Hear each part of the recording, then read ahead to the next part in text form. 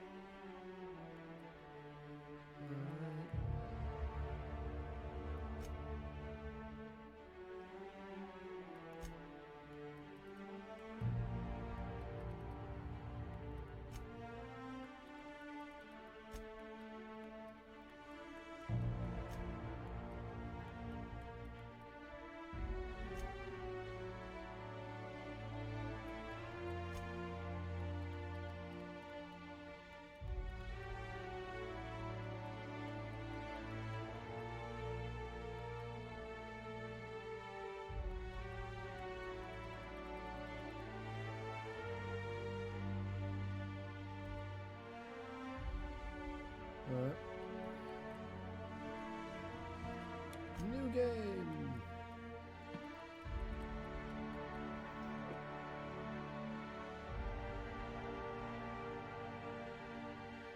One edge. You must eat, drink, and sleep. Okay. Commands can permanently die. Crippled body and limb conditions can only be healed with a bed rest. Weapons and armor work very poorly at zero durability. You can only fast travel to your ship. You can only sleep inside your ship.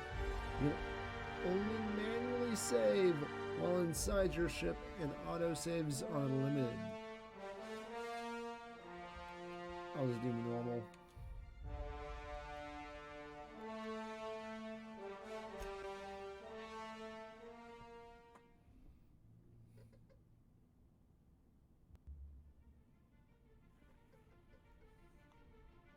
Why stay earthbound when prosperity awaits you in the stars?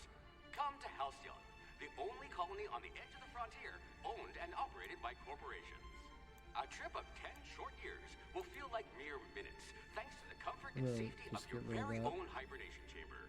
You'll wake up in a perfect society designed to maximize your productivity with guaranteed full employment. With only a minor term of service, you will become the master of your own destiny when you go out of this world to the Halcyon colony.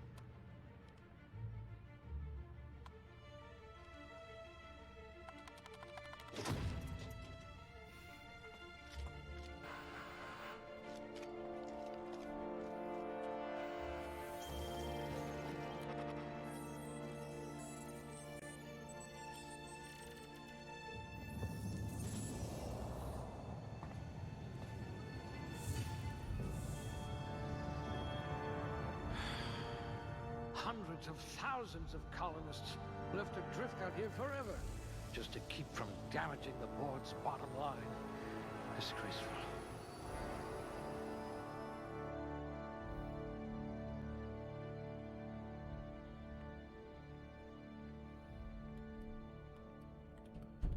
Let's see. You shouldn't have any trouble digesting our food.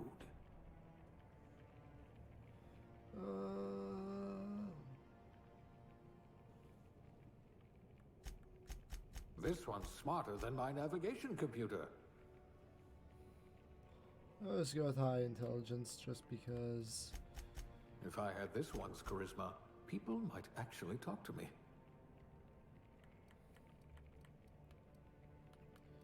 And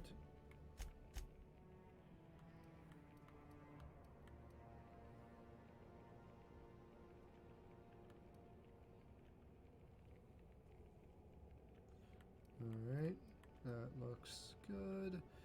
Skills.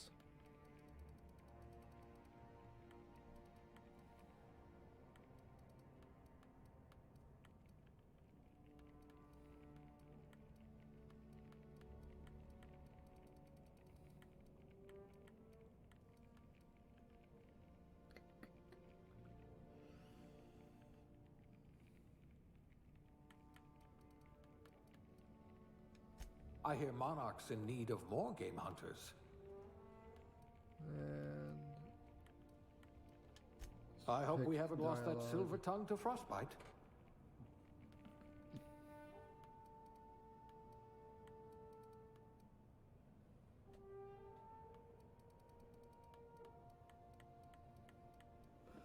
Let's see. Select the career aptitude that your character possesses. Okay. Farmer dirt. um.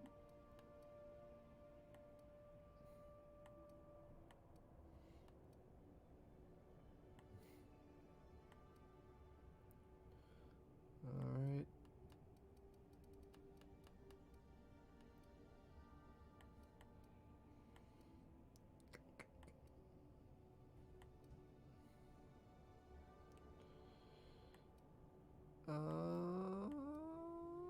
Let's go with elevator operator. You poor thing. Made to listen to that dreadful music all day. This looks really good. Of course, I'll be a lady.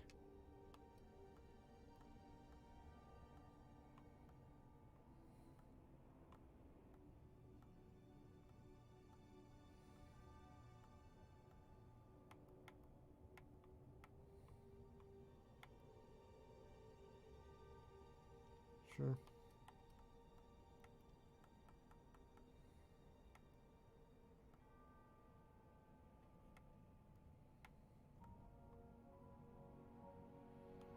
Nice and pale.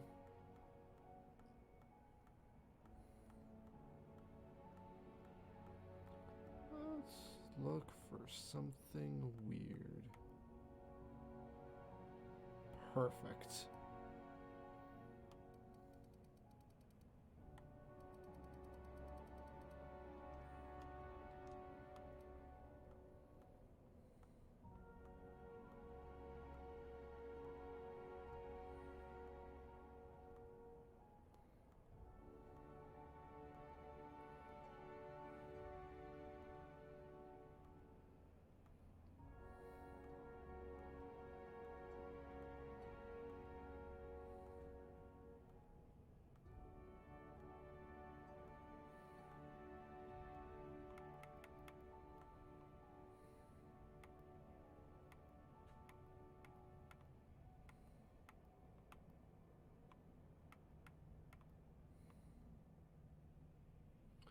Yeah, let's go with this.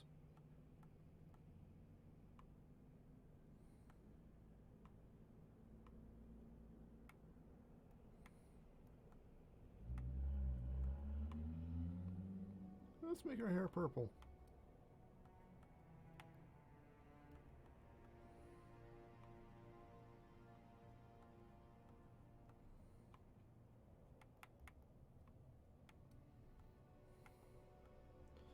Oh my god, I can give her a beard! I'm not going to, though. Alright.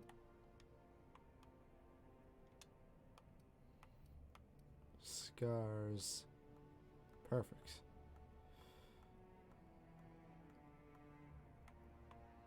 Oof.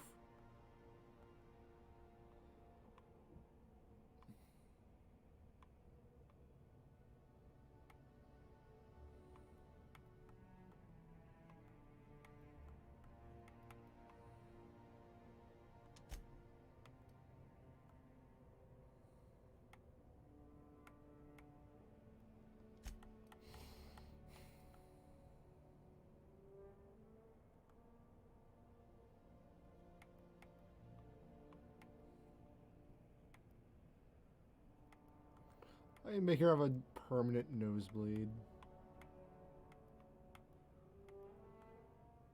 That's funny.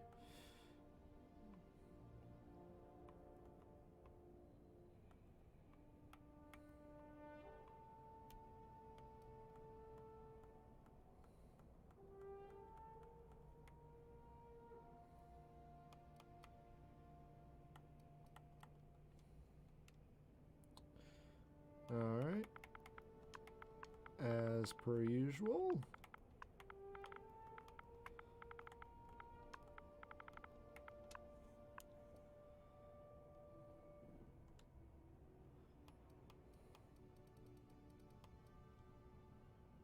Alright.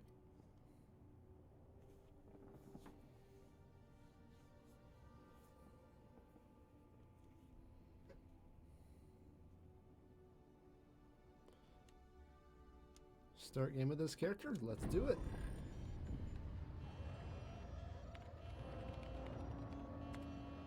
Looks to be your lucky day, my friend.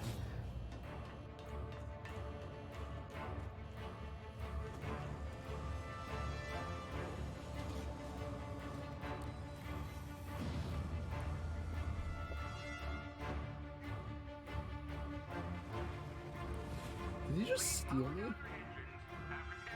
Not likely, bootlickers. Initiate skip jump.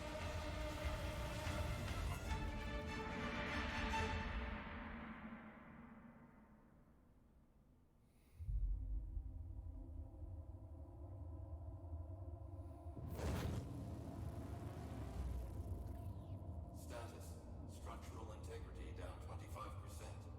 Power levels down. Skip drive. Shit. Inoperable.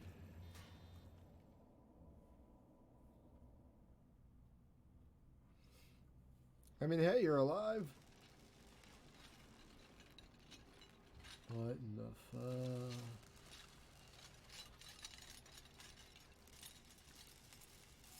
Ah, there you are.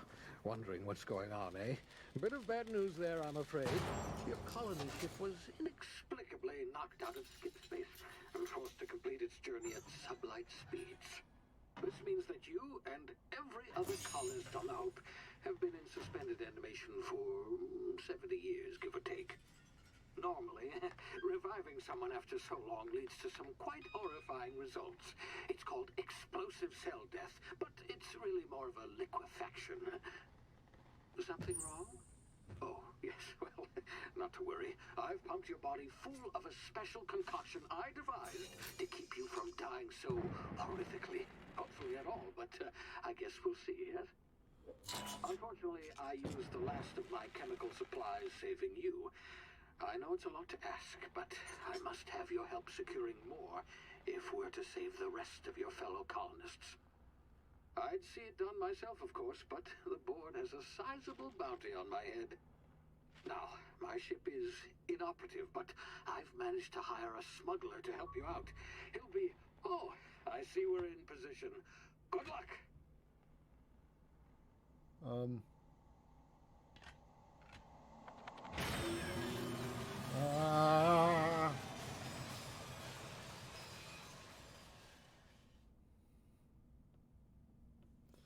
I take it computers never do what he wants them to.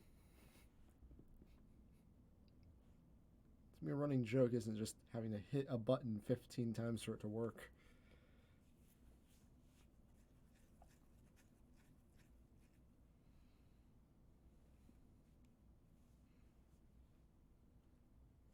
Can you hear me? Is this thing working? Ah, there you are. Now, where were we? Oh, yes, the smuggler. His name is Hawthorne, and he should be waiting for you at the landing site.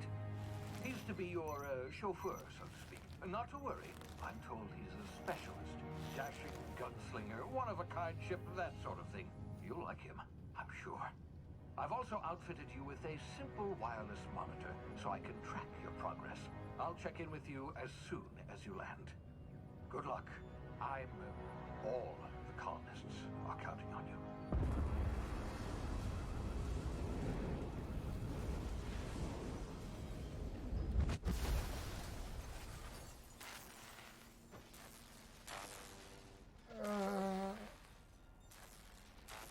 Why does everything hurt?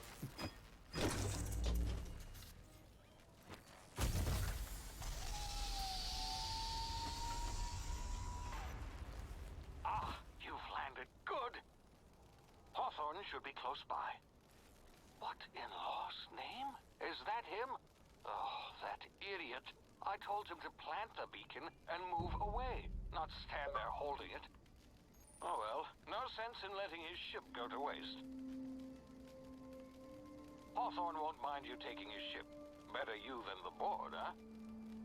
Not sure I trusted the fellow. Might have gone after the bounty on my head. Shame about the whole squashing thing. Nasty way to go.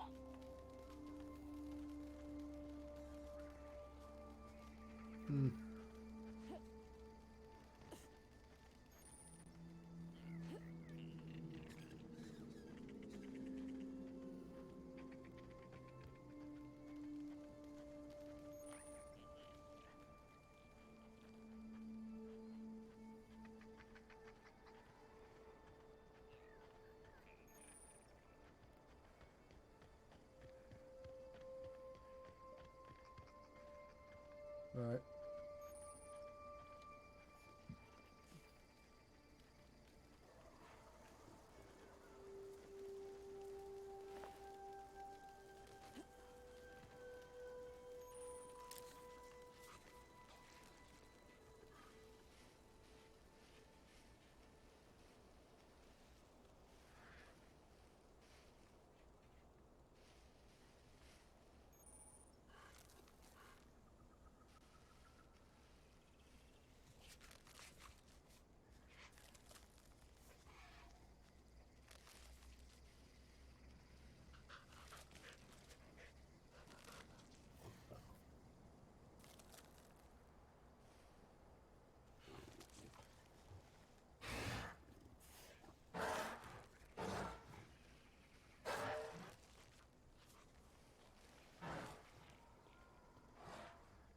Alright.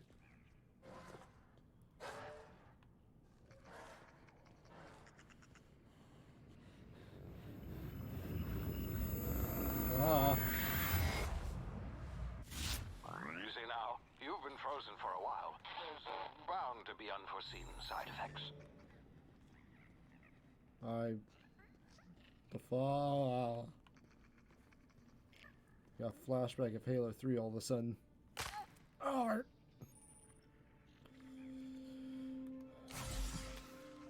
Oh, that's useful. I can see myself using that by accident a lot. Hey, you, come here. You've tried the best now. Now try the rest. Spacer's choice. Oh, law, that stings.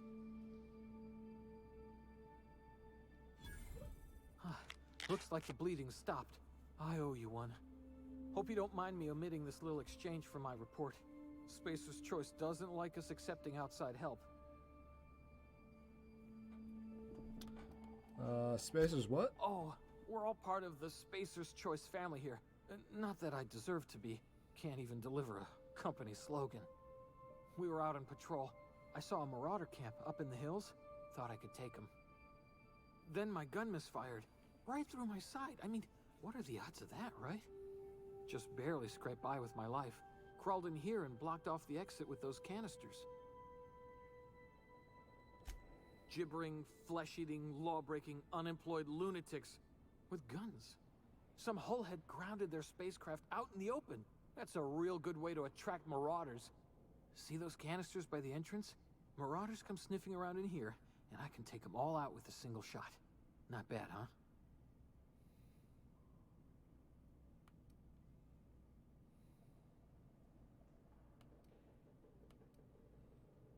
Yeah, okay.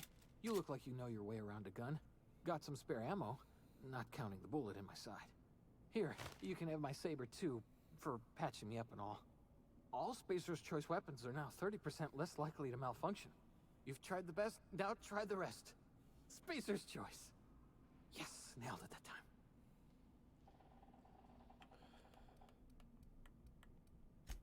The Hope? Is that some sort of fancy new drug? Are you with Auntie Cleo or something? Don't take this the wrong way or nothing, but I'm not allowed to fraternize with Clio workers. Company policy. You hit your head or something? You're in Emerald Vale. We're a Spacer's Choice community. Edgewater's a little ways down. Prettiest place in the Vale. Be sure to stop by a provisioner's for a can of our famous salt tuna.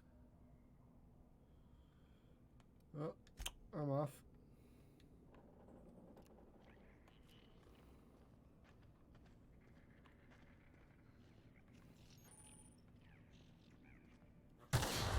Damn it, my ears! Oh, what just happened? Can you hear me? What in the hell? This...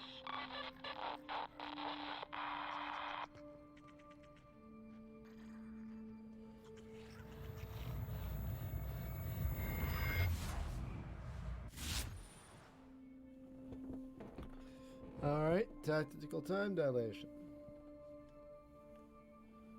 Neat.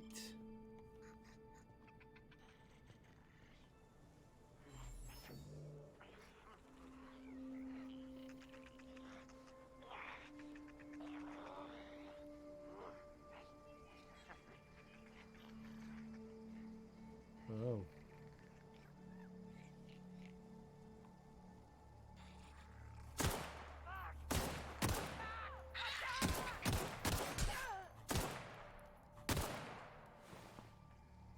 You okay, buddy?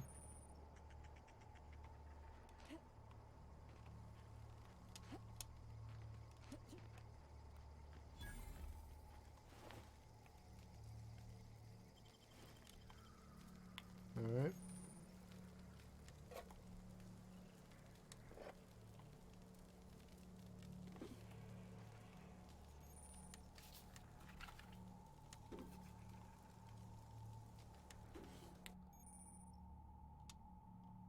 Okay.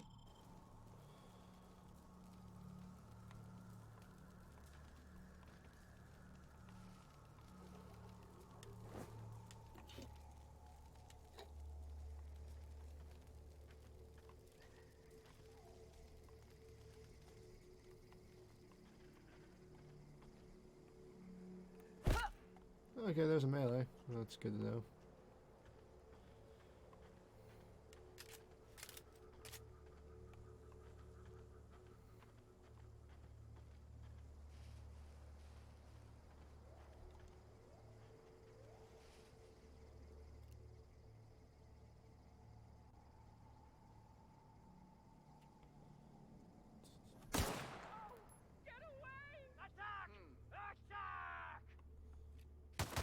Oh shit.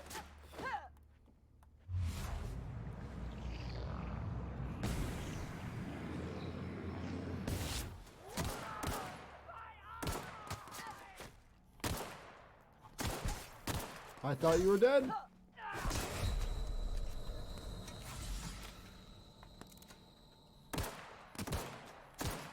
God damn it, I can't aim for shit.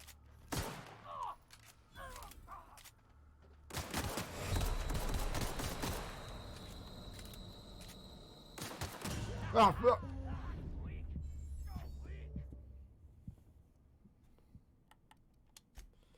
I'm stupid. I'm bad.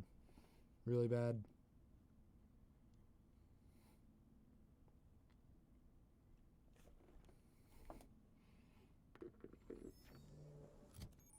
Oh. All right.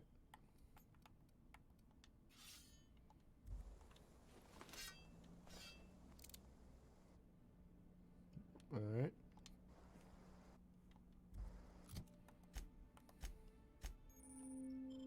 Got it.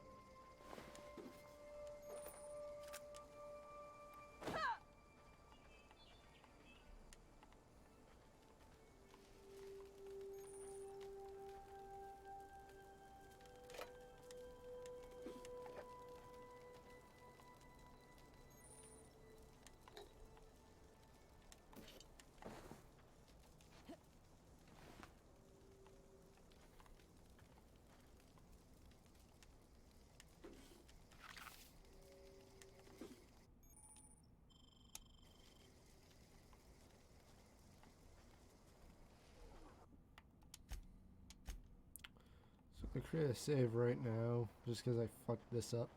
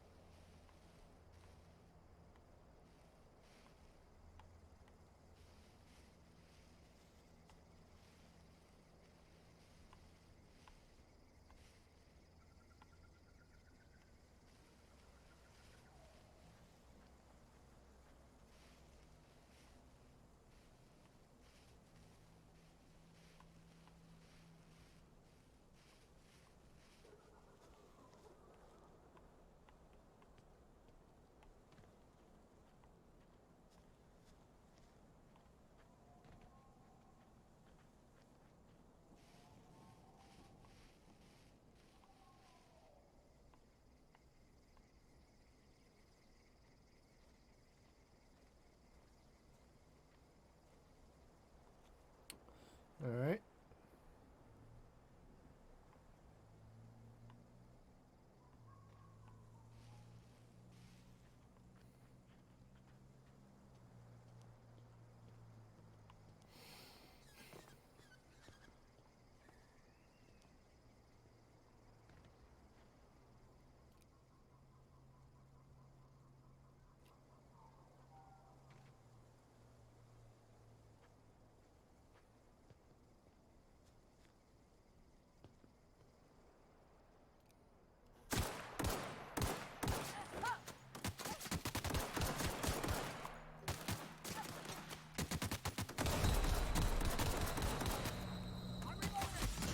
Shit.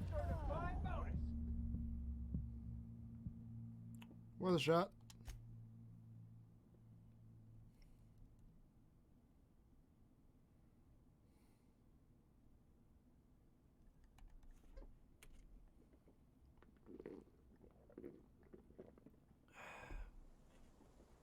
Oh, perfect. It auto-saved right here.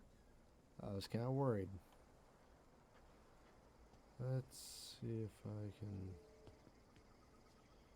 sneak past these guys. Alright, good. They're stupid.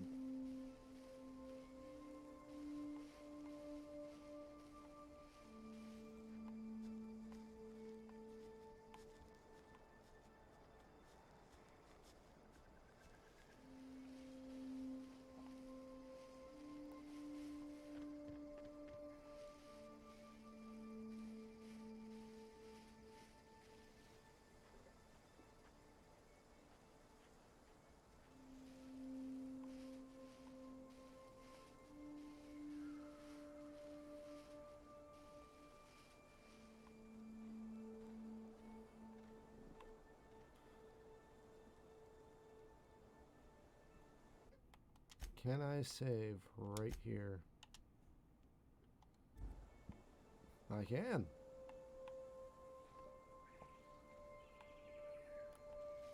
Let's see if that works. I can just book it. Boop. Peace.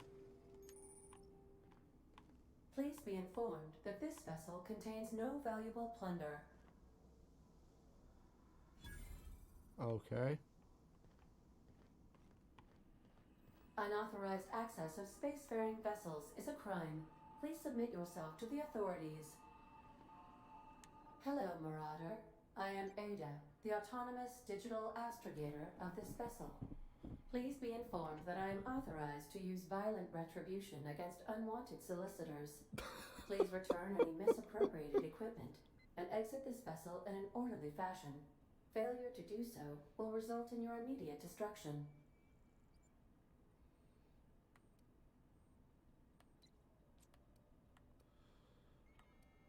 I'm not gonna misappropriate I anything. detect an elevated heart rate, indicating dishonesty.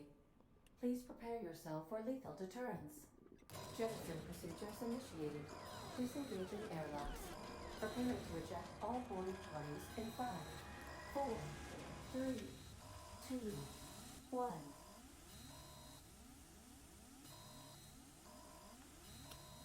You realize we're on the You are ground, still right? here. My deception protocols have failed. I have been programmed to express disappointment.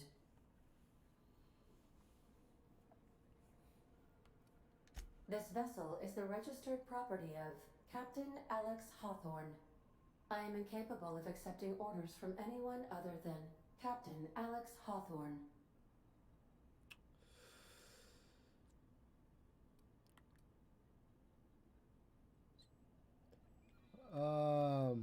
Your captain's a red smear under my escape pod. I understand. I will require some time to process this information.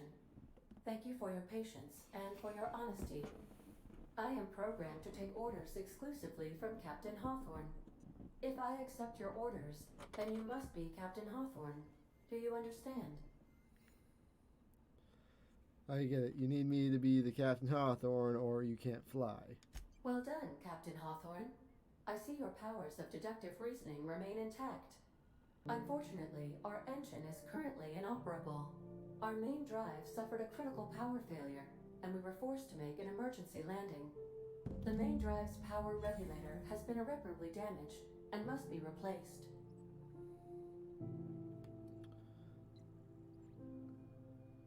Astutely observed.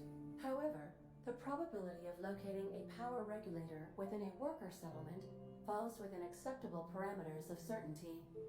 High-capacity power regulators are sometimes employed in the electrical networks of worker settlements. I have taken the liberty of printing you a new Captain's Identity cartridge. Please try not to lose it this time. This cartridge identifies you, Alex Hawthorne, as the registered proprietor and captain of the Unreliable. Do you understand?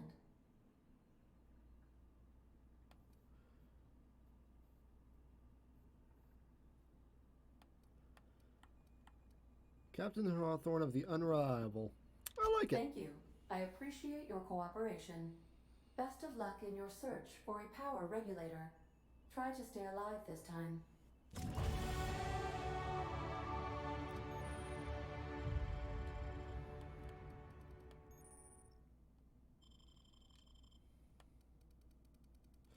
Alright. Let's see.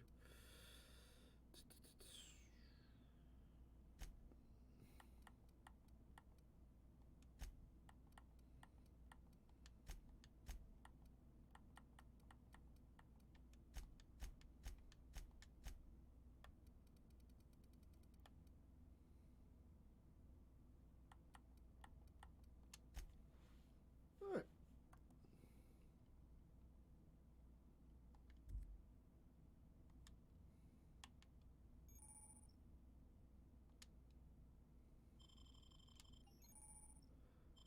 Alright.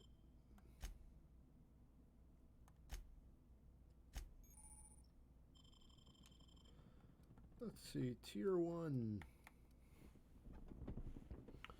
Alright, let's see. Base health increase. Alright, dilation. Damage when alone. Walk speed, sprint speed. Weapon armor durability. Companion crit chance. 20% down on vendor prices. 50% XP from companion kills. The ability to fast travel when encumbered. That sounds like it might be useful.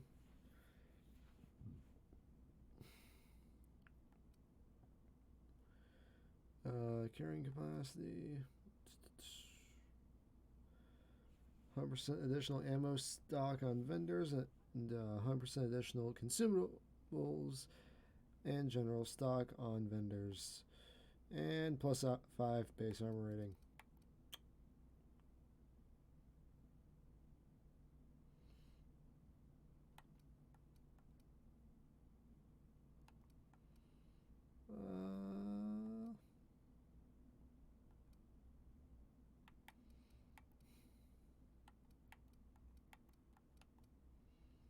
I'm going to be traveling with a companion a lot, so I feel like this is going to be very useful in the long run.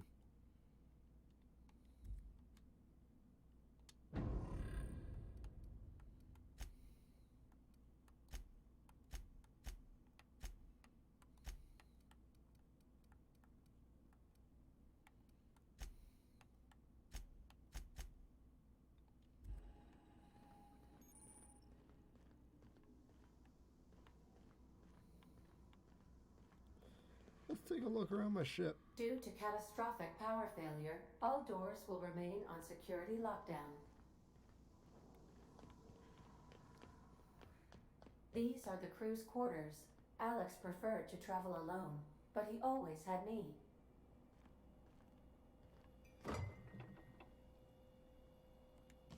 I suppose everything on the Unreliable belongs to you now, Captain.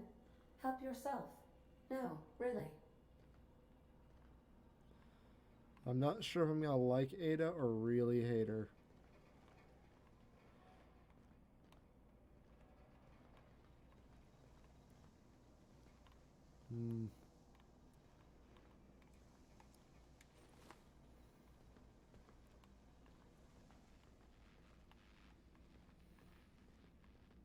The ship's engines cannot be powered until a replacement regulator has been properly installed.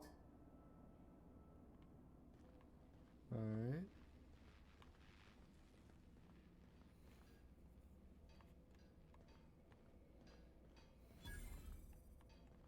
Want to be a brand new you? Try out our respecification machine. Alex installed it himself, right before he died.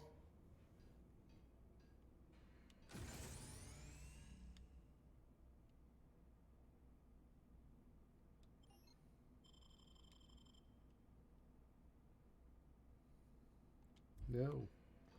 But that's useful to know that that's there.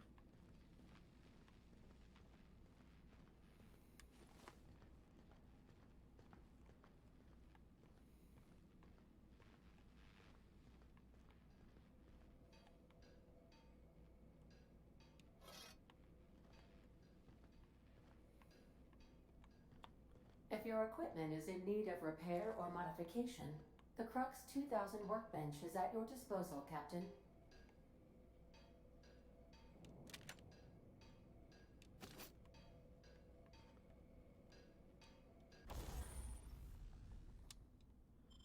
Alright.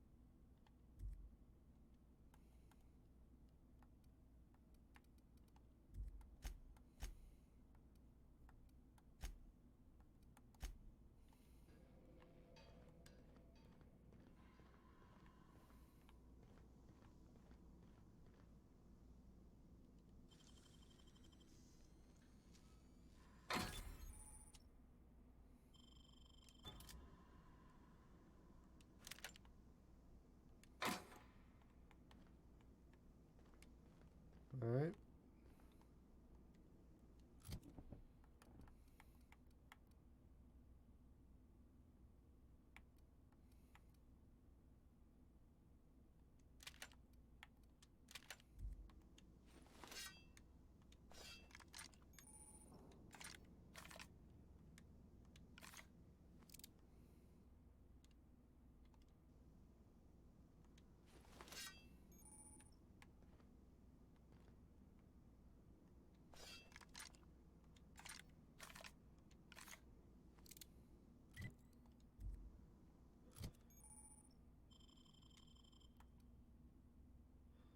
Let's see, where's durability?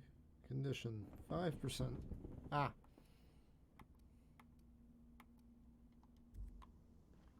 Okay. That's why the shotgun was there. To show you how to repair. Okay.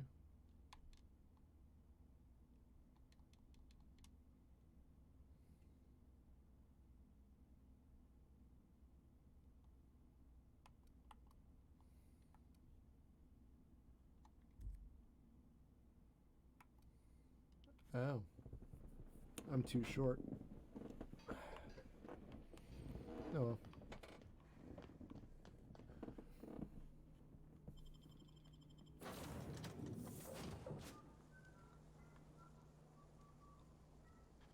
Say, this wouldn't happen to be your ship, would it?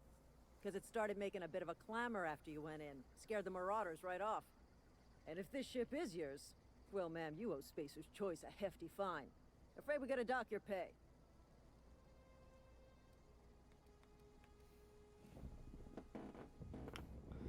Oh, by the law. I'm so sorry. Yes! I had no idea we had an inspector coming. If you'd like to speak with my manager, I report to Constable Reyes in Edgewater. Edgewater's not too far. Just follow the road east of here, over past the cemetery. Now, if you'll excuse me, I need to inspect the crime scene before I make my report.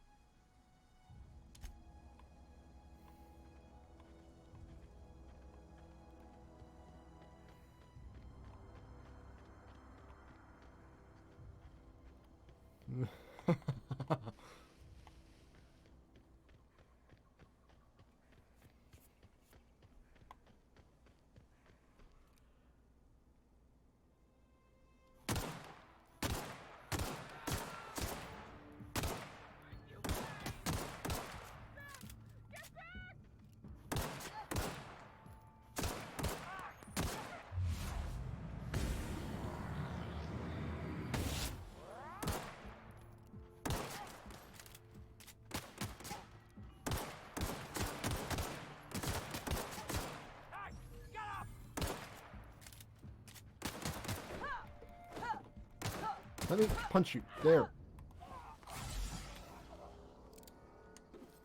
Give me all your shit. Where's the other one? You're in here somewhere. There you are.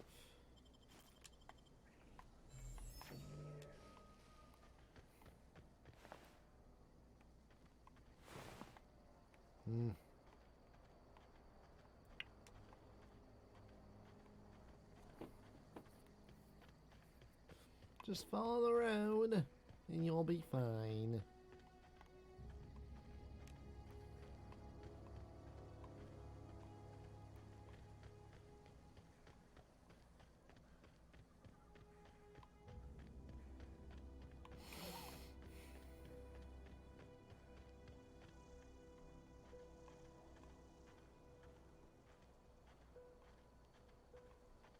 Whoa, hey, where'd you come from? Don't go ambling out in those hills. That's Marauder territory, friend.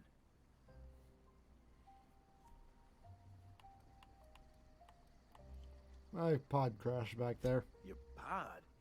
What are you on about? You take a bruise to the cranium? Ain't safe out here. You'd best head into town. Avail yourself of Edgewater's high walls. And low prices.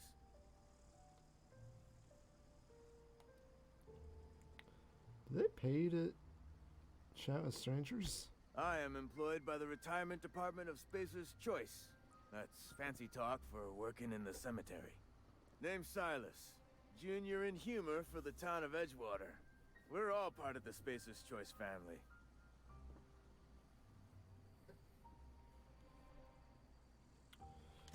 Definitely not the junior in humor, that's for sure. If you've got business inquiries, you should stop by Reed Thompson's office. He's up in the tower above the cannery. Head into town, follow the road.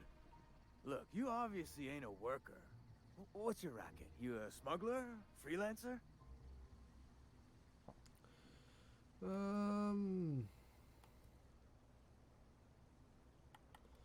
Depends on the work you're offering. If you offer me a job? Edgewater is a company town, board-owned and operated. That includes the cemetery. None of us own our grave sites. We rent them from the company. Renting means money. Money means paperwork. Paperwork means signatures. Some of our families become a mite delinquent in paying their dues, you see?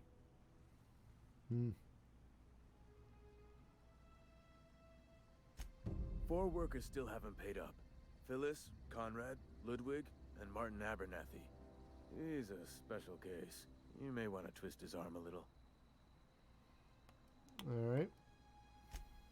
Why is he special? Look, I don't want to get into it. Just make sure he pays up. Conrad's got a barbershop in town. Phyllis works at the cannery most hours.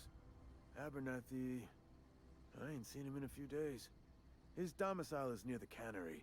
You'll find him in town. All except Ludwig, that is. He's over by the landing pad.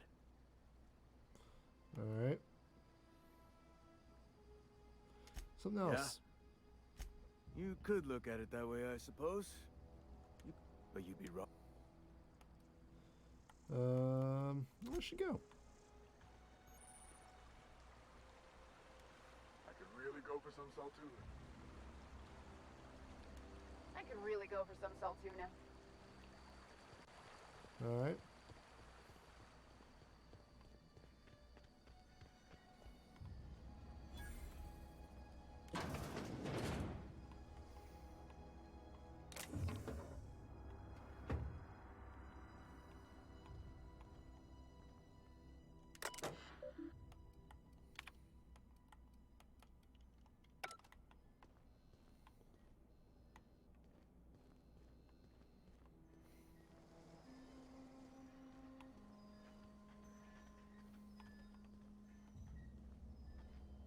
The windows are powered.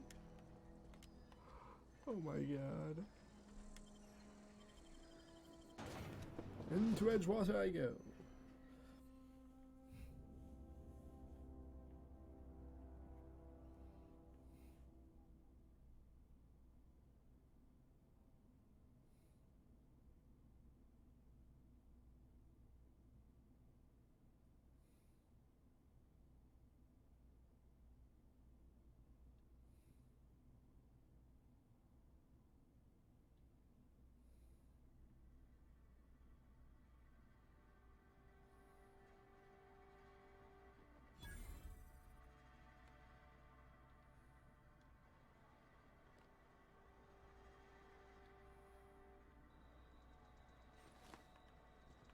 Okay.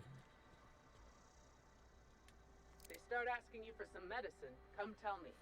I'll set them straight. Alright.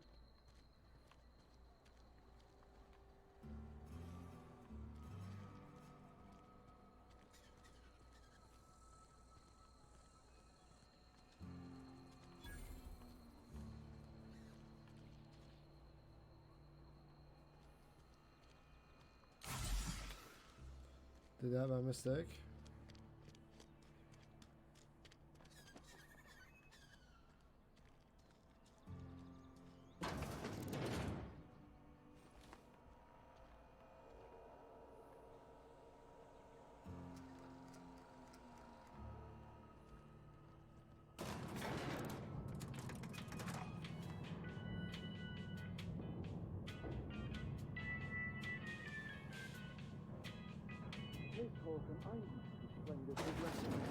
The grease monkey, Argo? I'm sorry, Mr. Thompson, sir. You asked why it's taking so long to fix. The answer's technical. Don't apologize. Just try using small words for me. The can's bust open in the oven because she's set to cook Saltuna, which isn't what we've got. Mr. Thompson? I think there's someone here to see you. Focus, Miss Holcomb. You and I are still talking. Let's start over. Walk me through the process. Show me where it's going awry. Well, sure. It's, mostly on account of what we're feeding into the mechanism. It puts food in cans. We have food, we have cans. Why won't it work like we need? She's expecting Saltuna of a certain size. We're filling the cans with... well, not fish.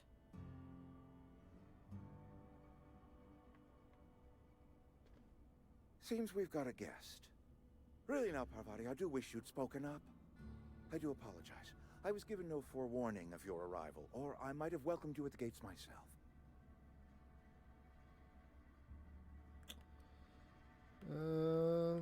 I'll wait until you're finished. You were saying, Miss Holcomb. It's just what Bess needs is a proper refurbish. I can bandage her up and what all, but she's just... old. Sorry, I'm sorry. I'll do better. And I do wish you'd stop referring to our cannery as Bess. Personification of company property is strictly contrary to the Spacer's Choice Code of Conduct. My apologies. I am not in the habit of allowing my guests to witness such a row. Now, what can I do for you? We can start with introductions. I'm Saladin. I'm Reed Thompson, Outpost Administrator. I cannot help but notice you are not in uniform. I think you have the wrong idea. I don't work for Spacer's Choice. Of course not. I don't have that kind of luck. Seems I allowed my excitement to run away with my wits. Been a few seasons since we've had a visitor pass through. Well... Only regulator we got is hooked up to the town transformer. Mr. Thompson ain't liable to be keen on dismantling it. I beg your pardon. I am most emphatically not keen on any such thing. I can't let you have our power regulator. But I happen to know of another one. And I happen to know exactly how you may retrieve it without frying yourself in the process.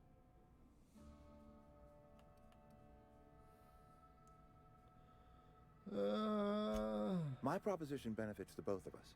Please, hear me out. There's a power regulator in the old botanical lab.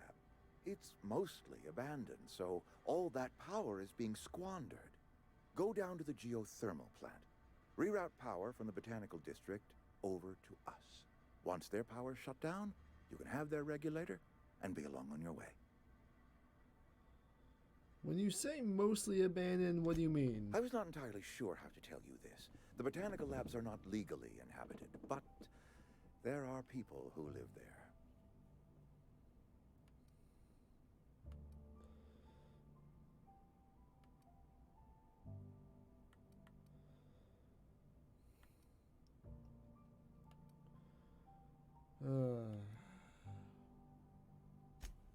No, I do not imagine they will be pleased. But like a parent disciplining an unruly child, you will be doing them a kindness. The people living in the botanical labs, they're deserters, former workers. I need them back at their posts. I need them to come home.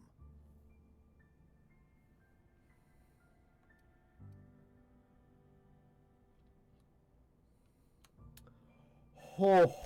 Good law, no, I don't want you killing anyone, least of all them.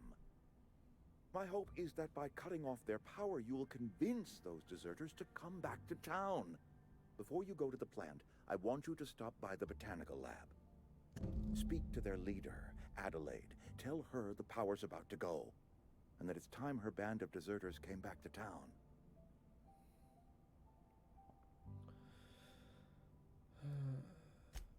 Adelaide's older than the other deserters. She's dignified, kindly. From what I understand, her camp looks to her for leadership.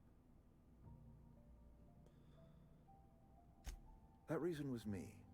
I asked too much and pushed too hard. But I am ready to make amends if they are willing to return to the fold. We belong to one community, the Spacer's Choice family. If we dissolve into factions, then we will all perish separately. Adelaide will understand that. Alright, I'll see what I can do to help you. My dad told me all about the plant. Taught me all he knew. I could come in useful. I mean, if that's all right with you, Mr. Thompson. Sir. I hesitate to part ways with Miss Holcomb, but I cannot deny that she is talented, and may prove useful to you. You will need an administrative passcode in order to enter the plant. I am trusting you with mine, and trusting Miss Holcomb to guide you if you'd like. Sure, I could use the company. Great! I got my wrenches and diagnosticators and hairpins and engine tape, so I'm all set. Well, I am glad to hear that. Best of luck to you, and thank you again for your help. It is a lot to ask of a stranger, I know.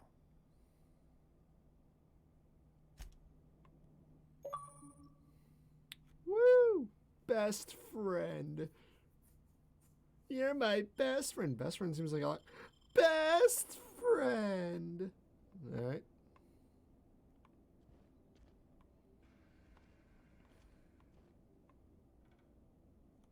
We better clear out of Mr. Thompson's office before we talk.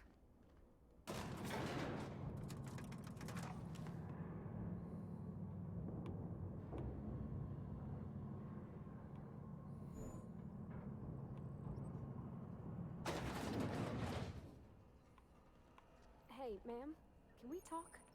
Sorry. Sorry. You just want to get out of here. And you likely don't want to tag along like me. It's just, Mr. Thompson has his own view on matters, on account of it's his job and what all, but that's not the only side of the tale.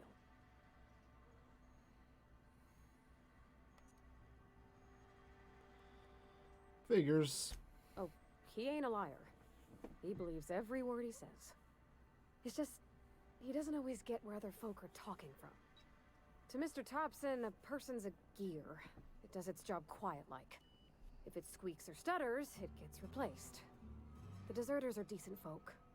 I knew some of them before they left.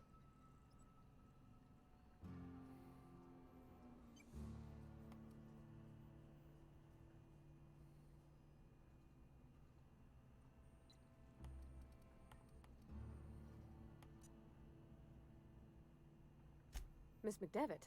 Oh, gosh, no. She was a real important person. A flavorist. Made all the food taste decent. She used to work up in the big office with Mr. Thompson. Alls I know is she left after her son died. It was a real big to-do. I could hear them both yelling clear from my own place. I don't know anybody well. I mostly listen to them talk, kept my head down. There was a boy named Thomas who used to follow me around, asking questions about the stuff I fixed. He was real sweet to me.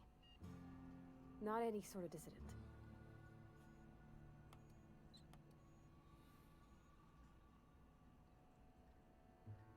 Can't say as I know. I wasn't there. The sound carried, but not the words.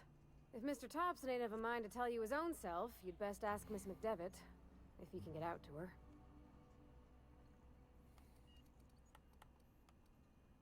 Life's hard here. Especially for them that don't fit in so well. We're one big Spacer's Choice family, but every family's got the one the rest whisper about. Mr. Thompson's aiming to take away their power.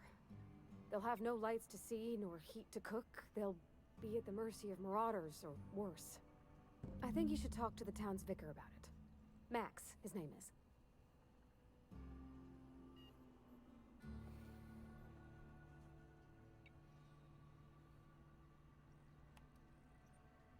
The mission's on the east side of town. You can't miss it, on account of it being the only clean thing. Thanks, ma'am. I just think when you gotta make a decision that'll hurt somebody, it's best to think on the right and wrong of it. That's what my dad used to say anyways.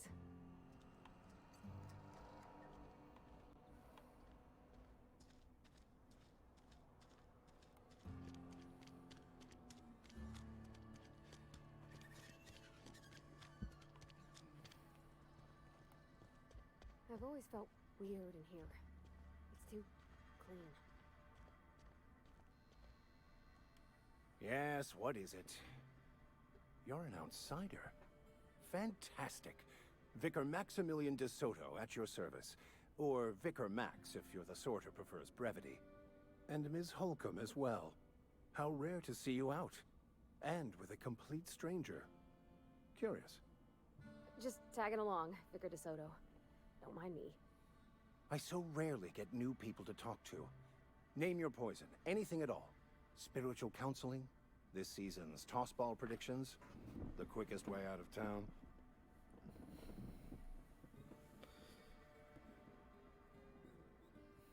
Alright. What? I thought you would talk to him. You wanted to speak to me, Ms. Holcomb? Every time I've tried to engage you in conversation, you look at the floor, answer in single words, and slink away. I can't imagine what would be so grave as to drive her to my mission. What has Mr. Thompson asked you to do?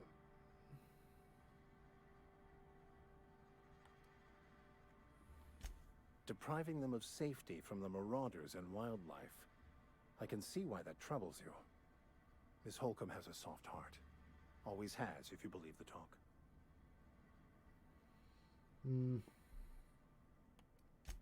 They rejected the order of society and live beyond the walls so thoughtfully provided by our Spacer's Choice patrons. Does that strike you as a responsible life choice?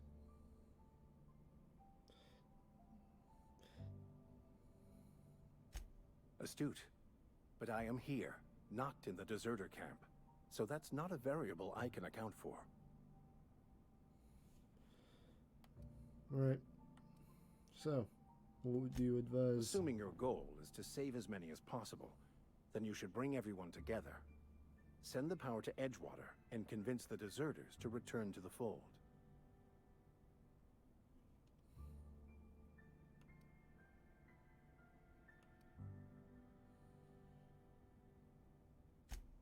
If you don't mind a bit of unsolicited advice, be cautious on your way to the geothermal plant. It is not as safe as you might assume. And why is that? One of the reasons I transferred here was to fulfill my duty in hunting down banned heretical texts. I happen to know such a book is, as we speak, tainting a collector's library in Emerald Vale. However, the collector's residence lies outside the town's walls. My retrieval efforts have been thwarted by marauders who have overrun the property. Should you fare better than me, I'd pay a handsome sum for the book. Tell me more. It's a handwritten journal. A faded blue cover with the name Mbakonu handwritten in the lower corner. I'll mark where I saw it on your map. Assuming you're serious?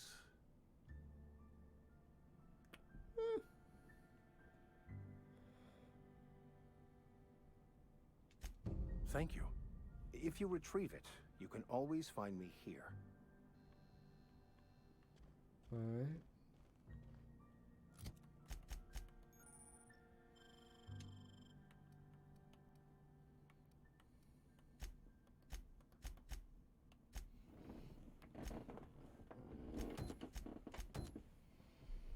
Alright.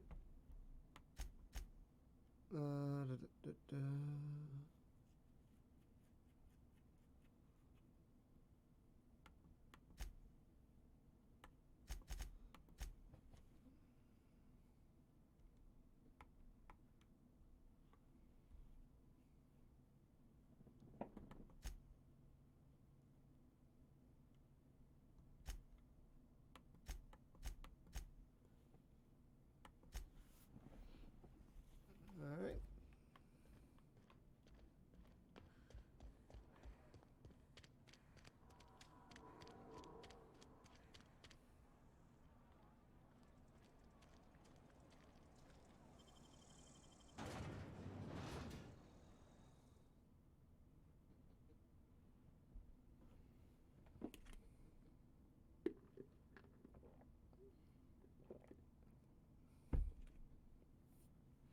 I'm kind of getting a Fallout meets BioShock vibe from this.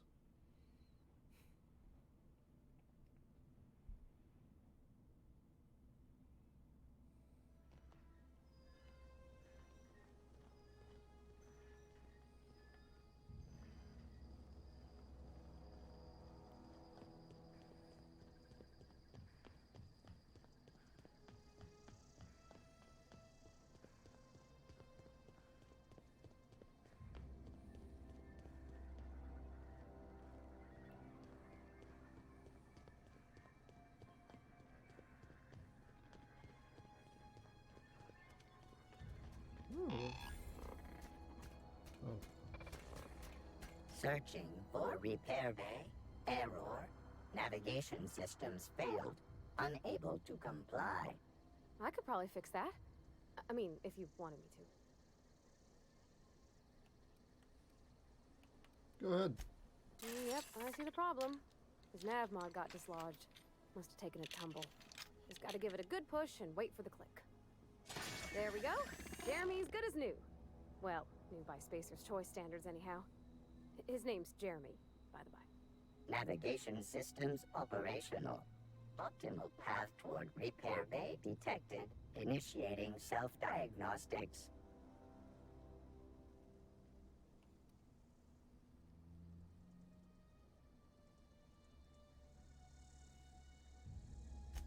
On account of I fixed him. And he's Jeremy on account of his helmet. It's like Jeremy, The officer in True Romantic Tales of the Space Guard?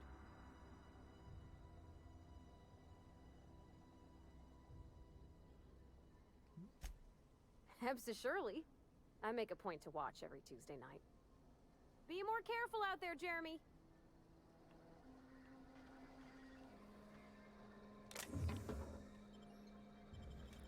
All right.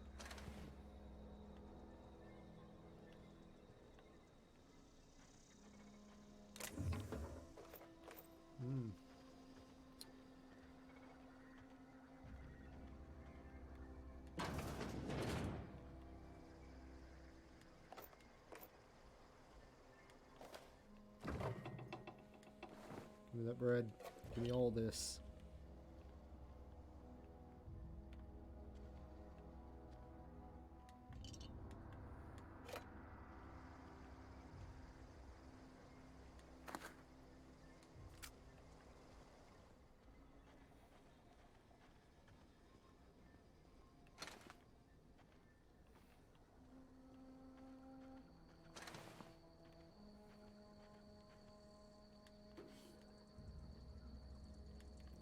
All right.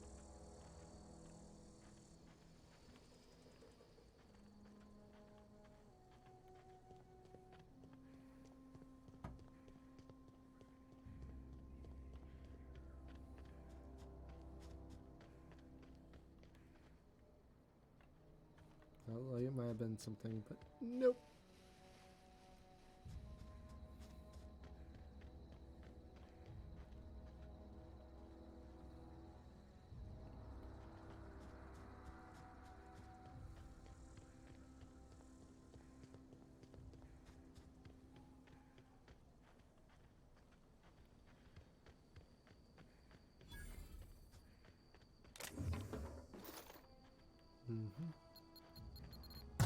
Oh! Oh. Oh. Oh. Oh, that's a landmine. Those are landmines. Ah. Ah. Ah.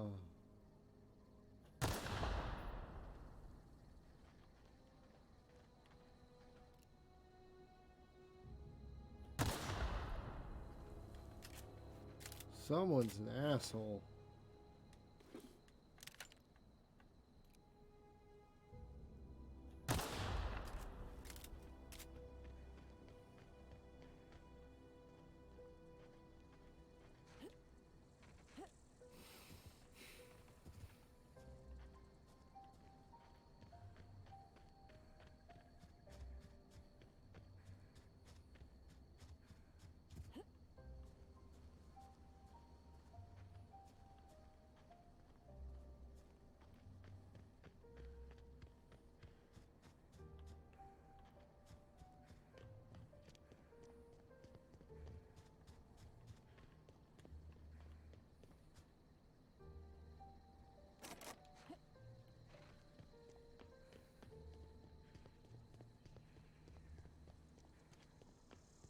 Move along, stranger.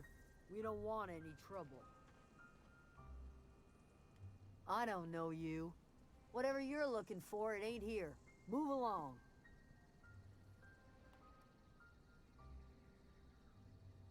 Answers, huh? You must be one of those philosophicals. Already got ourselves one of those.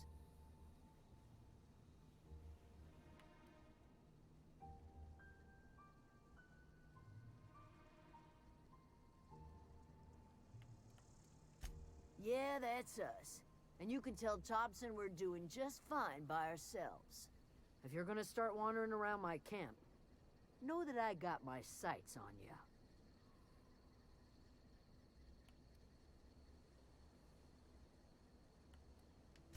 Over in the hothouse, tending crop. Enough with the questions. No offense, but I've got a lot on my mind.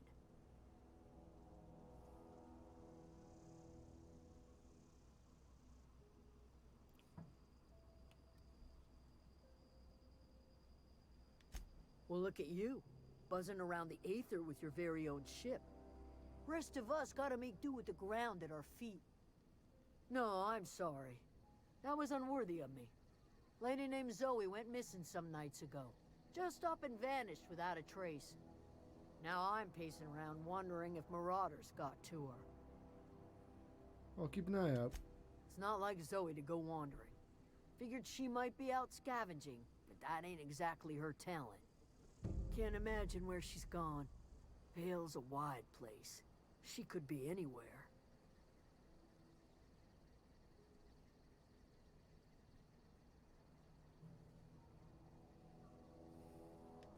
Could do without the gallows humor.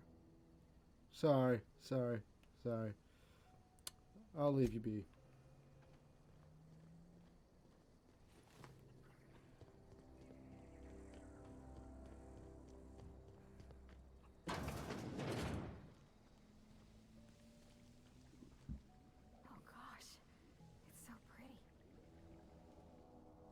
If you're hungry, there's meat turning on the spit outside.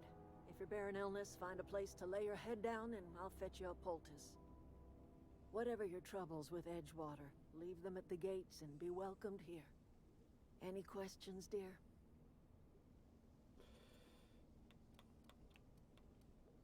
And you must be Adelaide. I have been called that, among other things. Green Thumb, grandmother, the strange old lady who keeps flowers.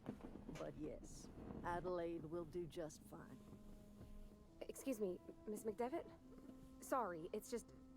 You got such pretty trees in here. Why, thank you. You're Robert's girl, aren't you? I remember when you were but a sprout. Thomas speaks of you often. Are you staying long?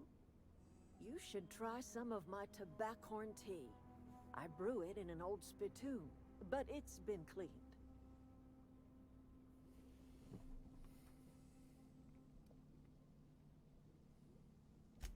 A home for anyone who's ever turned their backs on Edgewater. A home for those of us with nowhere left to go and nothing to lose. So, like the spores of the puffball, cast on the wind and alighting on fresh soil, we put down new roots. Alright. It is an unpleasant story, dear. But the short of it is that sometimes one wakes up and realizes the place that was once her home for much of her life has changed. The home in which we spent our lives has left us behind, and so we must move on. And that is as much as I will say on the subject.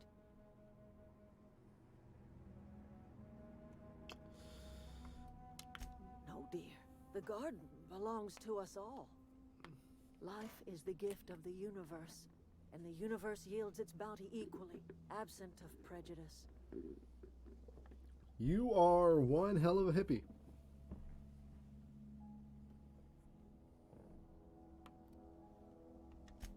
Ah, cynicism. The privilege of the young. What you need is a little taste of my special mushroom soup. It'll broaden your mind. Or at least your irises. Oh my fucking god. They are hippies. They're getting high as fuck. Alright. Stepping away for a second.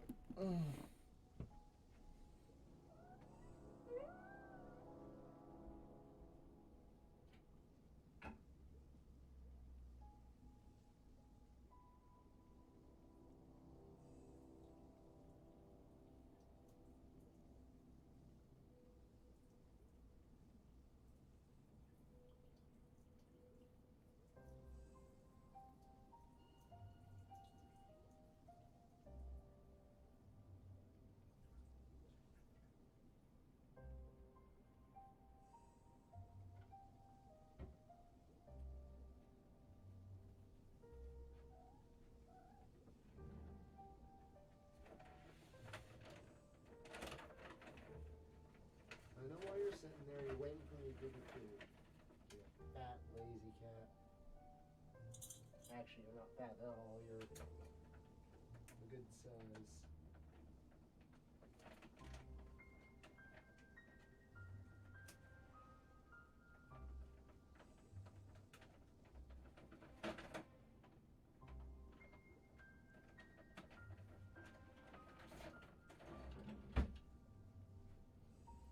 Still gonna call you a fat, lazy piece of shit, though, Vinyl. Oh, I call myself a fat, lazy piece of shit.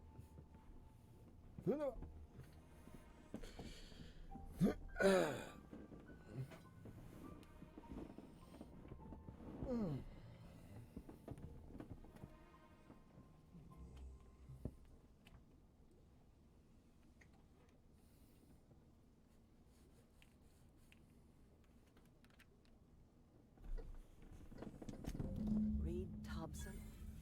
You here on behalf of that cold-eyed reptile? Let's hear it. What's Reed's idea of peace, then?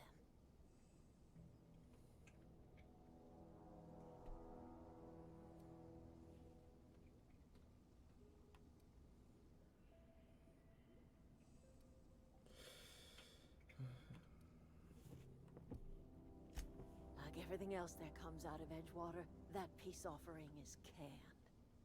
I and my own are living just fine out here by ourselves.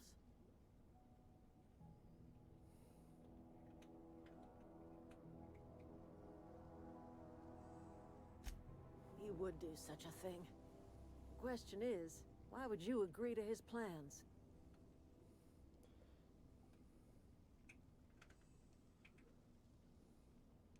Cannery's got a regulator. You want ship parts, you ought to rip them out of the cannery's guts and leave us be. If you're going down to the plant, you should divert power away from Edgewater and toward our end of the grid. Think about it. You'd be liberating an entire town from a lifetime of service to that odious cannery. Seems the sort of thing a hero would do.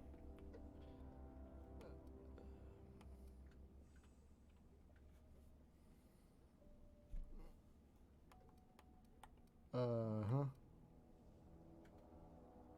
I just want to fix my ship. Well, if it's all the same to you, then you ought to divert power over to us, shut down Reed's cannery, and scrap it for parts.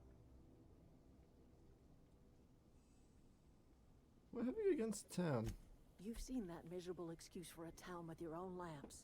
Hollowed out workers laboring their lives away at the cannery, living off whatever scrap Spacer's Choice throws them. You know that's true, don't you, Ms. Holcomb? Your father died of overwork. His heart gave out.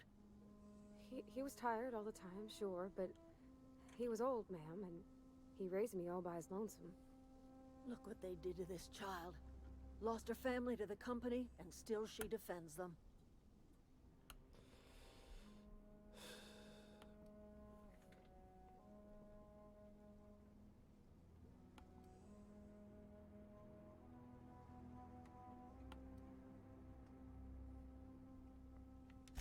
Life in Edgewater grinds to a halt.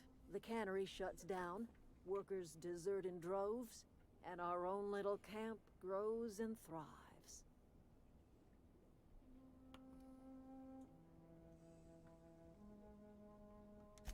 You bring power to Reed's town and you'll be killing us. Reed knows it. He's counting on it.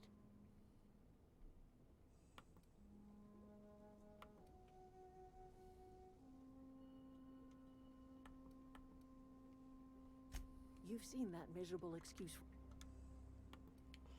Alright.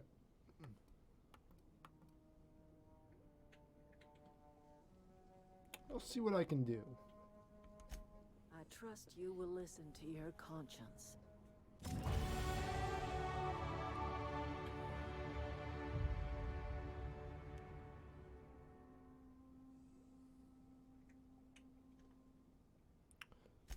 That's on account of how I never met her. You mean she's dead? I don't rightly know. She was in another division of the Spacer's Choice family. She worked in the Vale a few months, sorting the cannery computers. Her contract said any kids she had, expected or not, belonged to her office from the time of conception. So when I was born, I got sent here.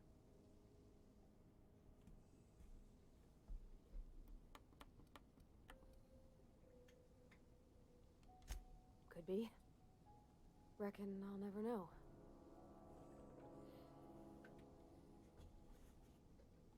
You mean about the mission being too clean? I know, but Vicar says the universe is a machine, that it runs by law. Real machines have gunked up oil, scratches, and worn bits. You can tell they've seen handling, been used by folk. The machine Vicar sees is one ain't never been run. It's not for people to live in. It's something on a museum shelf, under glass.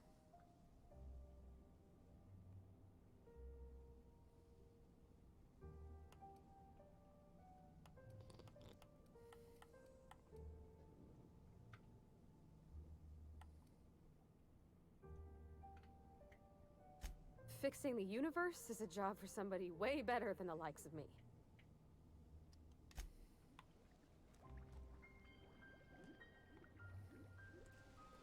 Alright, let's see what I can do.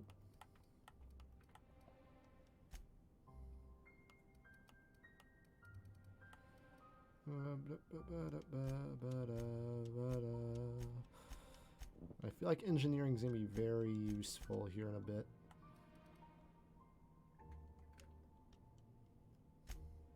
I feel like engineering is going to be very useful in general.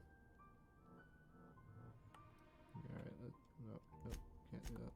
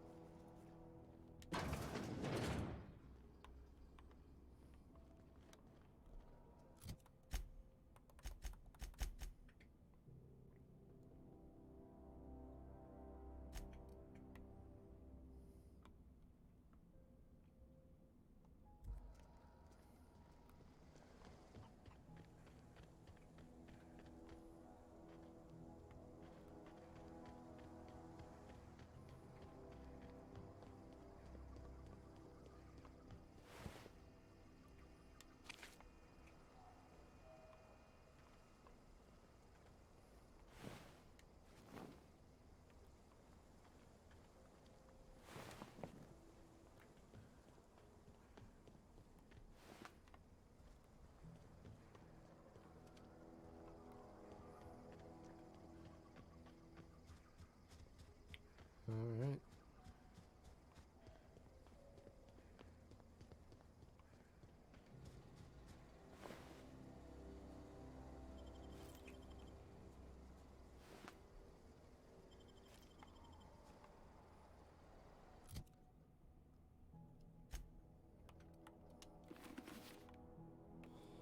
All right.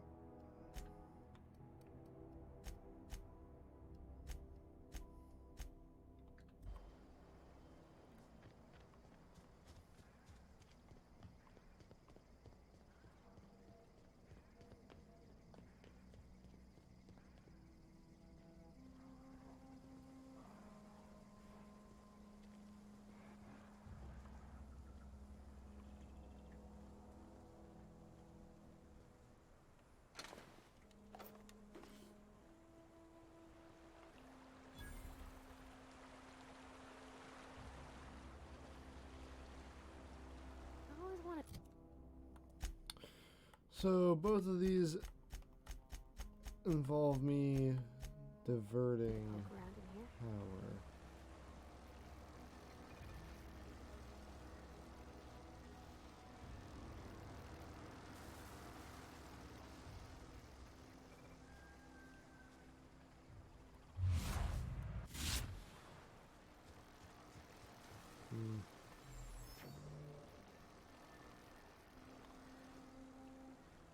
Oh, here's a way in.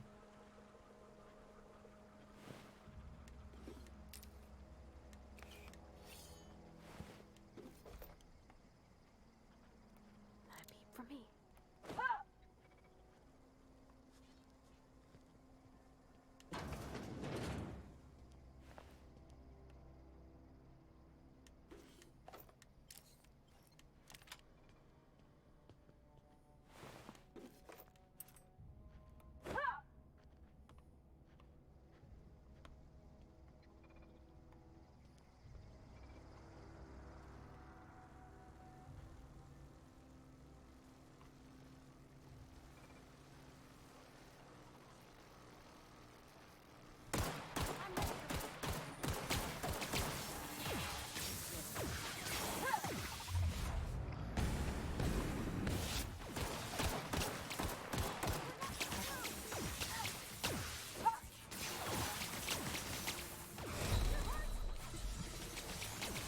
Oh no, there was one behind me.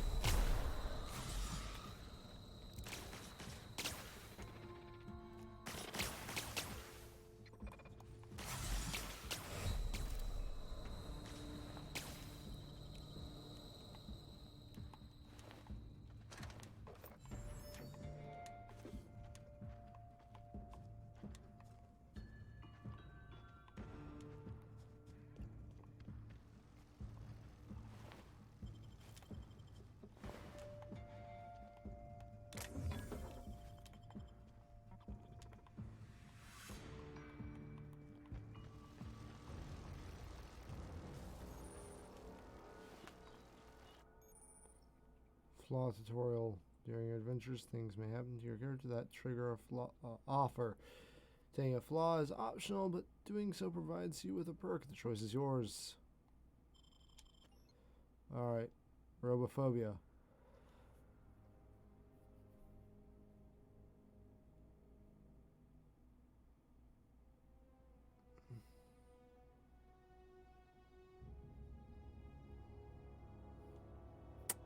I'm gonna reject this. Oh, hi.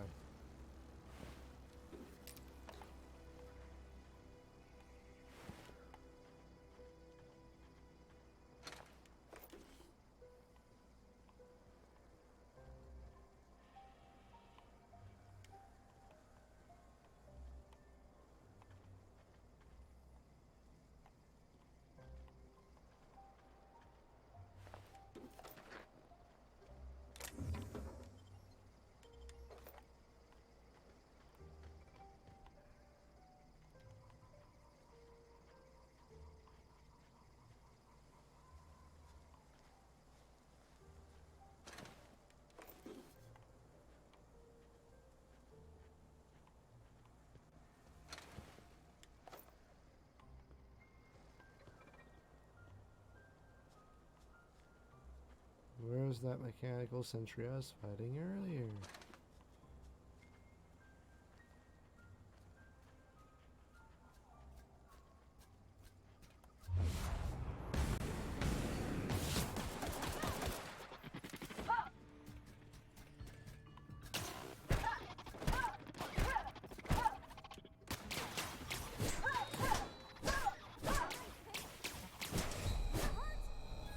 Everyone all right?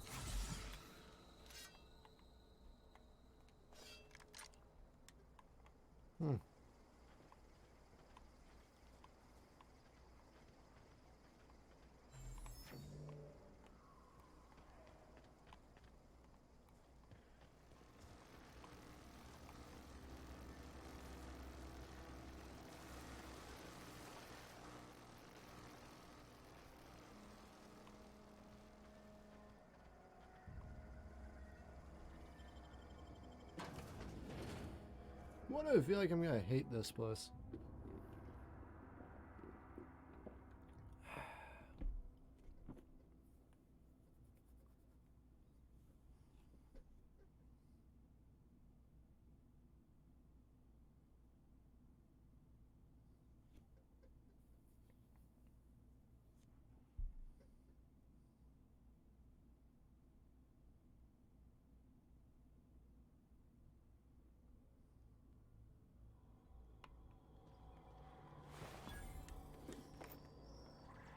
control room should be off to the right.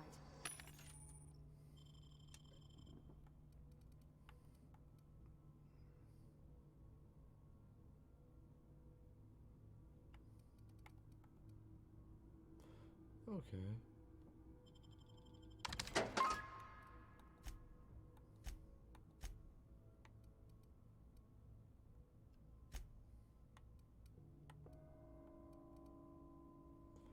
Oh, should have an LMG.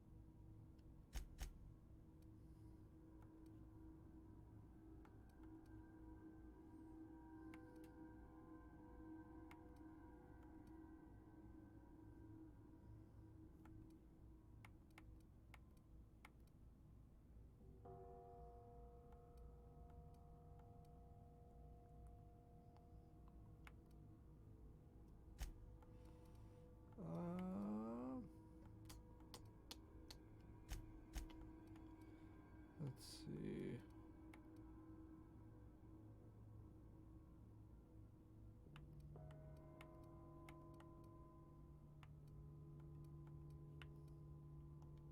I hope we're doing the right thing.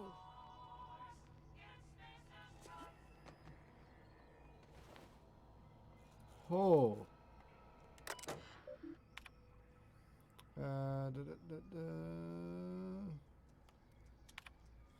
Chaos everywhere. Mechanicals gone haywire. Gunfire. Hearing some screams. Oh, law. I think that was someone's leg. Would like to leave early for the day. Please deduct delinquency fee from my pay. Thank you. Proud to be a member of Spacer's Choice family.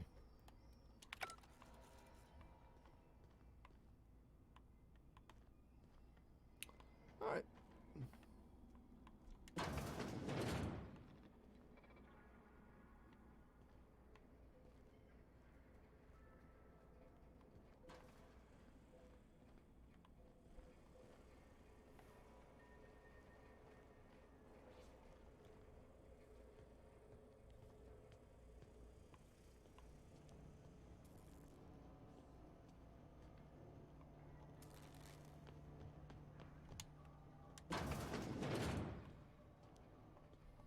Oh, that was easy. Oh, the real fight was outside.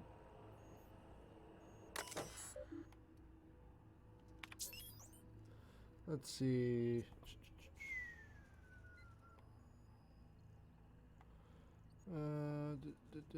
22% efficiency.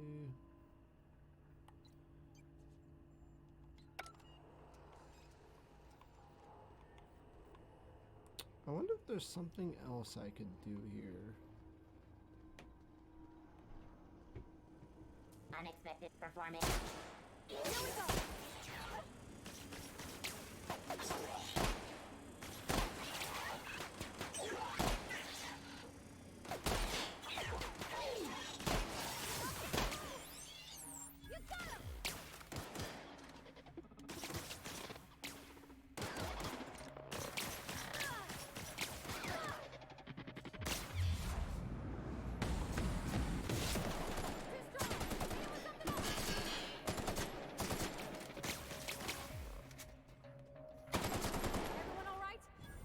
Alright.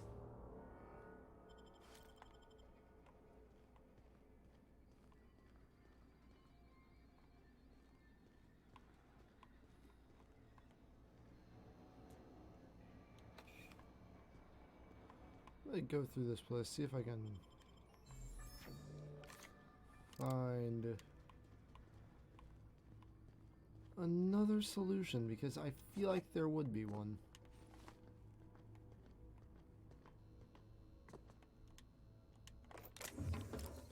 games like this almost never do a black and white decision. There's usually a third door.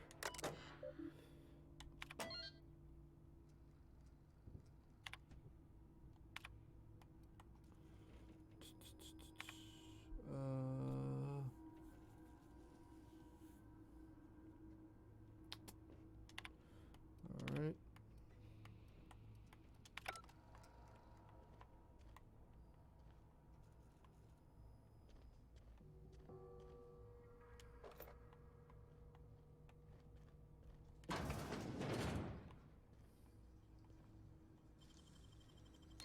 Easy.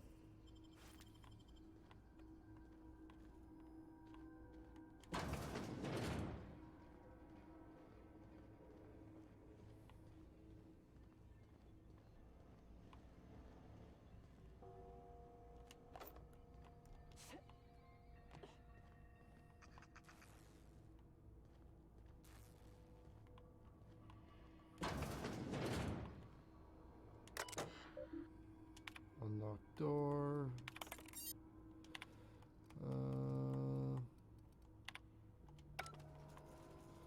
I'm assuming that's the passcode I got from one of the from that office.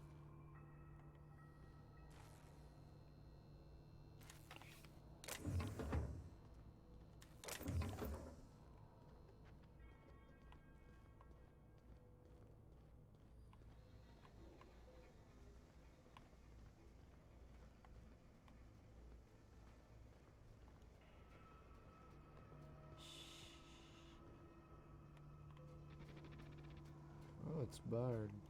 Ain't that lovely? I'm going deeper only because I feel like there's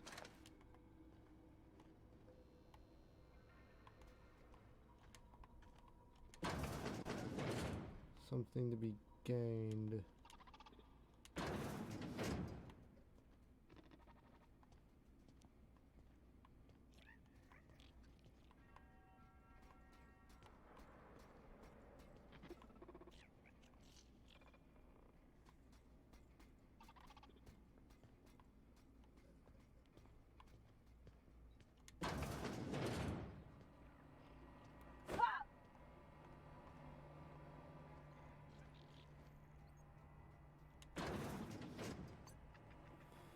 Alright. Repair log. Okay. And repair log. Okay. Self-diagnostics complete. Navigation systems operational. Combat systems operational. It's not the best choice. It's the spacer's choice. Hey, you made All that systems fully operational. Return journey successfully completed. Spacer's Choice would like to thank you for complying with your duties. Hostile actions towards Spacer's Choice mechanics are contrary to logical directive. Conclusion: all hostile automechanicals must be defective.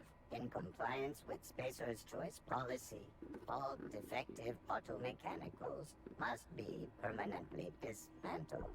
Please allow me to assist. Affirmative. Mechanicide protocols loaded. Awaiting confirmation. Confirmation granted.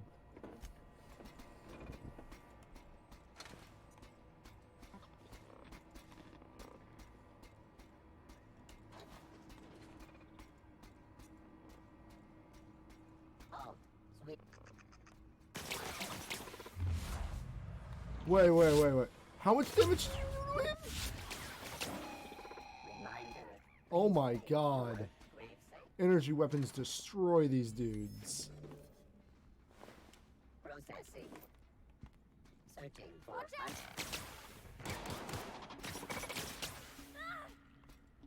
unexpected. Jeremy, you're the best.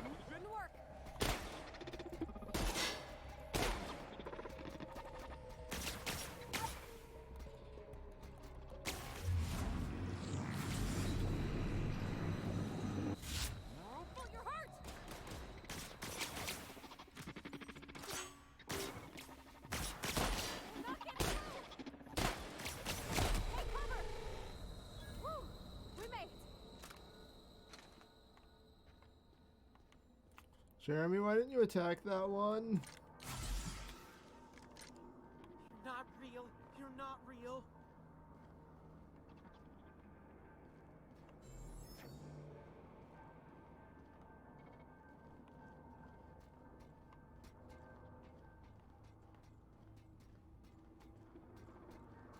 You're not real. You're not real. Sorry, what? Go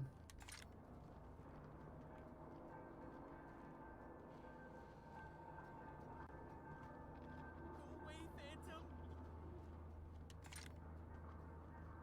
Someone's here.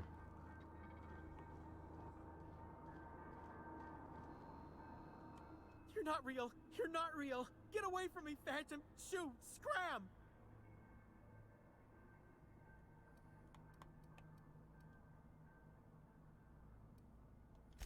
You can talk? The Phantoms never talked before. I knew I shouldn't have eaten that sprat raw. See? See, Higgins? This is why you must always boil your sprats before ingesting. Of course. Do excuse me. I experience brief flashes of mania during which I am visited by the phantoms of my imagination. Chester D. Higgins. The D stands for definitely not insane. I use it as a reminder. How long have you been down here? Hard to say. By my reckoning, Higgins has been here somewhere between 2 weeks and forever. My recollection's a touch fuzzy these days. Oh, Higgins has been many things over the years. Sprat Wrangler, Saltuna Critic, Aetherwave Personality, Chairman of the Board, Galactic Defender, Sisty Pig Tycoon. I've come a long way for someone who started off as a simple engineer right here in this plant.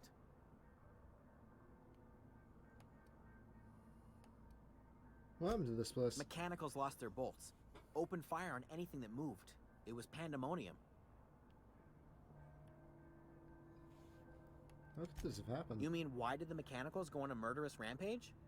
Same reason any of us do, I suppose. The voices told them to do it. I was on cleaning duty at the time. My old boss had me scrubbing pipes when the killing started. So, as usual, I missed out.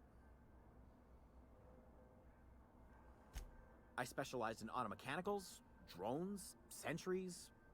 Repaired them, maintained, upgraded. Did it all from my old workroom just over in the next section.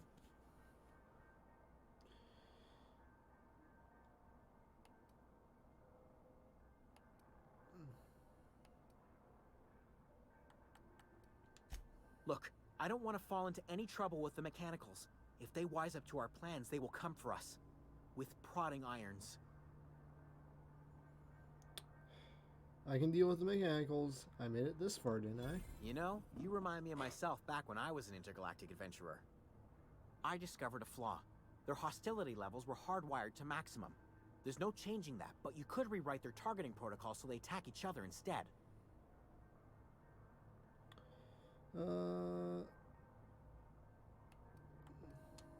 Yes, that's exactly it. I see you're also versed in the noble art of mechanical engineering. There's a behavior control terminal in the other room. It should have options to change how the Mechanicals act, including whom they shoot at. Oh, that reminds me. You'll need my passcode to access the behavior control terminal. Here, let me just write it down for you.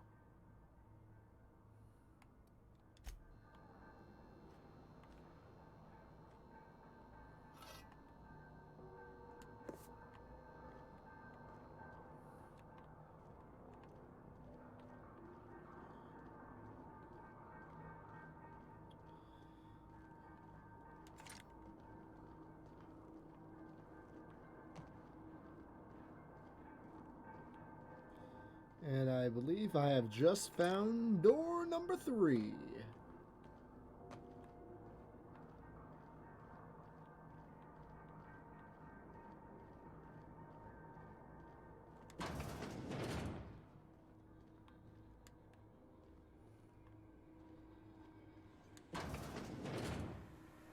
Mind the steam.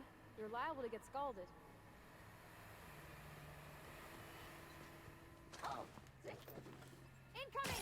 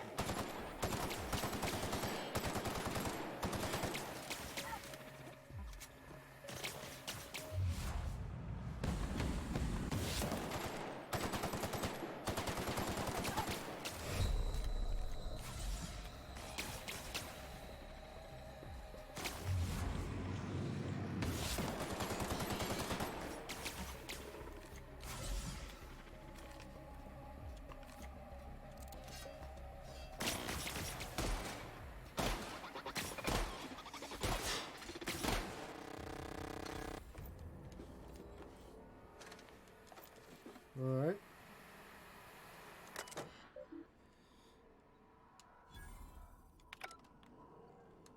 Alright.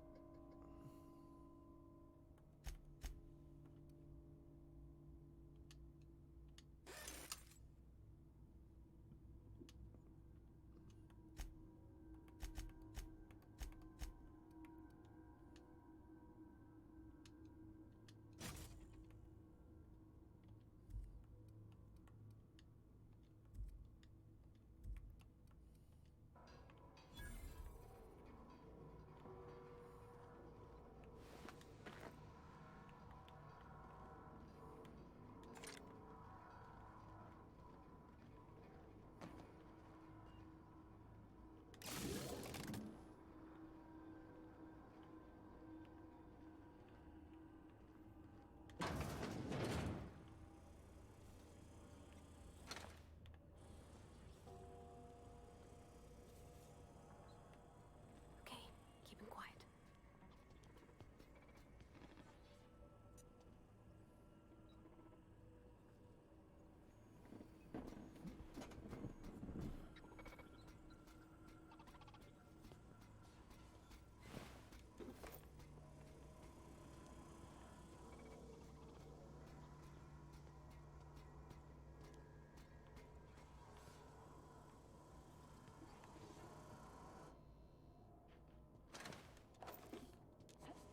Processing data. Searching for unauthorized. Incoming!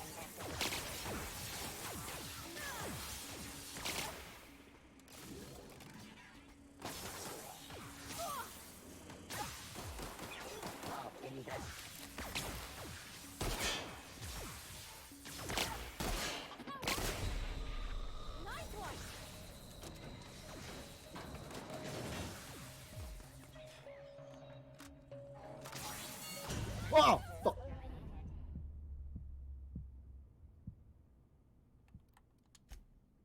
Where's the last autosave? Please tell me it wasn't that far away.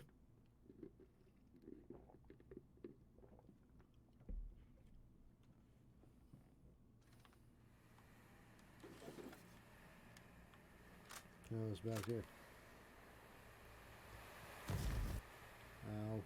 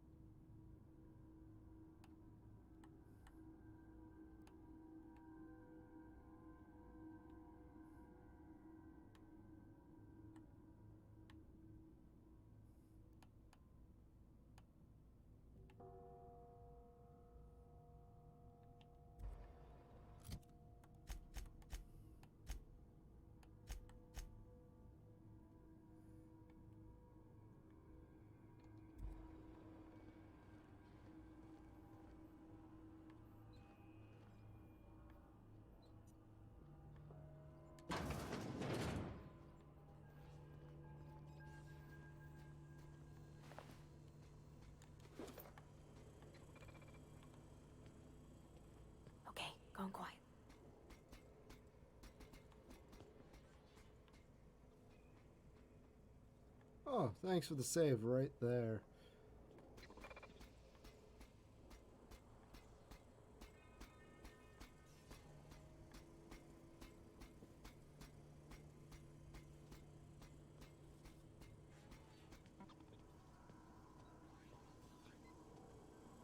Unexpected. Performing an area. Watch out!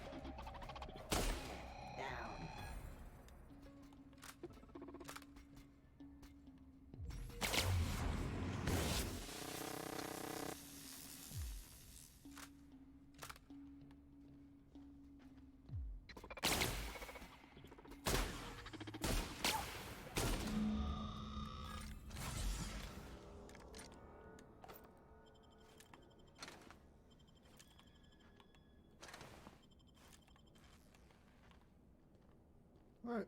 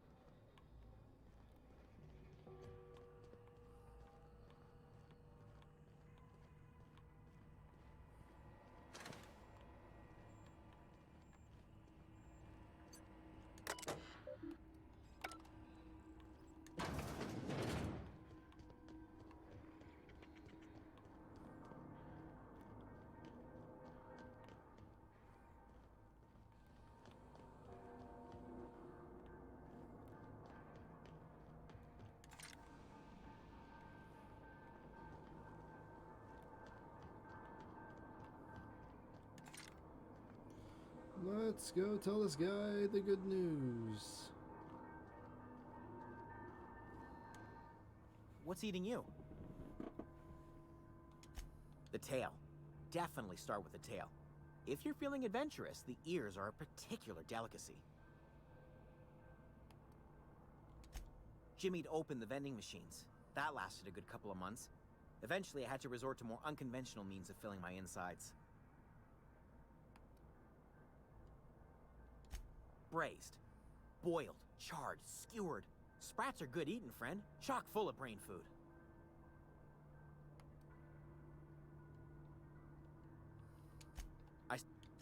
Oh.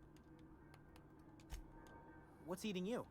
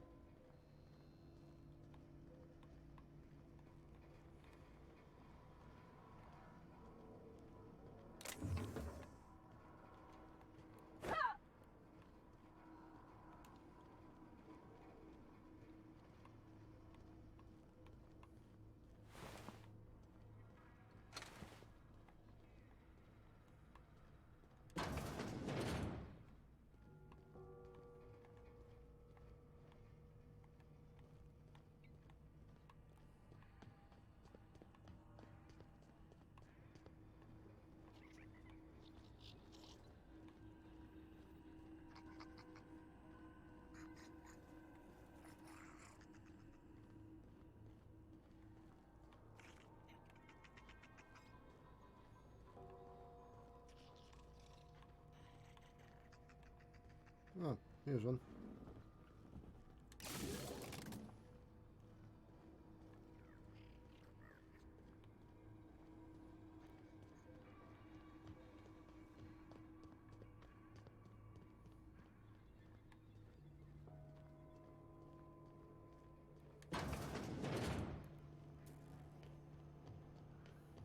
Once we do this, there's no going... Excuse me, ma'am. Look, I know you want your power regulator and all, but I just gotta ask you. Do you understand what you're about to do? Am I hearing your opinion? I don't think you should cut off Edgewater's power. I think it would be cruel. I'm sorry. That just sort of came out all at once. Edgewater's hurting. We've been losing workers year after year, and corporate hardly ever sends replacements. There's barely enough Saltuna to fill our bellies anymore. But the town's got some good people in it. Decent, hard-working folk just living their lives the only way they know how. They don't deserve to be punished.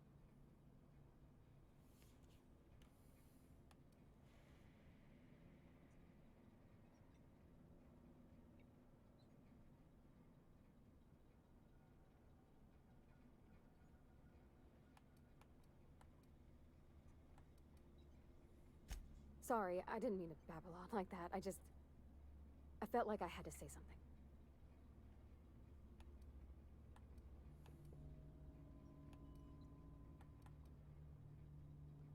Really?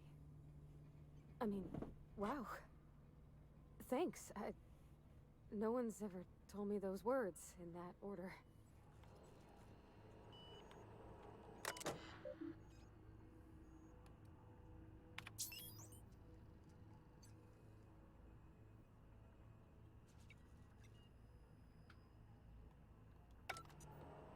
Alright, come on, there has to be a way to fix this.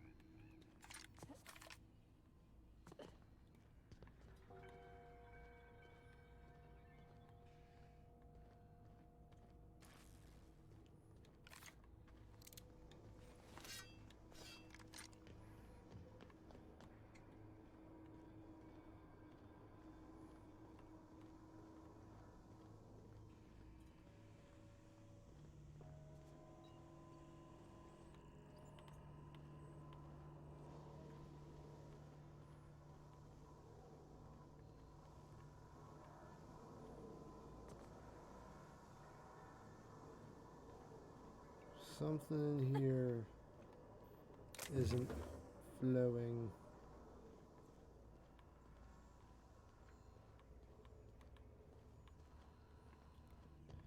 I seriously feel like there's something I can do here that will make everything work out.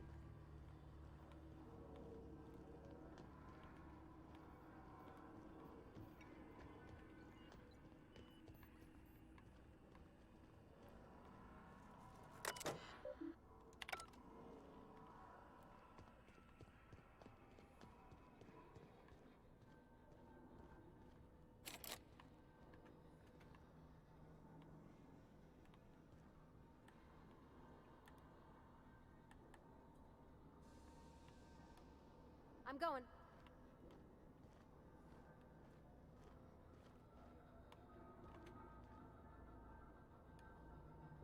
Heading back.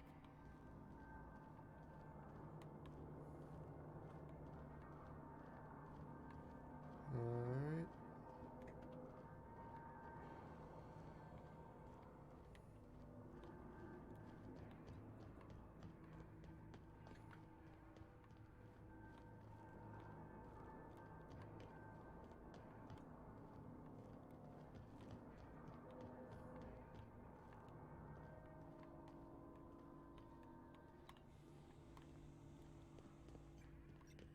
Have I been up here?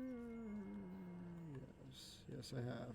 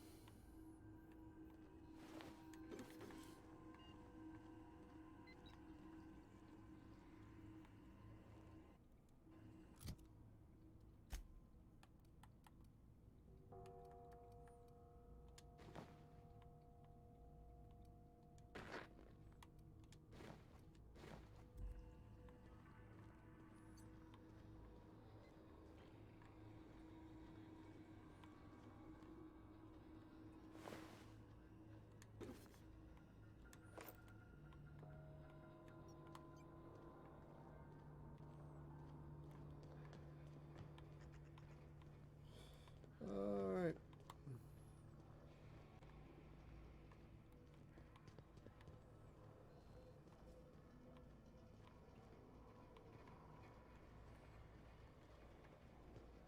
Got it. Heads down.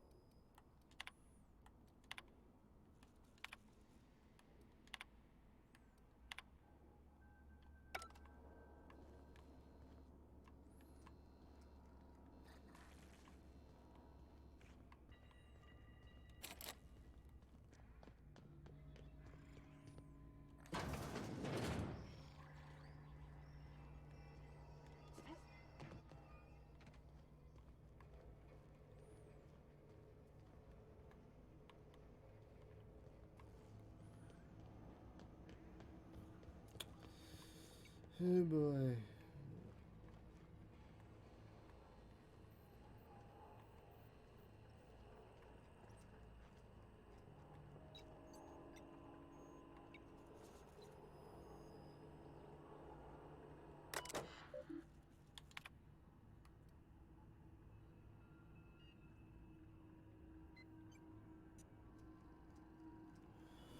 Let's see. Plant status. Plant status is a choice. Being at 22% power is currently being distributed to more. Okay. Redirect power. High likelihood of moderate to severe structural damage isn't irreversible. Alright, emerald bones. Please select a destination.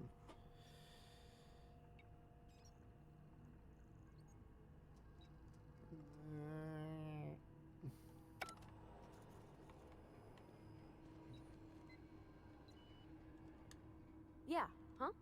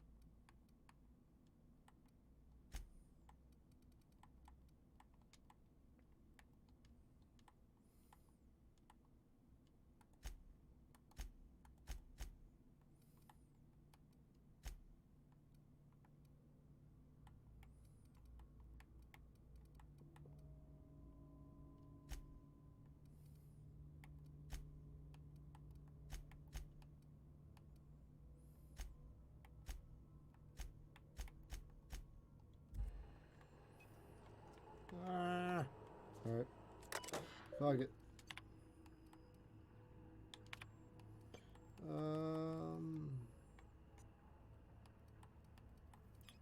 Let's send it to Edgewater. I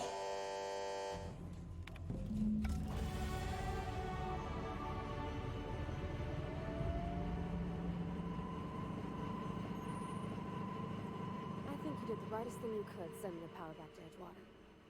A lot of people would have suffered otherwise. People I care for, even if they didn't care much for me.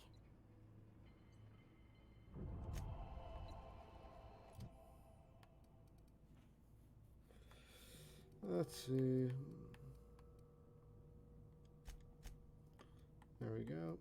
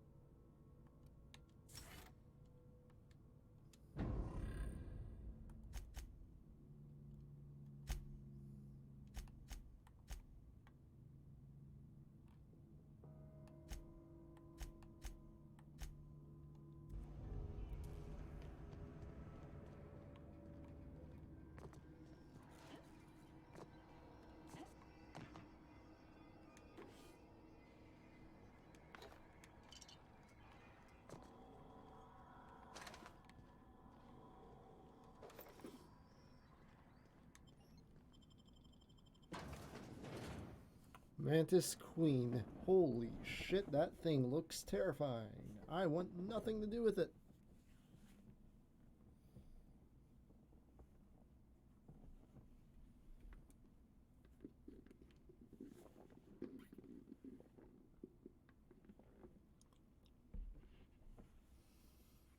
I find funny is we are still using ballistics.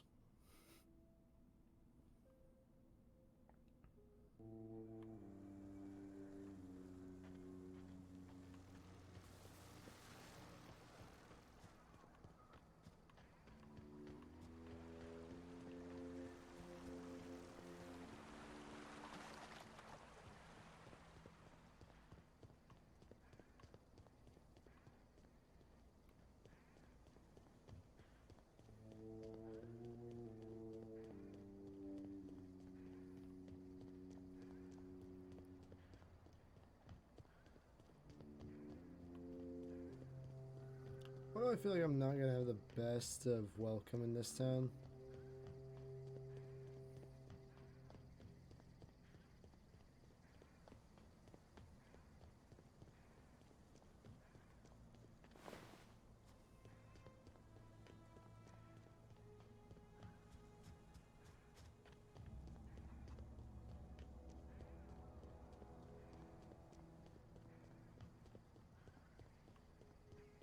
Oh, that's Thomas. He used to follow me around before he left the cannery. Food's bound to spoil at this rate. Everybody keeps staring at me. It's not my fault the power's dead. Whoa, Miss Parvati. Hey, you're, what, how are you? Hi, hello. Are you, are things safe out here? How are you keeping? Great, just great. I've been trying to keep stuff running, just like you. Only I'm not so... Wait, they didn't kick you out, did they? Oh gosh, no. I'm just along with this lady here. I seen you wandering around here. You don't look like you're coming from town.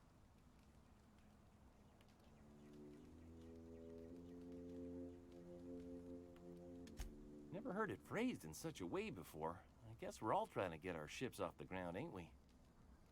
Sorry, I just wasn't sure if you were from town or if you were one of us. Something's been chewing at me, you see.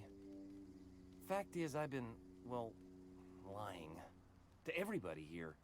Camp thinks I'm a mechanical genius, but I couldn't fix a busted chair.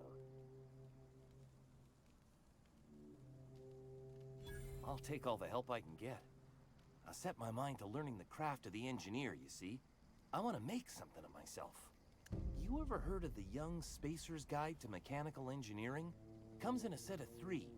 If I had my hands on one of those data pads, I could teach myself the ins and outs. Those are good. My dad kept a copy with him when he was working in the cannery. I know the old community center kept a copy. Should find another one back in town.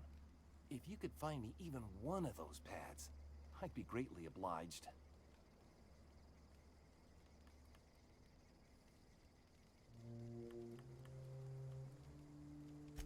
Would you? I'd be grateful.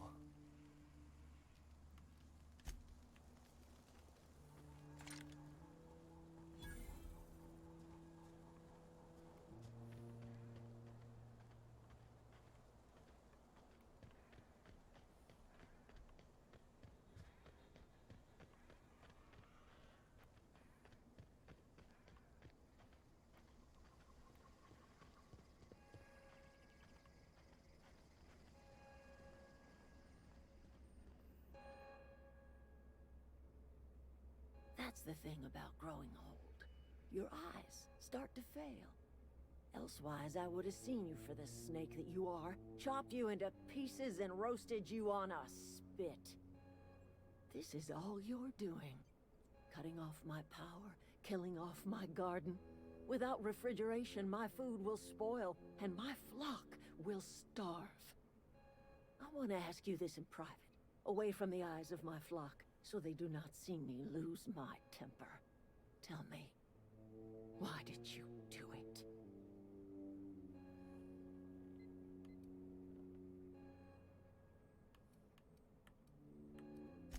You killed my garden, destroyed my community, sentenced my flock to a lifetime of slavery in Edgewater for a power regulator.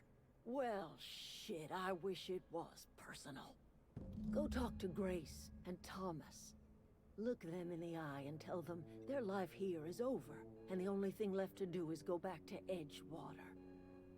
This is now your responsibility. And you tell Reed Thompson that I will never return to Edgewater. I would rather die among my flowers than live under his management. You offering to cross Reed off, huh? This some sort of twisted reparation for what you've done? Or you just looking for a chance to sow some chaos? Kill Reed if you must, or talk him into leaving if you can. He and I are not sharing the same 4 walls together.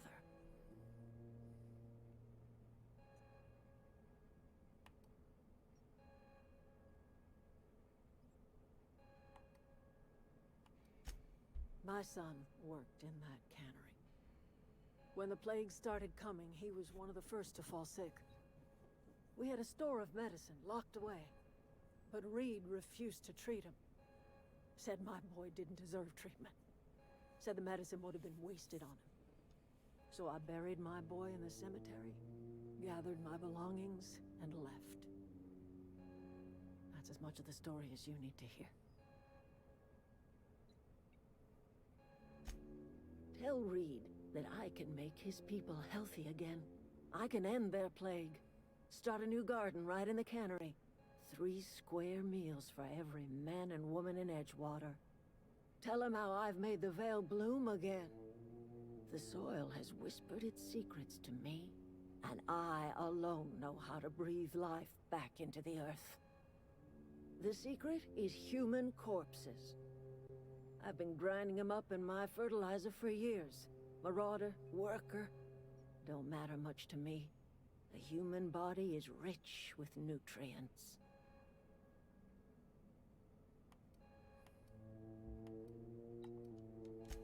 Edgewater Cemetery's got corpses aplenty, enough for a generation's worth of crops.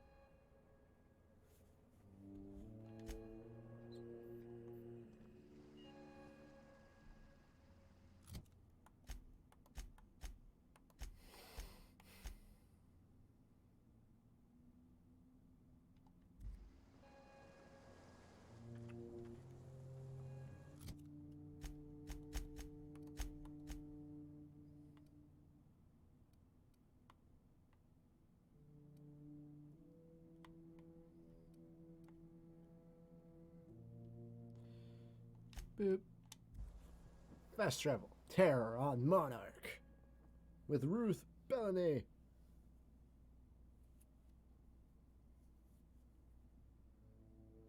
That's a massive goddamn gun.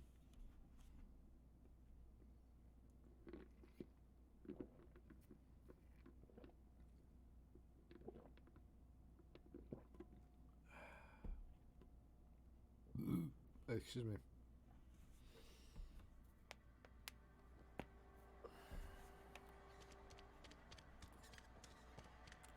Time to talk to a bureaucrat. Almost lost a finger. Hey, you hear about Wilson?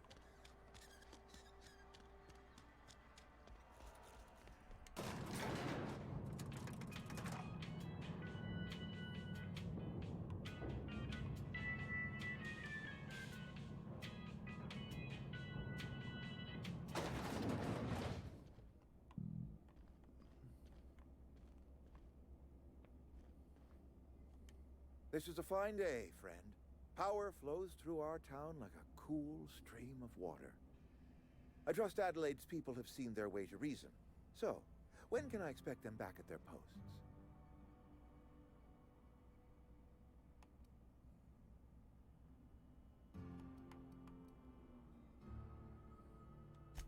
Then we are at an impasse. Stewardship over this town has been entrusted to me by Spacer's Choice. I am not perfect. I have made my share of mistakes, but I have done my best for this town.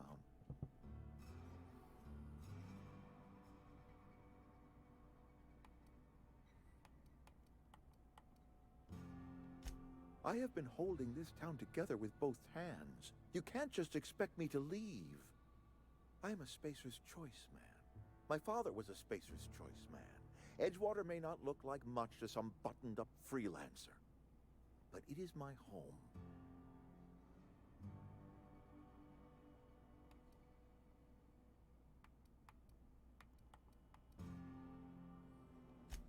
I don't believe you. Plague's a reality of life. Best treatment is a good work ethic.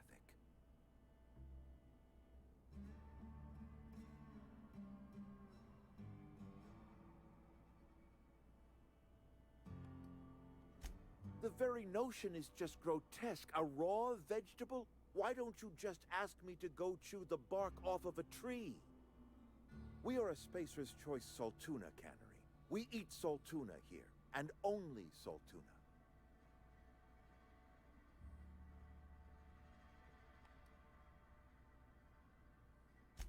Processed, liquefied, retextured Saltuna rendered in a chemical bath, of course. Well, mostly Saltuna. We've been experiencing a Saltuna shortage, you see. So we've had to improvise. We've added wood chips, some mushrooms, bit of sand, tossed some canid bits in our processor once. It all tastes like Saltuna in the end. Health is a state of mind, friend. Afflictions in one's body are reflections of afflictions in one's work ethic and attitude.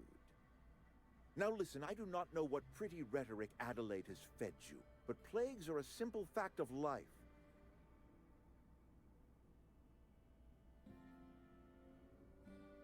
You'll excuse me for being skeptical. How exactly is Adelaide growing crops in barren soil?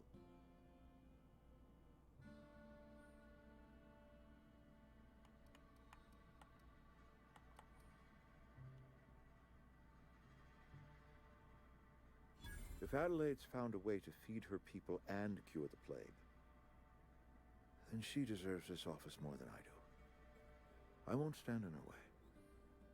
My life here is ended. Give me a little time to settle my affairs.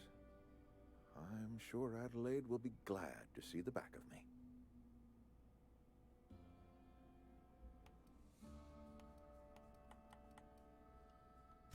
I do. Adelaide's found a cure for the plague. And she knows how to tend to crop. She's what this town needs.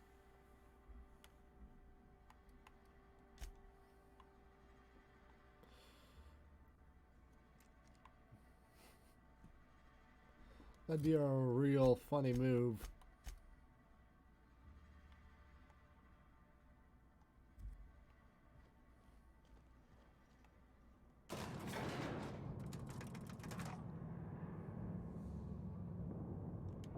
Where are we headed?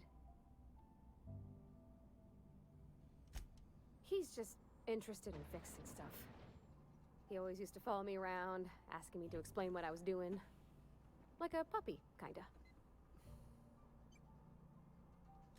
I'm just glad he's alive. That he's okay. I mean, when Mr. Thompson said he was fired, we all expected the worst. If he wants to learn about engineering, we should help him get those data pads he wants. I'd like to do that for him.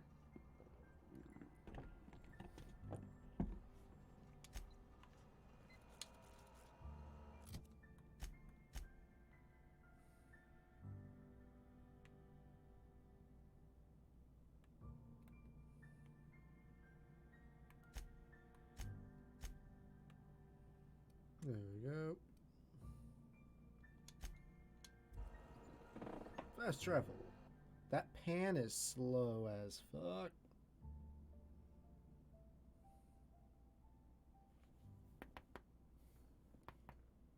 Oh shit, these fuckers will fly?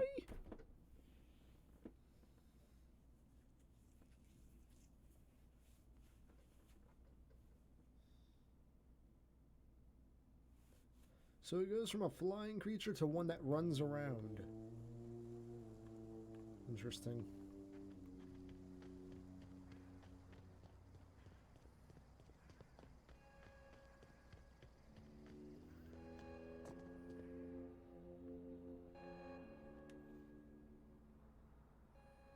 Look at that. The snake's come back.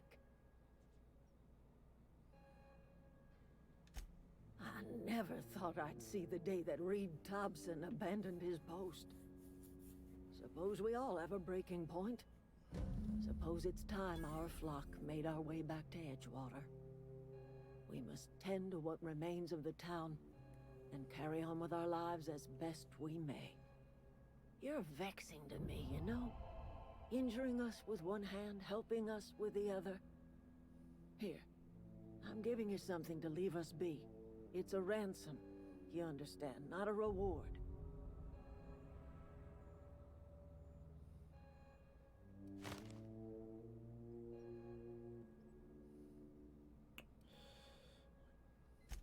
You're telling me you did all this just to put me in charge of Edgewater? Stranger, you are some kind of twisted. I might turn that old cannery into a garden. Got ourselves a whole cemetery bursting with bodies. I need some time to gather my personals. Long walk back to Edgewater. Got a considerable burden to carry.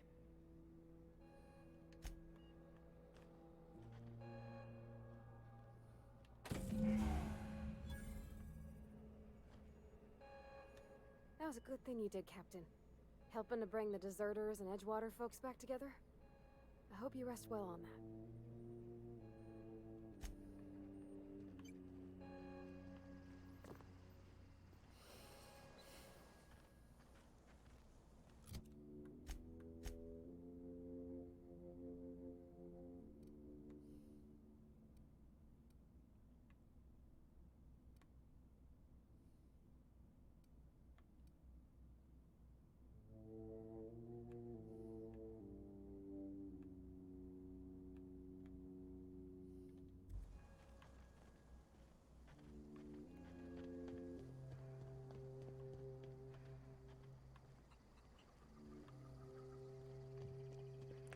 Let's run back to the ship.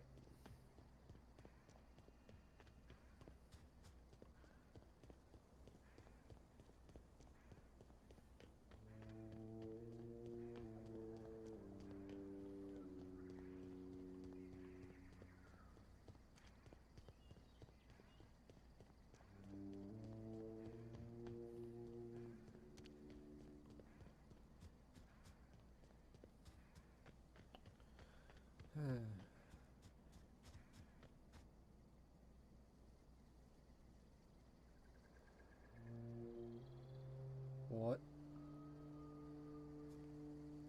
Oh. Here they come! Bouncing off! Tyson! You got him!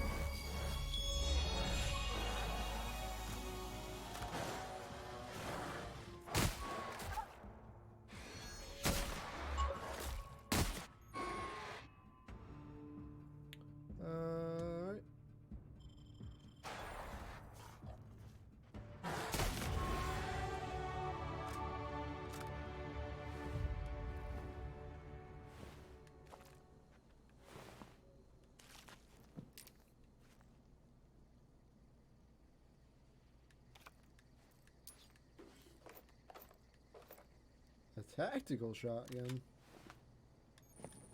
I'll take it.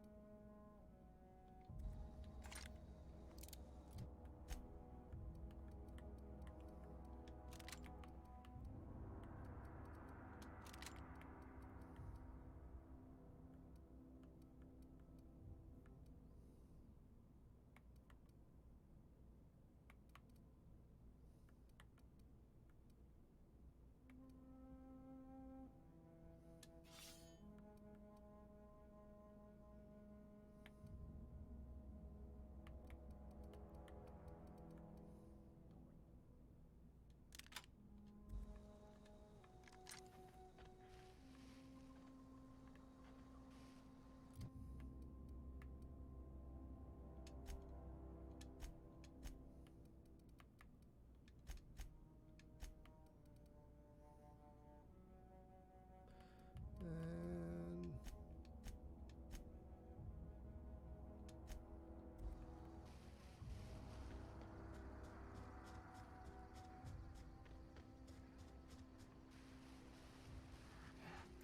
We can handle this.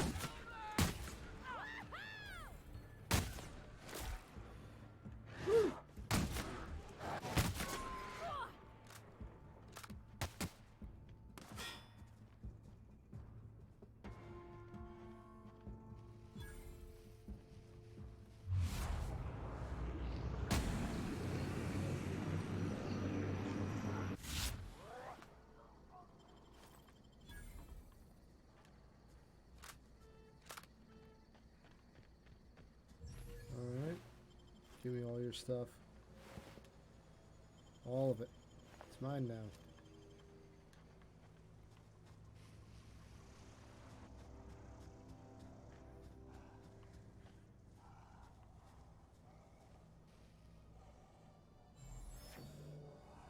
Primal Behemoth.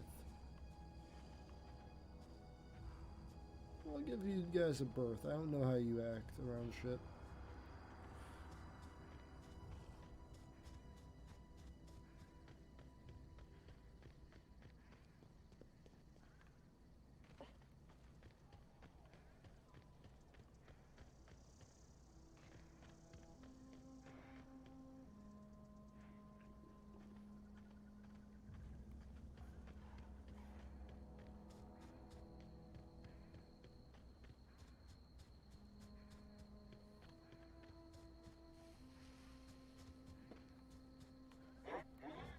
We can handle it.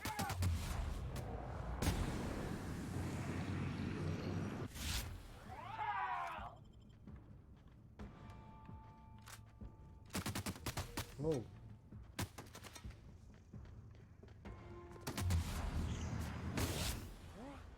That's the last of them.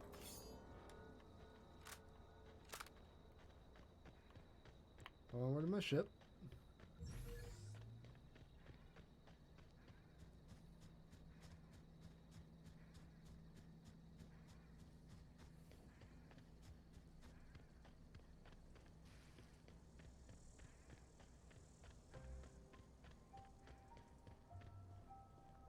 Is this your ship? Oh my stars, she is just so handsome. Does she have a name yet? What's her drive model?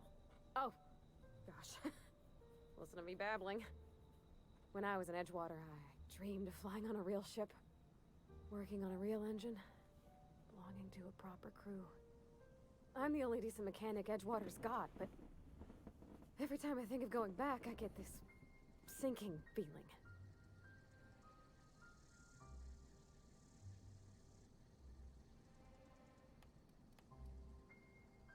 Well, it's kind of you to say that. And you're right. I wasn't happy. I want to ask you something, and you can say no. But can I come with you? I could tend to your engine.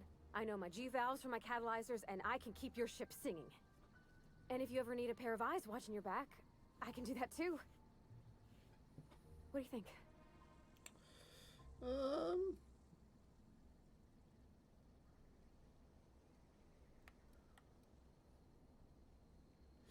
You just met me. Why would you want to go into space with a stranger? Yeah, I've been thinking about that. Edgewater was on the verge of collapse before you showed up. You sent them power, and now the town might see another season. And you talked Miss McDevitt into coming back to town. Maybe one day, Edgewater will have a garden where that cannery once stood. You ain't exactly a stranger anymore. You done some kindness hereabouts. I wouldn't mind following somebody like that. Well... Yes! I mean, thanks. You won't regret this, ma'am. Captain. I can call you Captain now. Ha! I got a captain. What the fuck? I feel like I'm gonna regret this decision.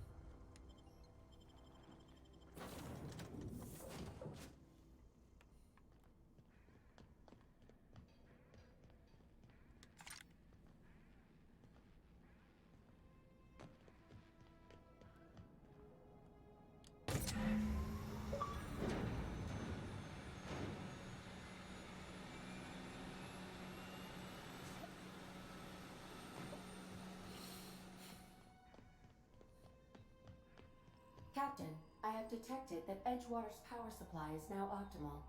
I applaud your willingness to invest your time in the local community. All systems are operating within acceptable parameters. I am prepared to bring the unreliable into low-altitude orbit. This should prove an adequate test of our flight capabilities.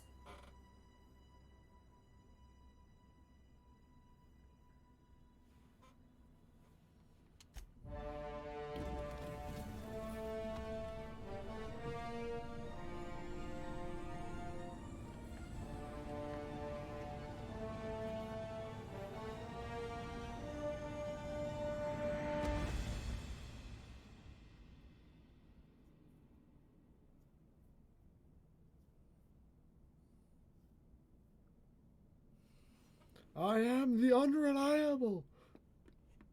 Which is the funniest goddamn name for a ship, in all honesty.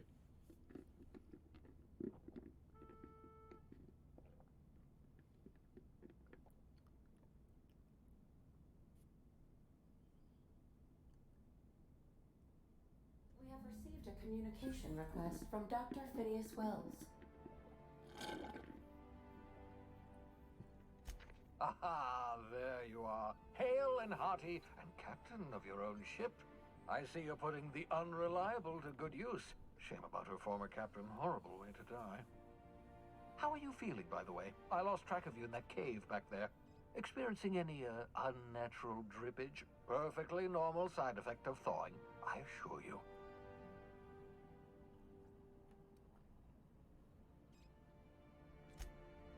Oh, that, yes, that's probably permanent. I wouldn't worry about it, though. I'm sure you're fine.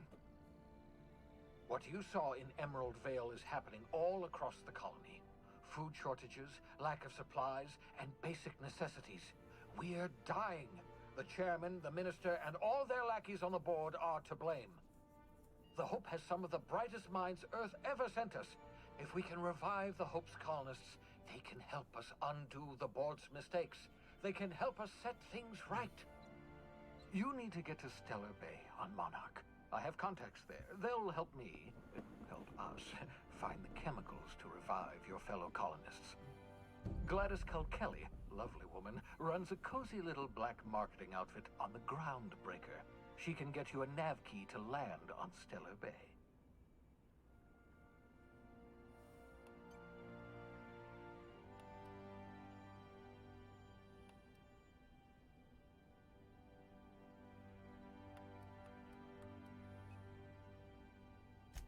In theory, I suppose you could land your ship in Cascadia, and in theory, I suppose you might survive the experience.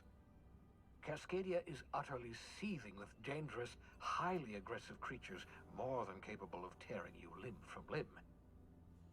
You'd have to be a lunatic to land in Cascadia, and I'm reasonably certain I tested your brain for incipient signs of insanity. Trust me, talk to Gladys Culkelly. Excellent. I'll send her a wireless. Let her know you're coming. By the way, I gave Captain Hawthorne a disguise apparatus of my own design, cutting-edge technology years ahead of its time. I call it the Holographic Shroud. I'm sure it will prove remarkably useful to you. You'll find it in the captain's quarters.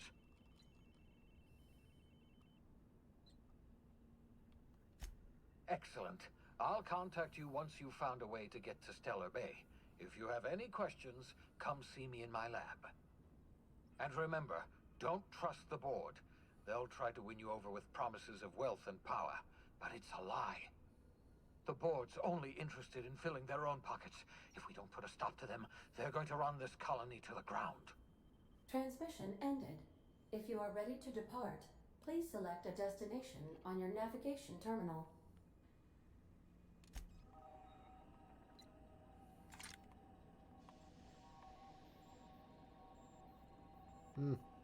Alright. Well, let's go find...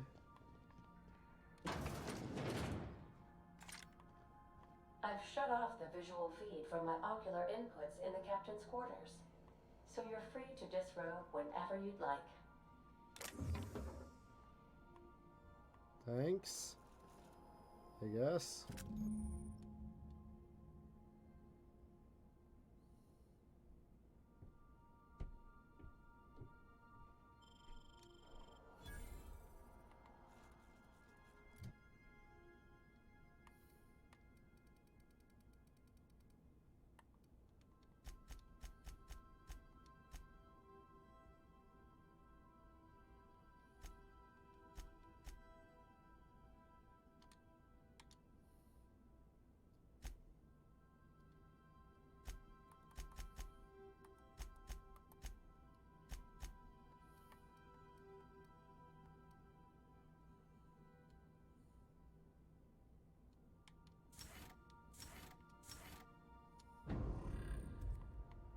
Make yourself at home, Captain.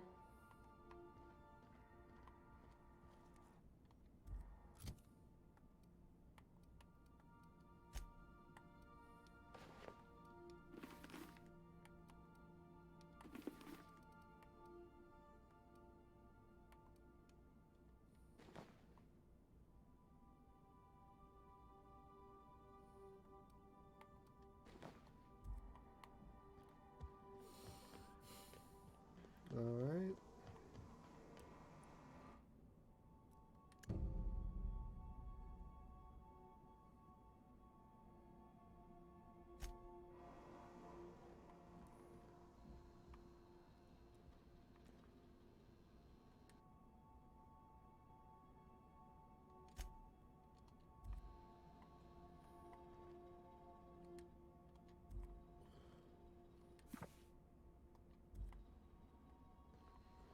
Alright.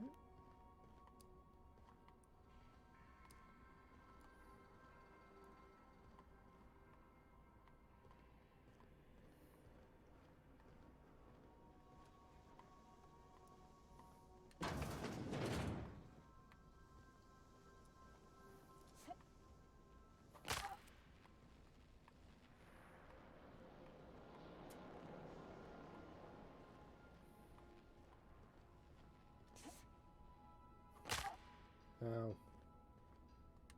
Yeah, so this is my hidey spot now. I was looking for a place that was quiet. I figured the kitchen would be louder than the hold, so here I am. Cozy like, ain't it? That's in pretty good shape considering how hard Mr. Hawthorne ran it. It's a Yakita LHA 120, A2 model, I'm pretty sure. The Block 2 design scooshed in extra cargo space, but didn't change the stock engines. Probably a touch underpowered, huh? Accurate in all particulars. I conclude you are Edgewater's board-certified mechanic.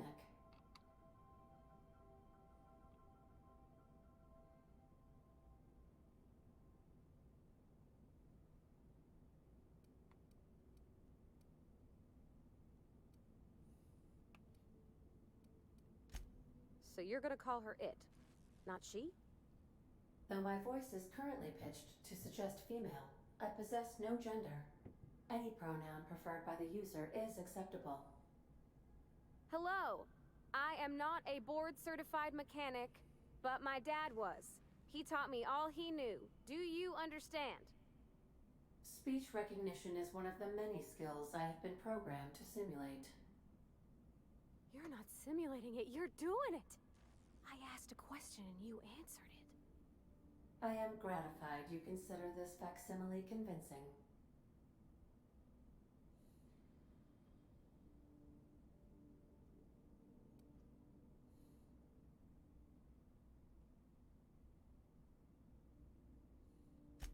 I am at your disposal, Ms. Parvati. You will find the technical schematics in the engineer's locker, though I'm afraid Captain Hawthorne has lost the owner's manual. I don't see any holes in the hull. I'll take a good squint at her, make sure everything's tip-top. But I think we're cooking with plasma torches. You can do that, you know. My dad taught me how to make grilled cheese sandwiches with a plasma torch.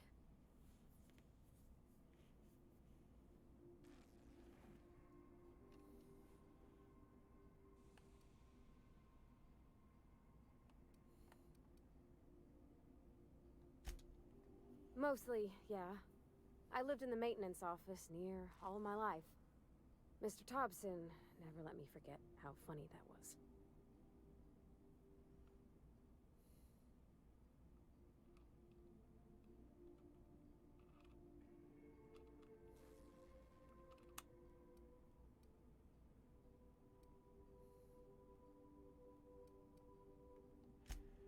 I'm not exactly a model employee.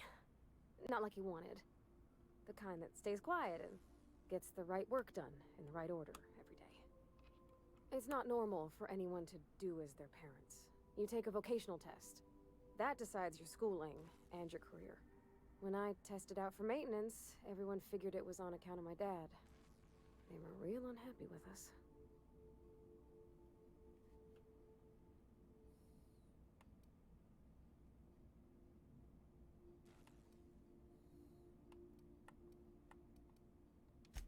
Well, I'm good at making things work the way they ought. Not so much at doing such to somebody else's schedule. There's times I'm working deep in the guts of a loader, getting it all running perfect. Then I look up to see it's tomorrow and I've blown another deadline. Anyhow, I was happy to get back home. I didn't care much for schooling.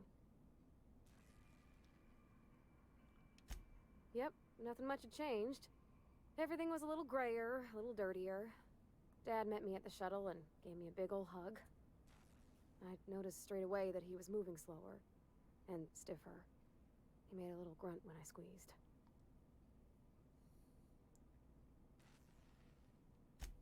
About a year. I tried to do more of the work so he could rest. His heart gave him pains. Dad never said that he loved me, you know? I knew on account of him showing it. How he'd stay up late to help with my projects or listen to my fretting. Oh gosh. Look at the time. Sorry to bend your ear so long. And I got so much to do before this ship's in decent shape. What? You want me to leave? Captain, you can't mean it.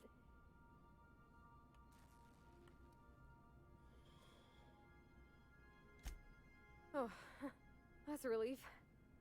Thanks, Captain, for letting me stick around. I mean... I hit the wrong button.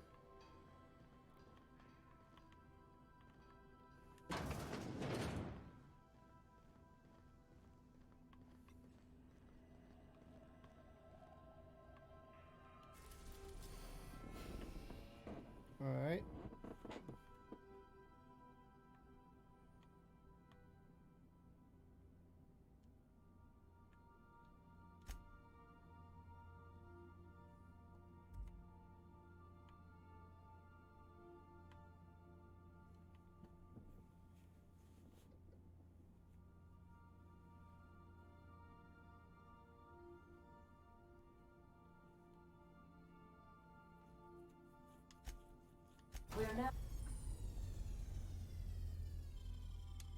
orbit above Edgewater, Captain.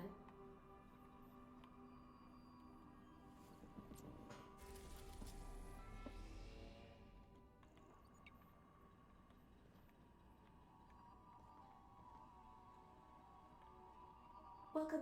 How can I be of assistance?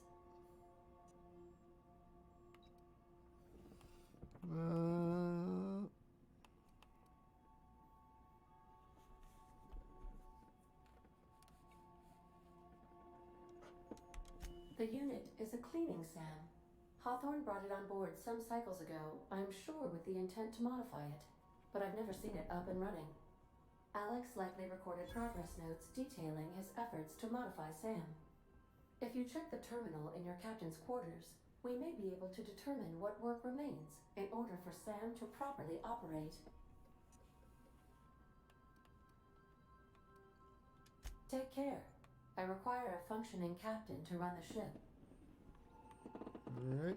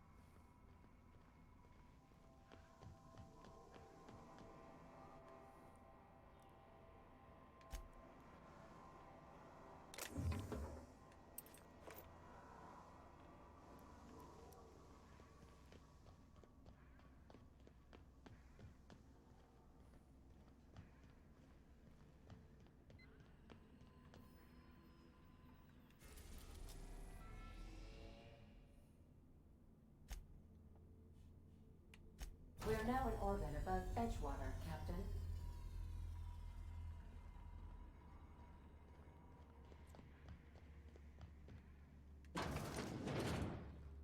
Take someone to watch your back, please.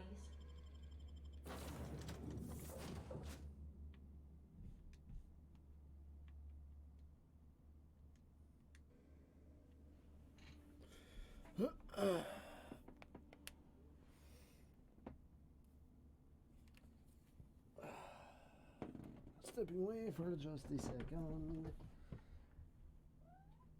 Poking my cats while I do so.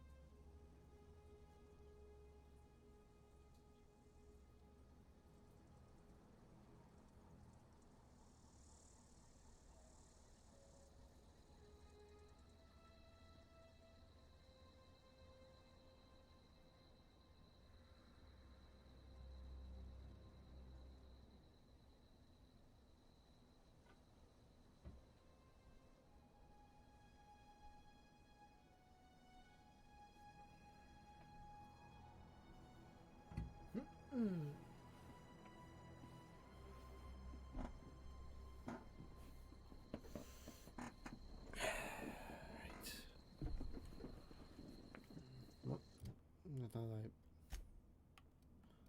okay, let's see what I can do.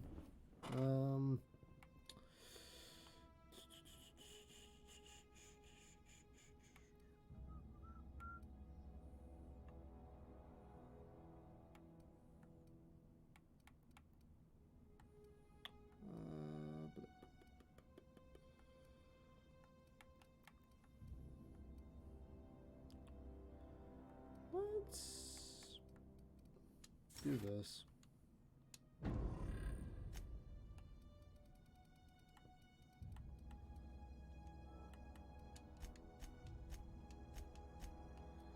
And let's raise this.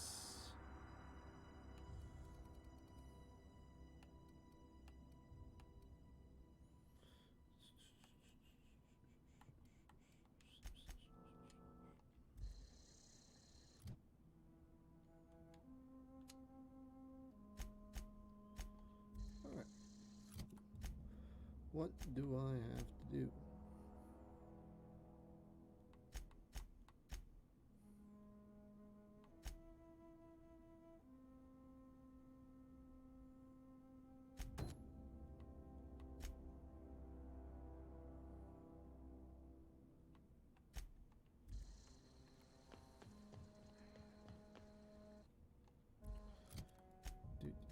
Do.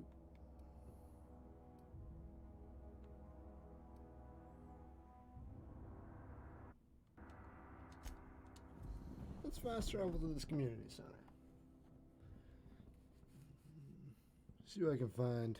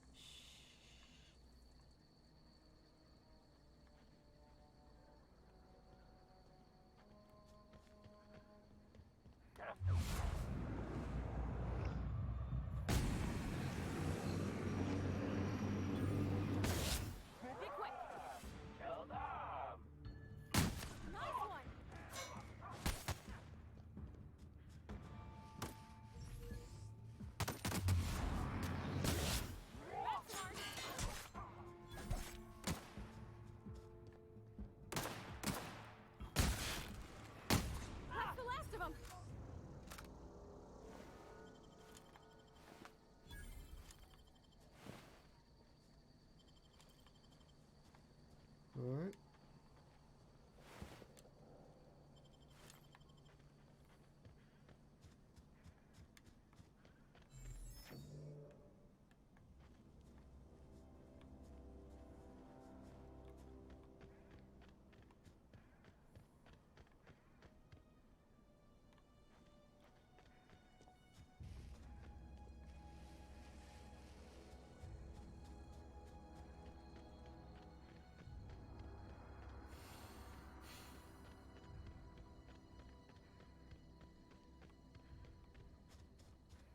Now, what's over here?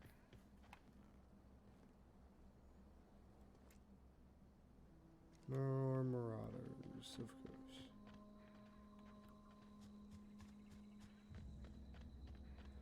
Because it can never just be a kitty.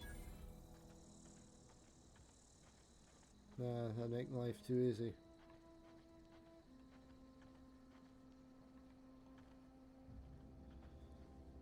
Do.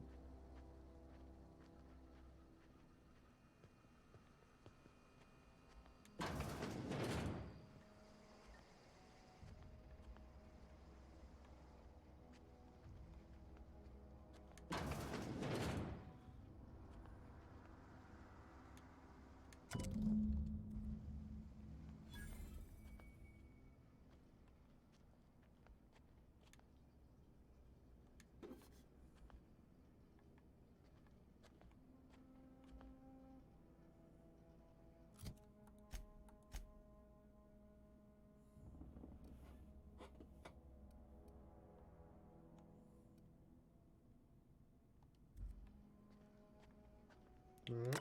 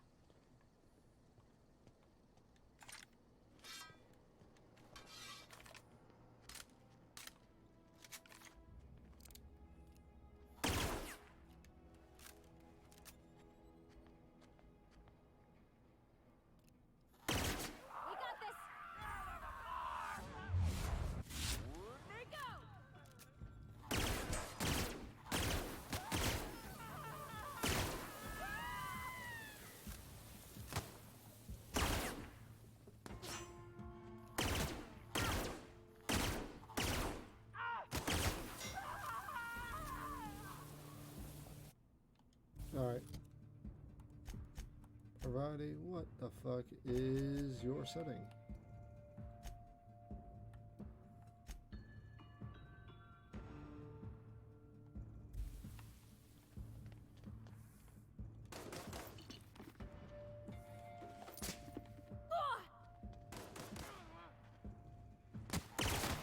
Everyone all right?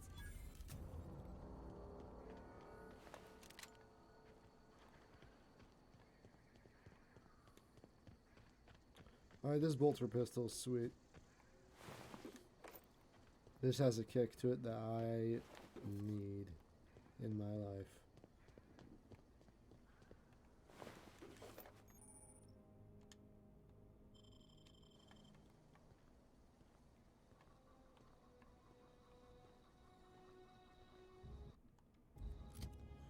Let's see, I can...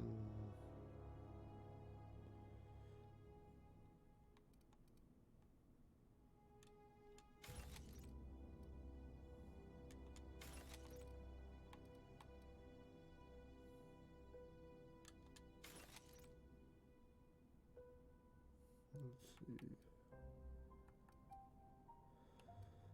No, ah.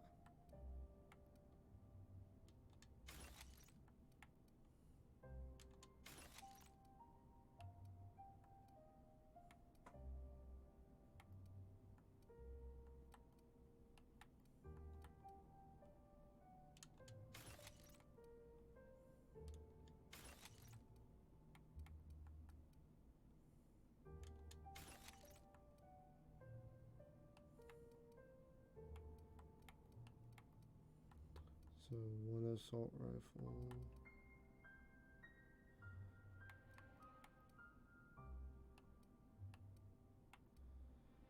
Alright.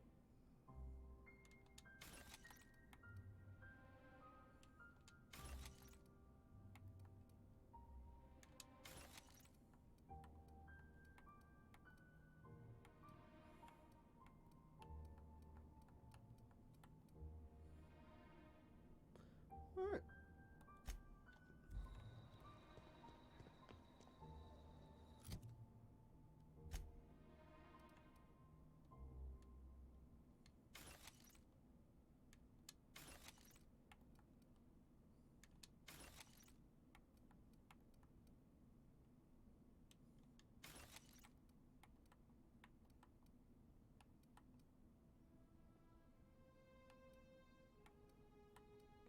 See.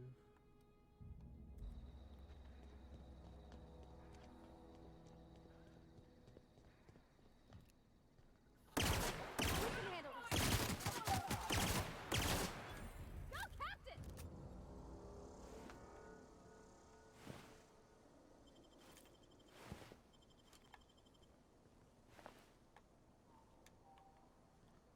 Alright.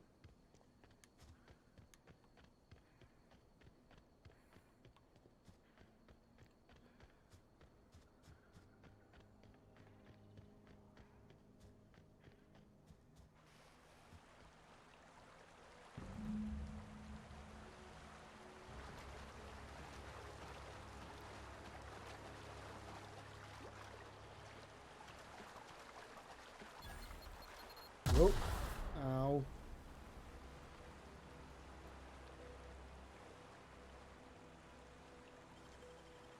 Clever.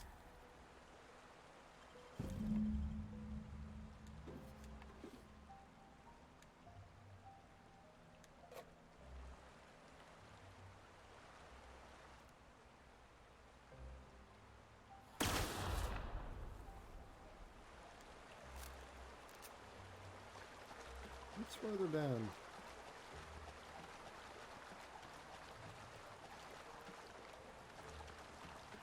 We can handle this.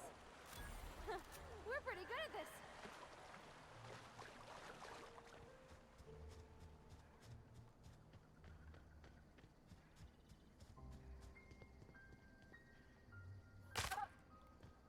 Alright.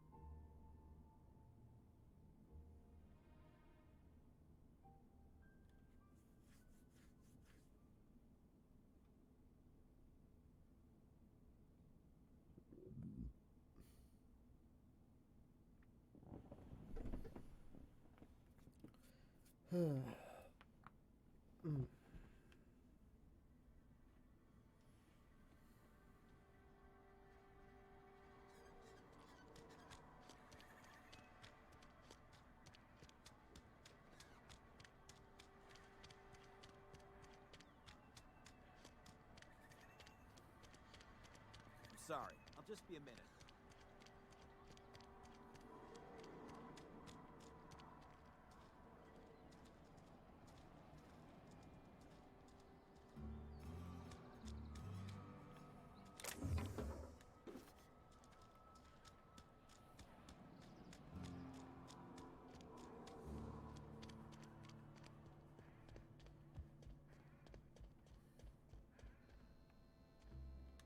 It's a fine new day in Edgewater. The cannery hums, streetlights and faces glow. I suppose this means the two of you were able to sort out the matter?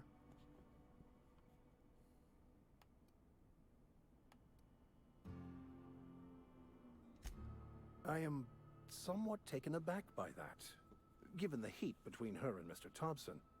What deal did you strike with her, I wonder?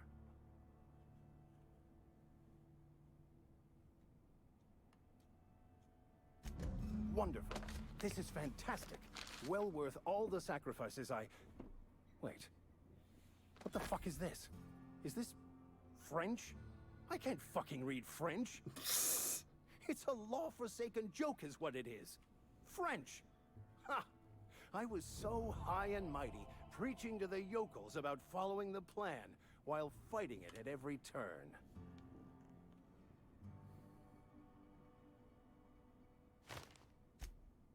Well, yes. But I assure you, it was not for personal gain, only for the greater good. I've spent my life searching for the keys to unlocking the secrets of the universal equation that underlies the plan. I had hoped this book held some of those answers. I became so desperate, I even got myself assigned to this plague-ridden backwater to find the damn thing. All the time and suffering I've spent. Wasted.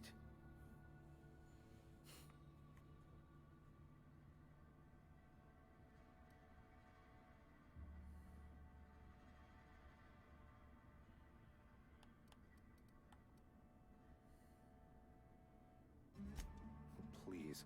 As if my life should have no greater meaning than proselytizing to a bunch of feeble-minded wretches. Nothing could be more excruciating than discussing the true nature of reality with people who have no interest beyond their next Aetherwave program. But that's neither here nor there. What I need to do now is to find a translator, obviously. But to do that, I'll first need to secure transport. You have a ship. Perhaps I could make myself of use to your crew.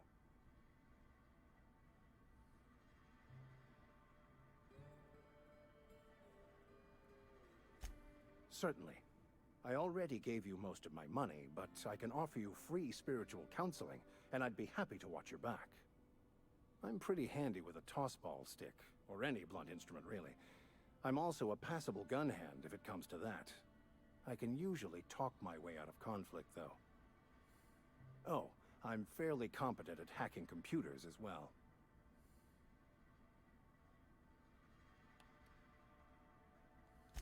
Well, understanding computers is, though I admit I took it further than most. And I was quite the 32nd back during my seminary days. Left many an opponent bleeding on the field.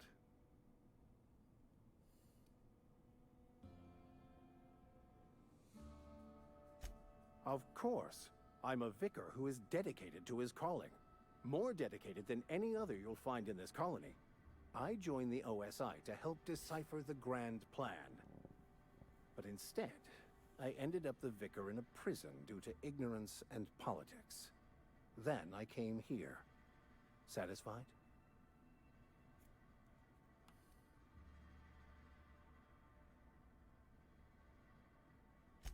It's the journal of one of the originators of the Philosopher's School of Thought, though it would be more than a century before it was perverted into that belief system.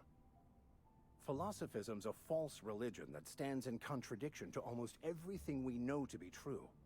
They believe all is chaos, in stark contrast to OSI's belief in the plan. But most of that came later. Bakonu had some interesting theories about man's perception of reality that I thought could be applied to our attempts to decipher the plan.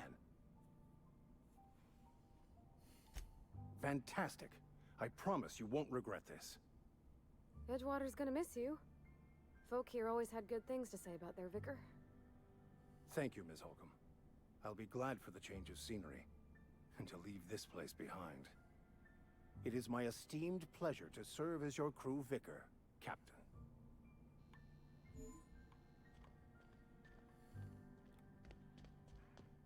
Hey there, Mary. Don't see you round here too often.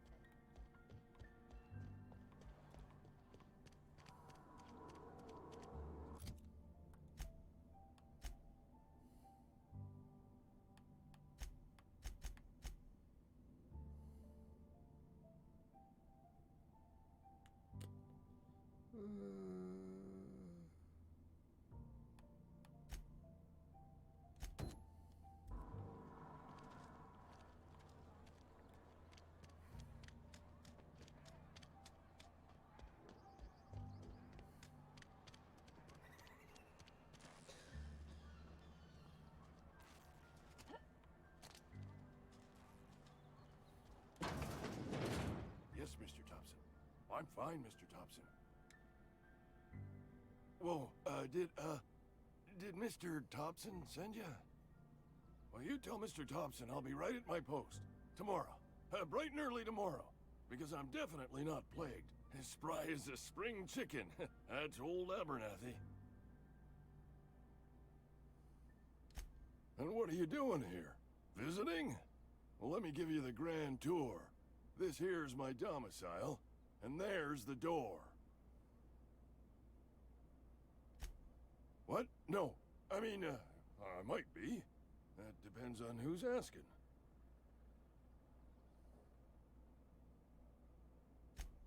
Silas knows, doesn't he? That's why he sent you. That's why he wants me to pay up. He knows.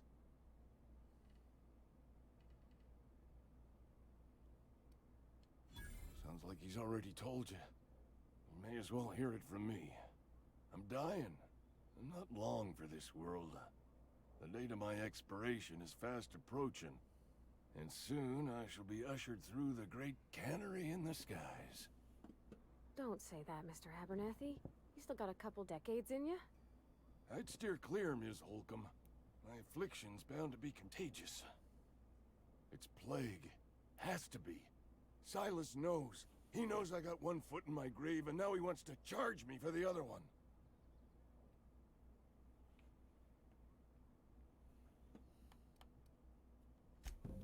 I'll pay your fees. I don't want any trouble from Silas. But if you could see a way to freelancing for me, I could really use the help.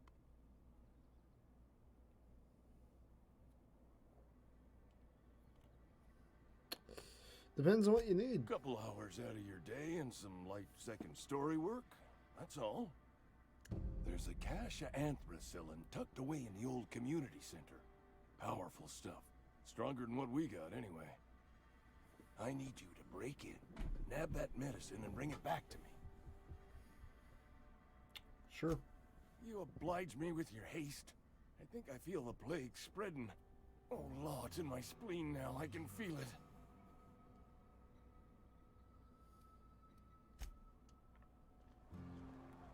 You're making a mistake working for Abernathy. Oh. They're both with me. Oh, I cut my own hair. But Conrad sells real good disinfectant. Please don't touch anything. Your hands are probably crawling with germs. Physical hygiene recapitulates moral hygiene. Cleanliness is next to lawfulness.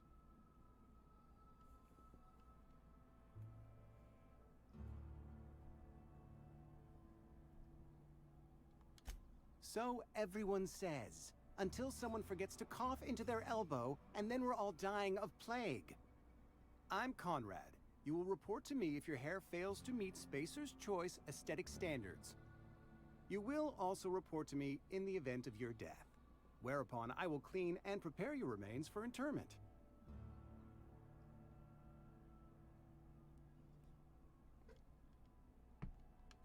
Ah, gravesite fees. Silas and I had talked about this at length. I thought I'd made it clear my pecuniary situation precludes the necessary restitutions.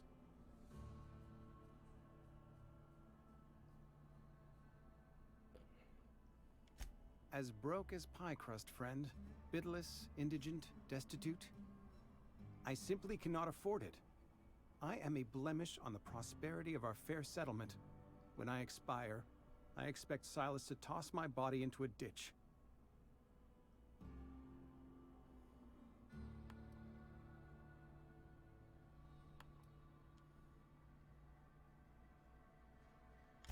Thank you, no. I despise the cereals. Tell Silas I can't afford to pay, and that I fully expect to have my medical rights revoked for this dereliction.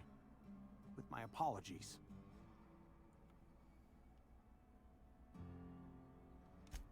Some time ago, I fell ill with the plague. By the grace of the law, and through my own hard work, I'd proven worthy of treatment.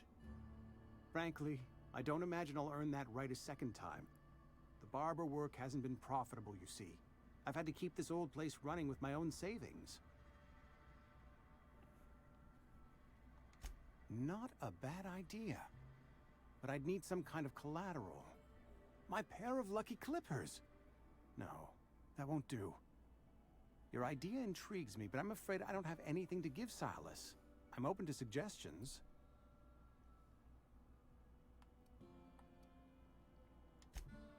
Much obliged.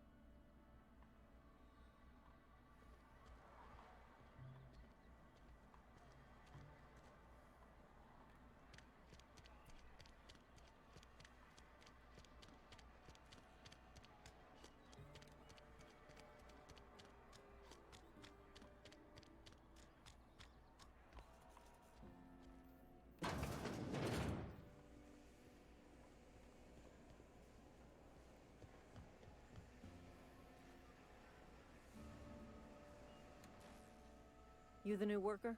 Whatever. Make it quick, Tenderfoot. I'm busy. Foreman Granger, mind those words don't come out of your mouth unless preceded by yes, or right away, or thank you. Shit. Silas still on about that. Here, take the fees. I'd appreciate it if you didn't tell Reed I was late on my payment. Because they're not my fees and not my gravesite. Guy I worked with shot himself. I paid the bill.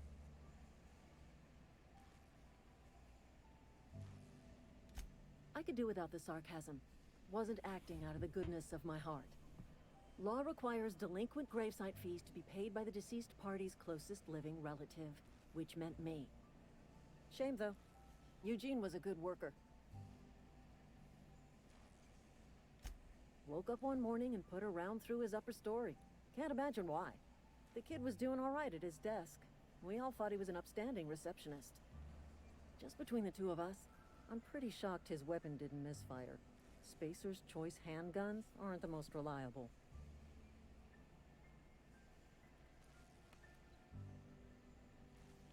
Eugene wasn't family. Yeah, I was the closest living person relative to his body at time of death. I'm the one who found him, you see, so I pay the fines. Suicide's a crime. The legal term is irreparable damage to company property. What Eugene did to himself was vandalism.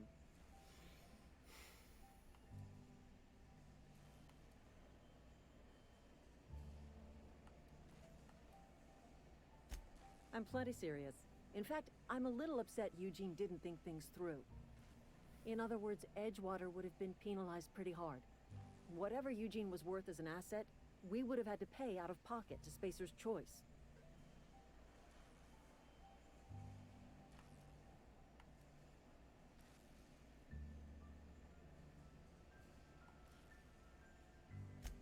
Look around. Edgewater ain't exactly swimming in luxury. We can't afford to pay the body price of a suicide.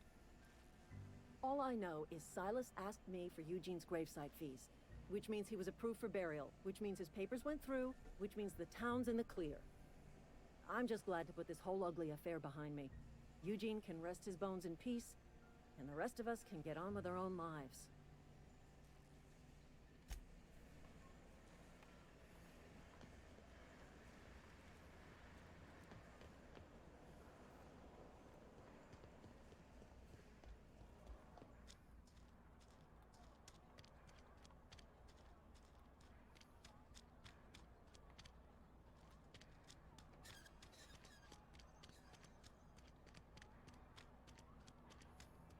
Almost lost a finger in the cannery.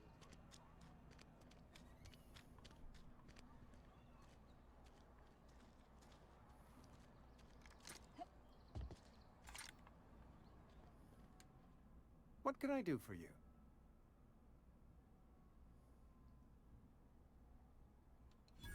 Oh? Am I in the company of a fellow doctor? Only if we use the term loosely. I am a Spacer's Choice certified surgeon, and if you must know, I can stitch a severed thumb with a 58% chance of avoiding gangrene. Go ahead.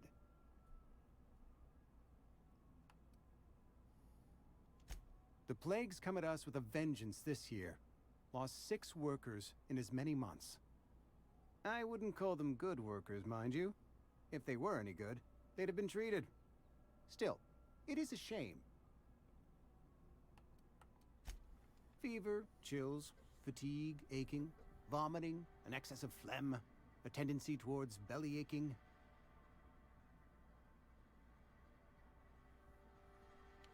Company policy, friend. We don't have enough medicine to treat all of us, so we treat the best among us.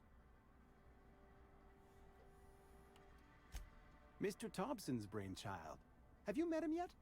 Thoughtful-looking fellow, stares out of his office most hours. Edgewater has been good to me. I consider myself privileged to work here. I am never wanting for work, not since the plague started.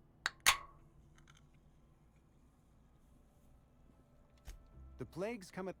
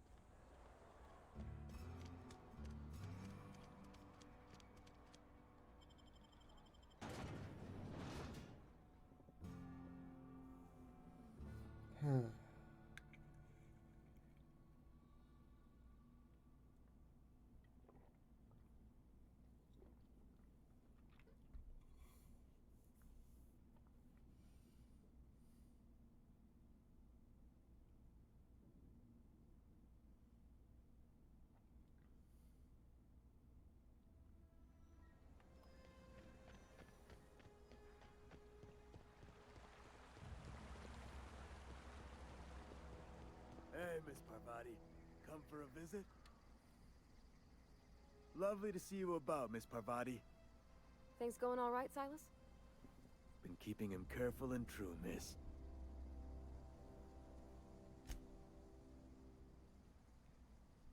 Best to ask her yourself.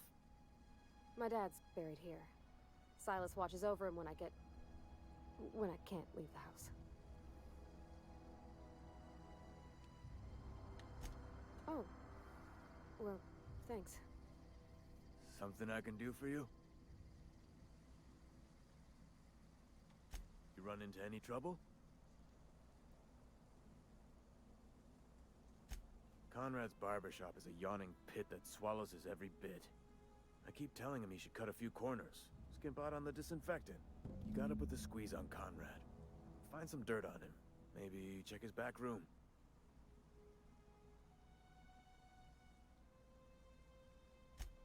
That's the word, extortion. Been on the tip of my tongue all day.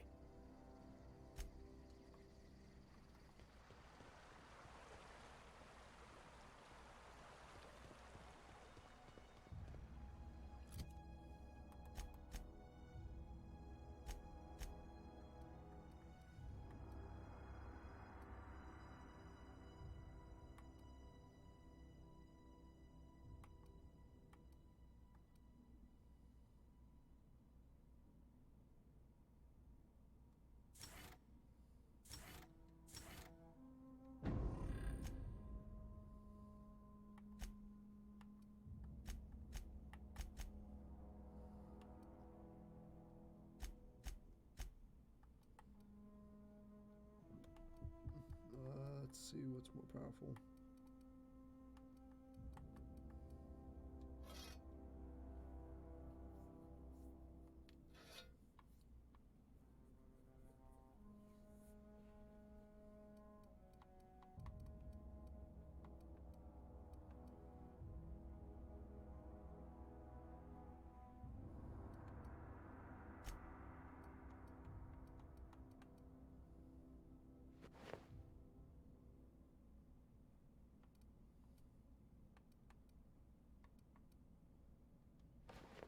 Alright, nope, you can keep that.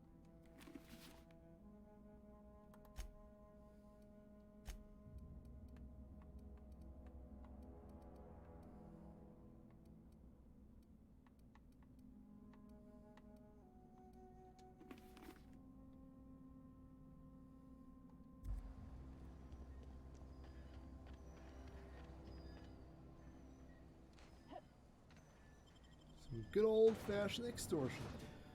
What the hell is up with this hold to do shit nowadays? Like, so many games are using that mechanic.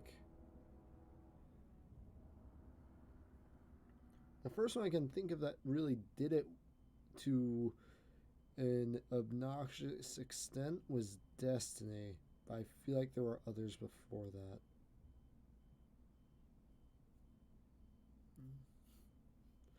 We want people to be absolutely certain they're doing what they want to do.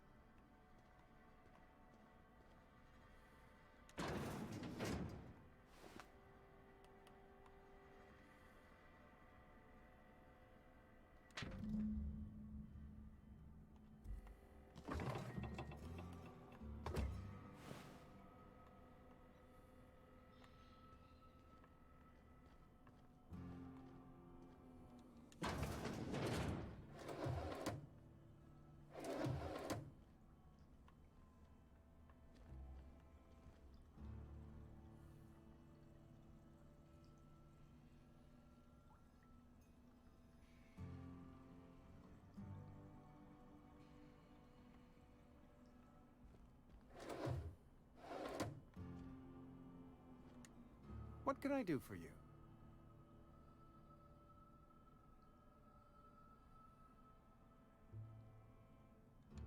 You know about Eugene? How?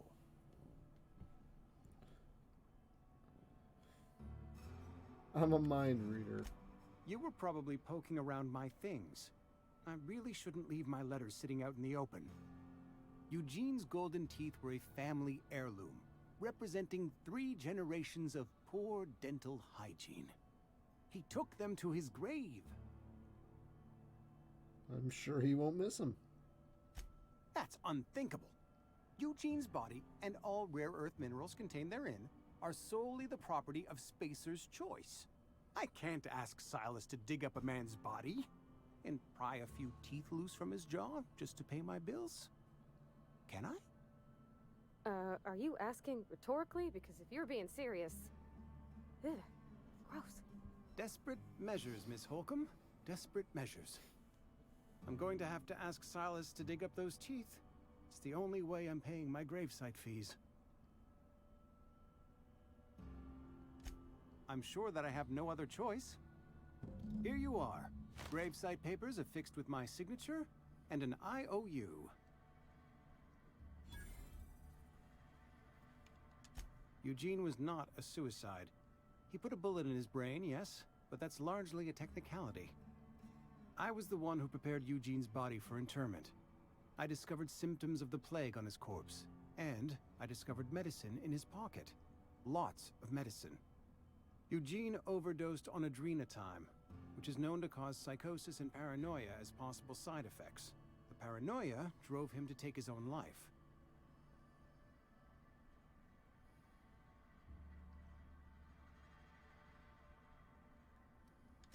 We can all thank our lucky stars that young Eugene was hopped up on medication and suffered its predictable side effect. I included it all in my official report. I'd like to think I saved Edgewater a great deal of money. We never could have paid the fines associated with a suicide.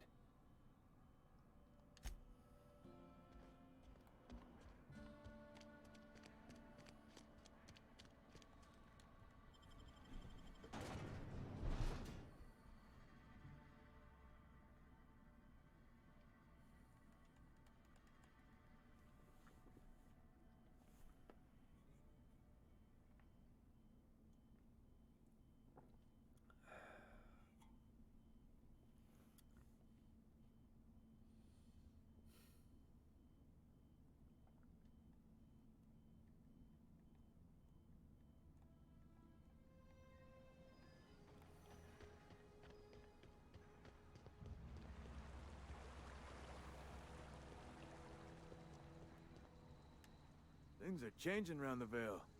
Don't matter much to me, though. Graves still need filling. You run into any trouble?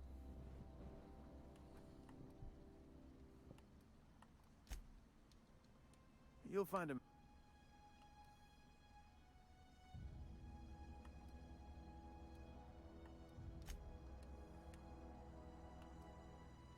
Yeah?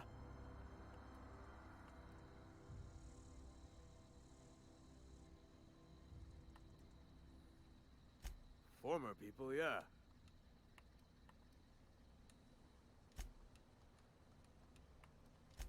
Works.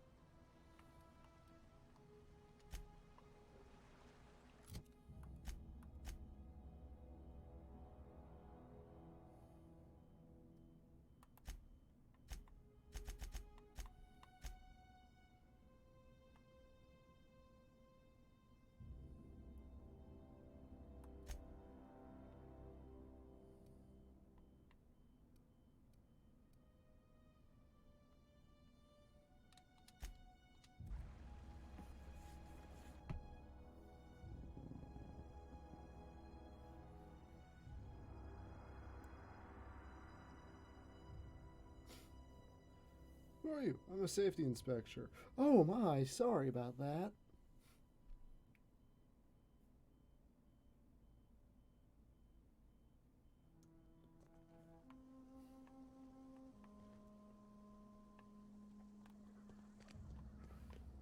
When I was little, we'd get freighters in every Sunday noon.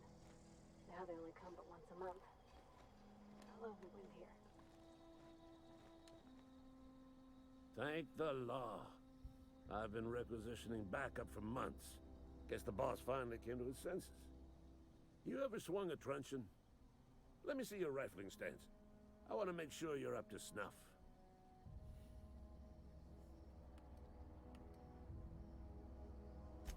I told Silas I'd pay my dues if he agreed to join the resistance. Guess this means he's finally heard the calling. The war, the coming apocalypse, man versus machine. I'm talking about mechanical soldier. Cold, heartless automatons made of iron and lies.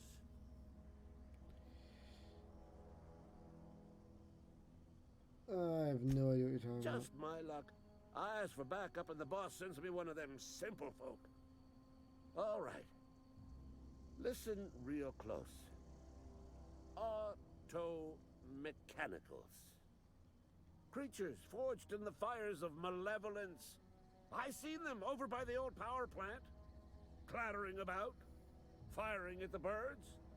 Orchestrating their uprising. When the swarms of mechanicals come clanging on over that hill, where will you be?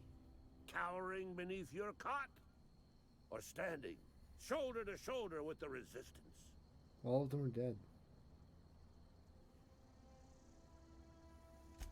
I've been gathering up a war chest over the years. Saw tuna cans mostly, some Spacer's chaw, few bit carts. I'll reward you for your aid. Enlistment fees. Yeah, I suppose. Wouldn't want to give the Resistance a bad name. They have sent a scout, prowling around the junkyard just behind our beloved town. You did? Well, color me impressed, soldier. Wish I had a dozen recruits with your gumption. You're a passing fair soldier, I will confess. But you are one. And the enemy is legion. What you need is an equalizer, a weapon to strike fear in their cold mechanical hearts. Cantina, lavatory, behind one of the toilets. That's where I've kept it hidden all these years. Sharp, ain't it? The lavatory is the very last place a mechanical has need to enter. On the double, soldier. Don't want the bartender poking around in there with a mop.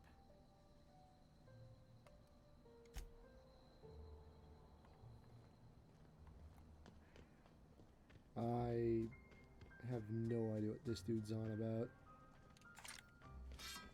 But I feel compelled to just go along with this.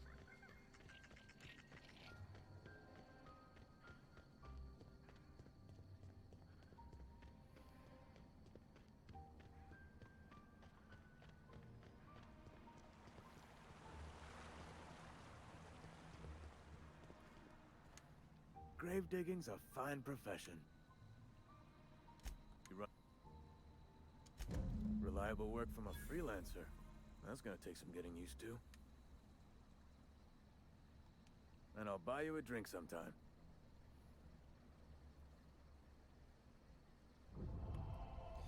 I'll hold you to it.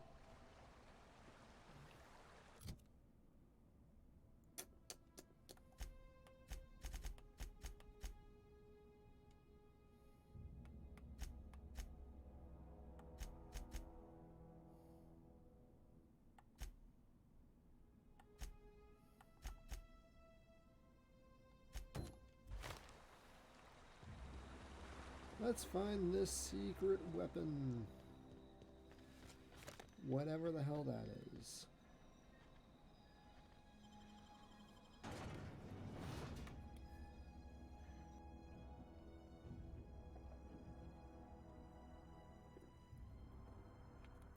I swear to God, if it's just a car battery, I might just kill him.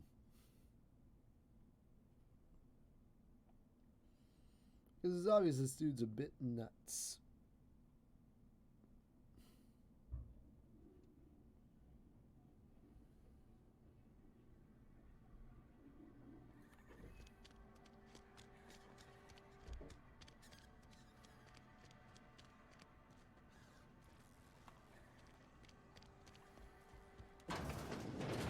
You're not a big drinker, are you?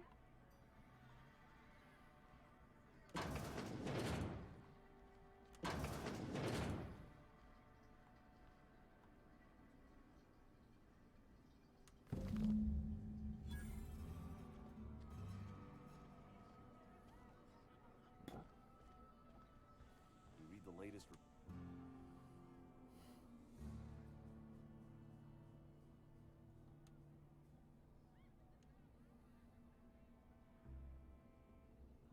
Yes. Oh, I almost forgot. I'm contractually obligated to recite company slogans to any visitors. You tried the best, now try the rest. Spacer's choice.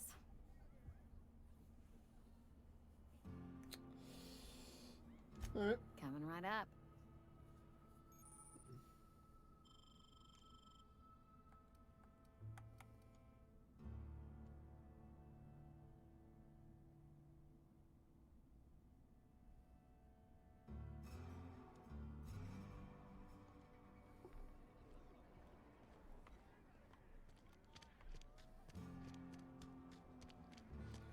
Alright, this game has just gone up on the list. Because dehydrated water is an item in here. That's fucking great. Oh my god.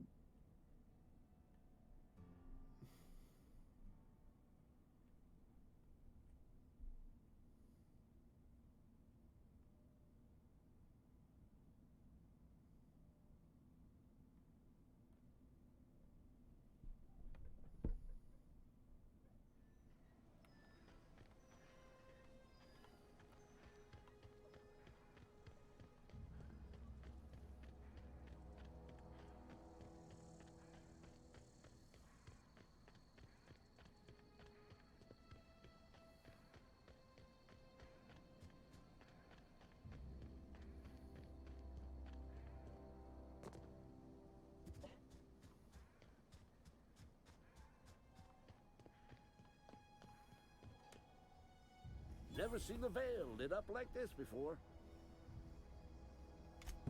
Feast your eyes, soldier. This here's a genuine Spacer's Choice injury customizing unit, designed to deliver a lethal blast of electrical discharge. I call it the Hand of the Law. You ever want to see a mechanical flailing around like a grounded fish? You stick a couple thousand volts in its guts, with compliments from old Ludwig. Fun. This ain't some quarterly performance review, soldier. Ours is a grave, and time's come for you to journey down into the black heart of the enemy's camp. I'm talking about the old geothermal plant. Unfortunately, the old plant lies outside my board-given jurisdiction. You'll need to get a passcode from the boss, Reed Thompson.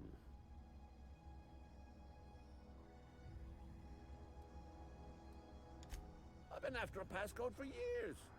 Boss said no on account of my gross incompetence with all matters related to security.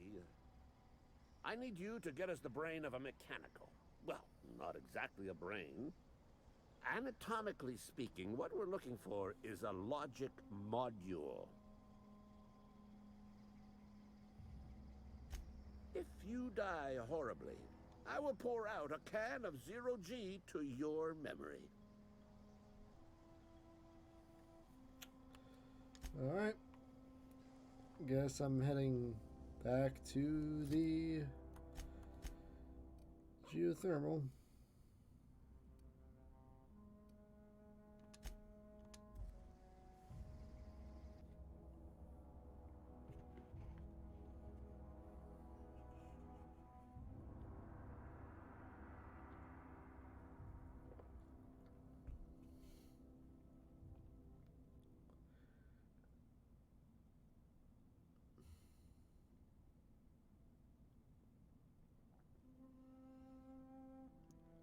The vodka is red.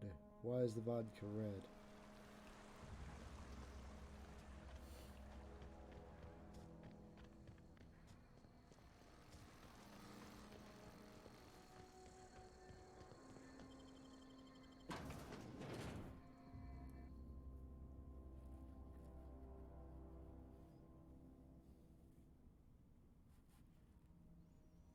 I've already cleaned out this place, so let's just find what I need and get out of here.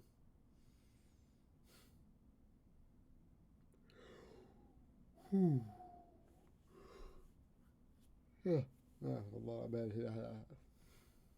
Can I fast travel from inside of a building? Maybe.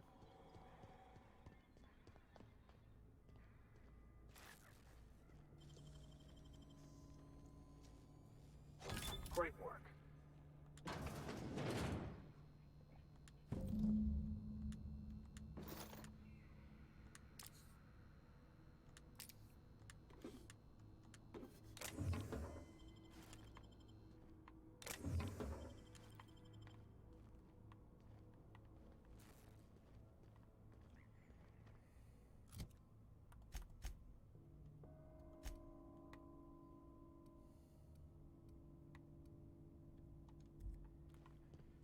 Yep, I have to be outside.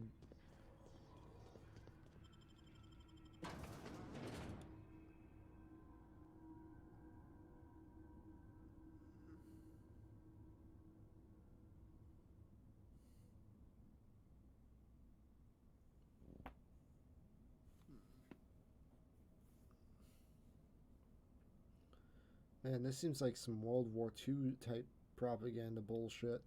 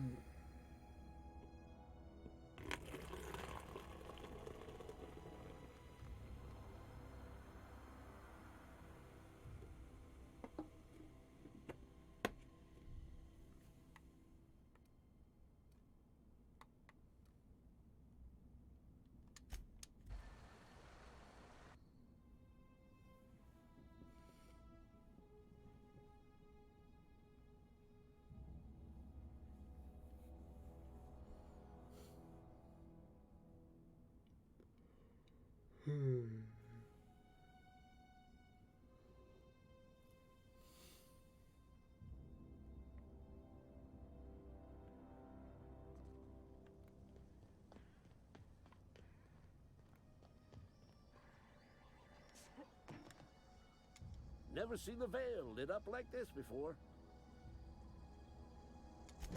Bang up work, soldier. You're a credit to your uniform. Oh, that reminds me. Gotta look into getting us a uniform. So this is it then. The key to humanity's victory over the mechanical hordes. I would reward you with the gratitude of the Resistance, but I'm guessing you want something tactile. So here's a couple bits for your trouble, and a little something to remember me by.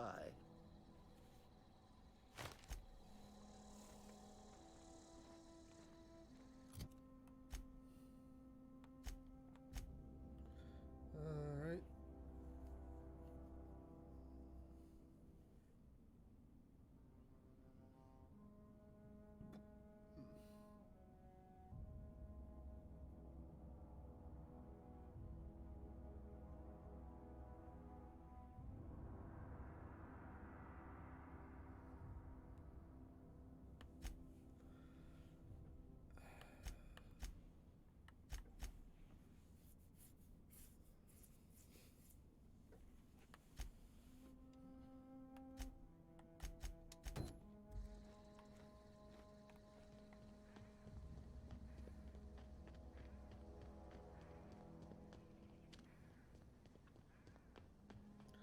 How many marauders am I gonna have to brutally murder before I'm done here?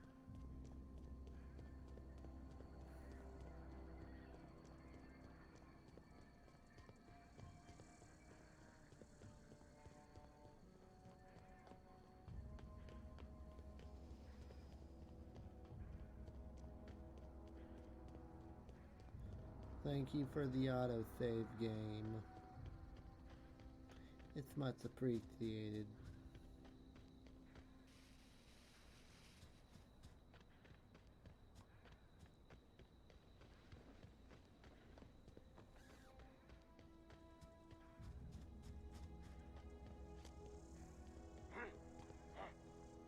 We can handle this. Down they go.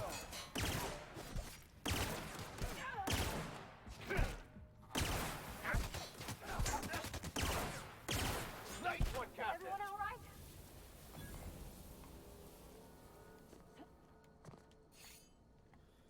Alright. Let's see. Give me your stuff. You're empty. There's you.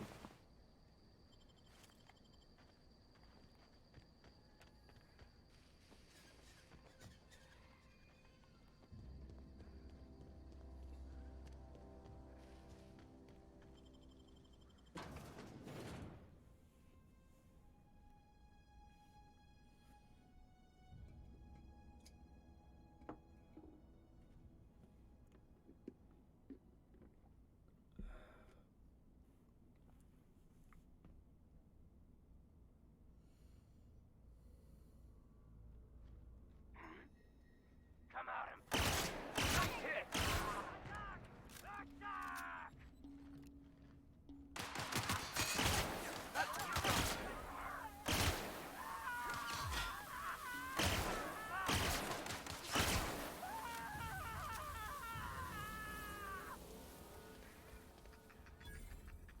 Alright.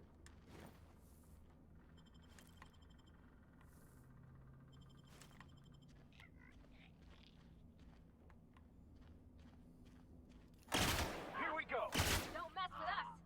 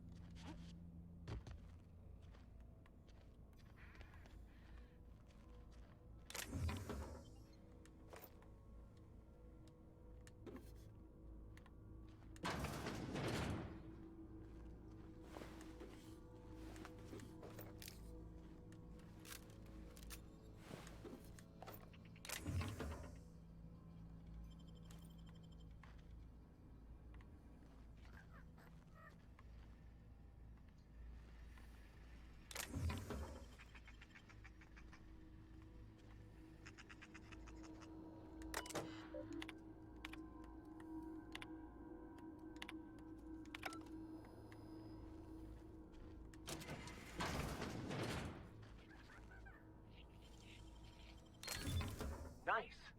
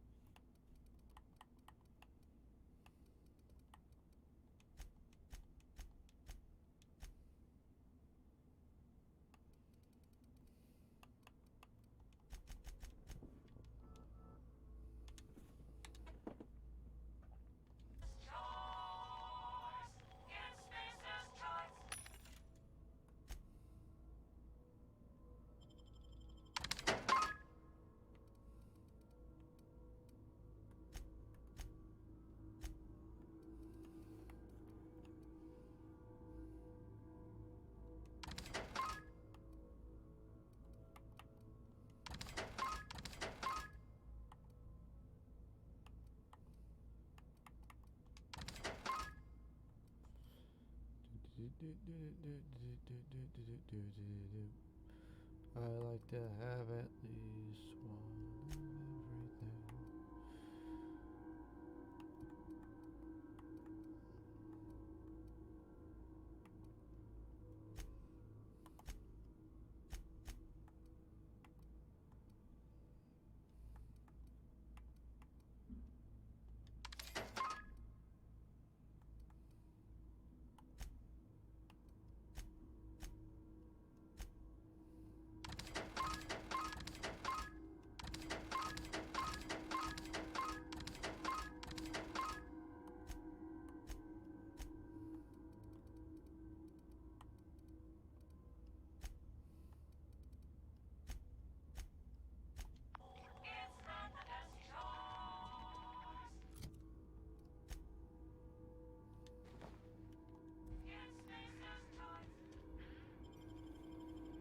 Alright.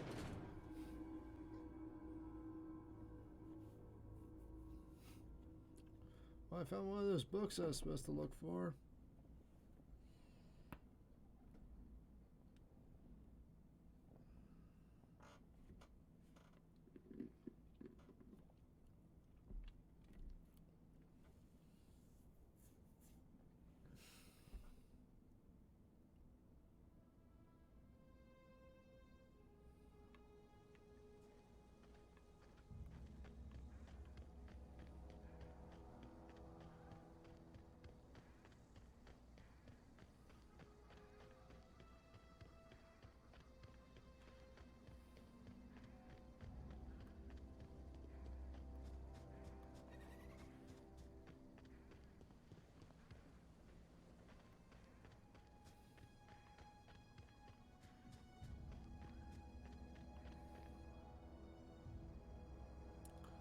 Every now and then, if you move too quickly and throughout an area, it will do this.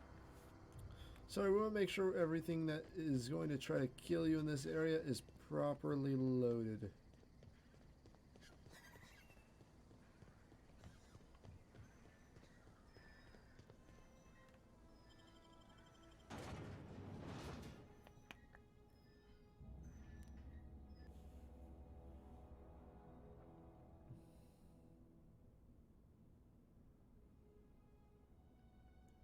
I'm sorry. Does that pig shed sausages? That sounds horrible.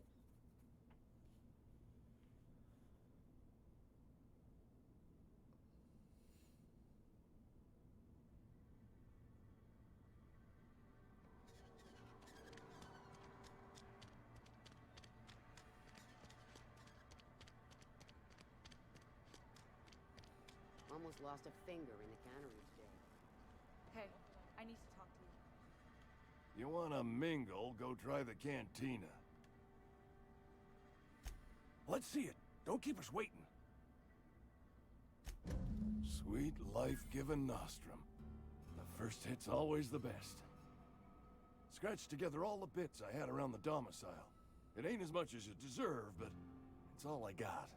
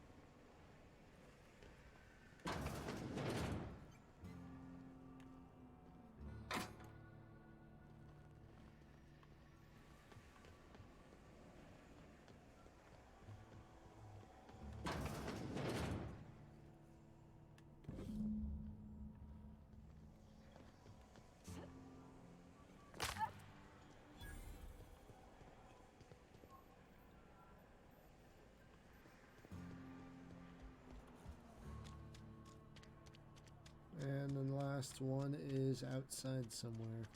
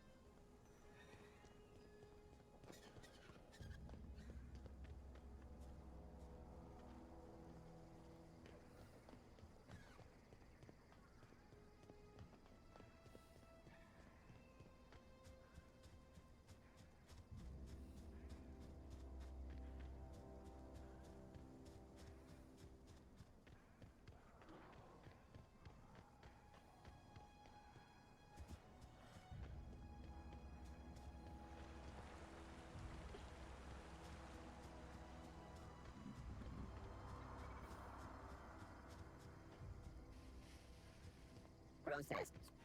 We can handle this.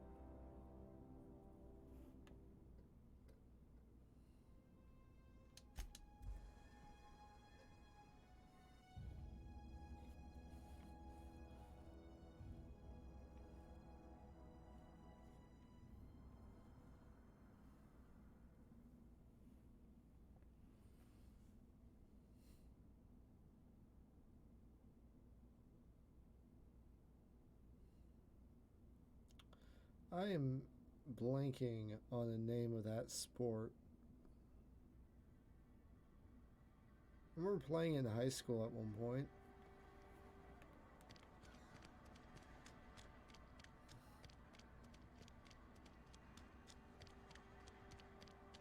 Been eating nothing but saltines. This is where the magic happens. Well, Any luck finding one of those engineering manuals? Today's your lucky day. No kidding. Really? Well, which one?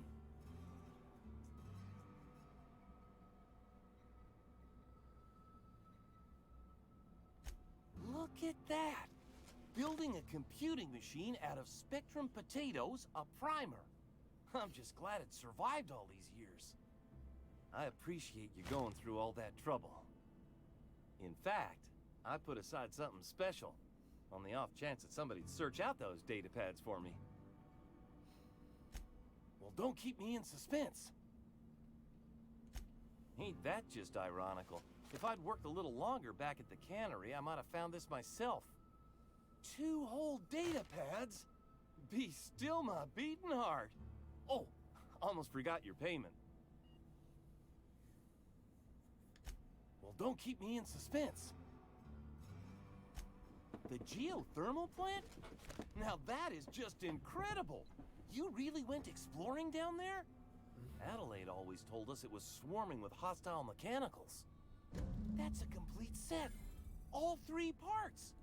I'm gonna be the greatest engineer Halcyon's ever seen. Aside from you, Ms. Parvati, I swear, I'll do you proud. I'm glad we could help, Thomas.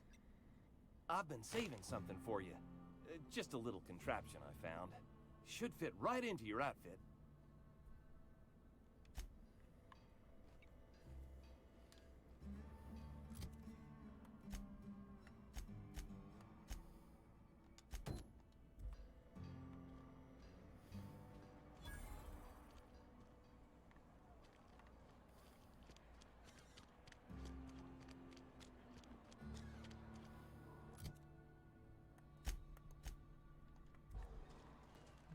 Actually, real quick, this is a workbench right here, wasn't it?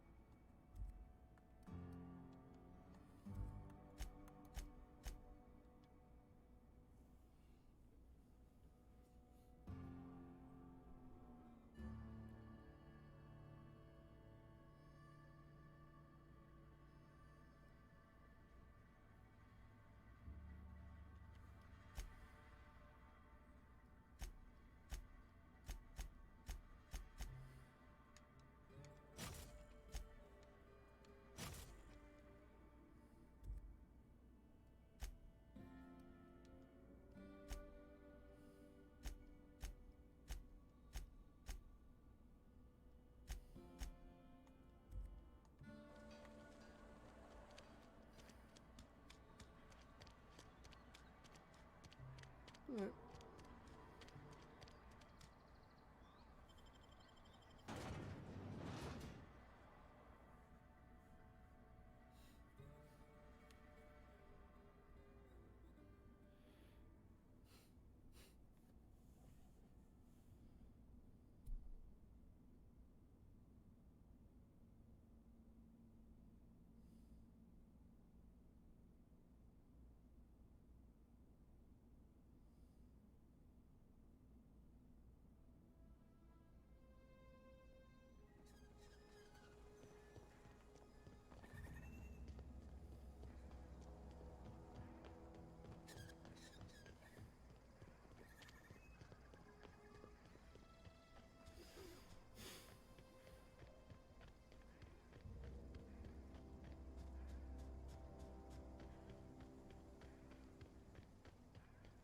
First planet, already got 2 crew members. Ain't that nice?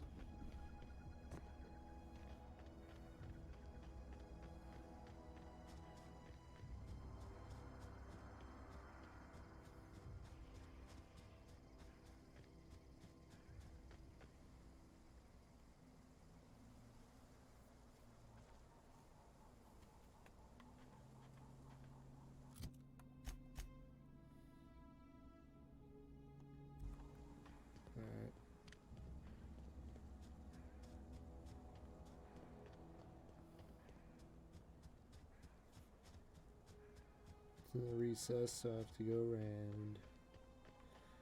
What if anything's moved in?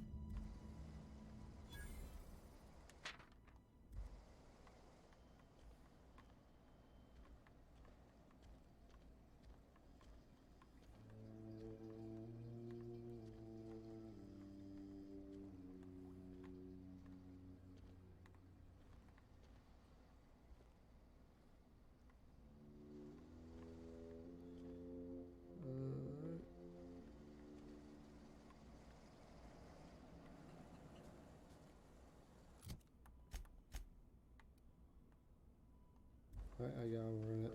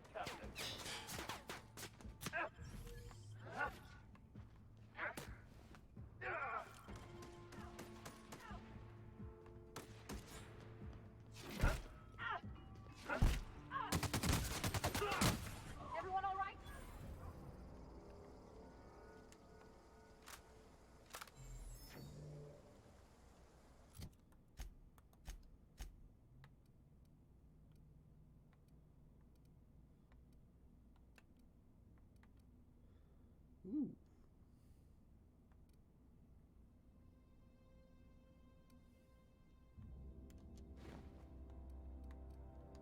I'll stick with what I'm currently wearing.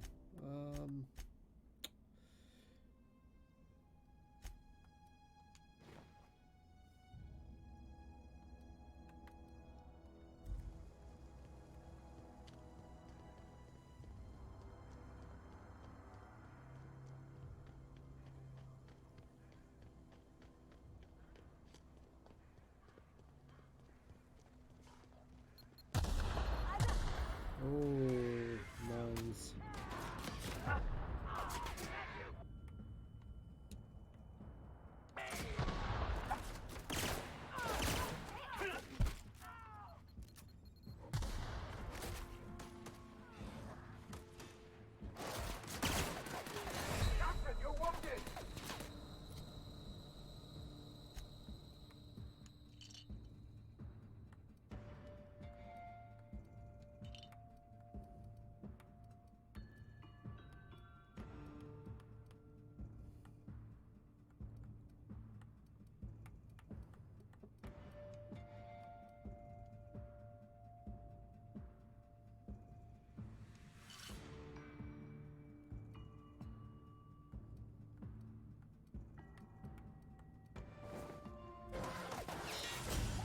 Oh, fuck.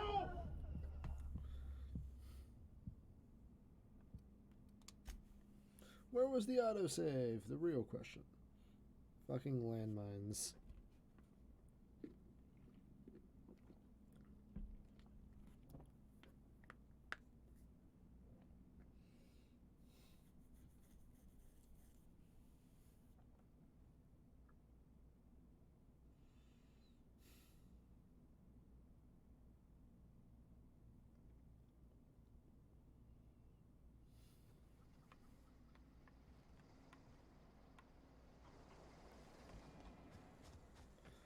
Not too far back, but far back enough to where it's kind of annoying.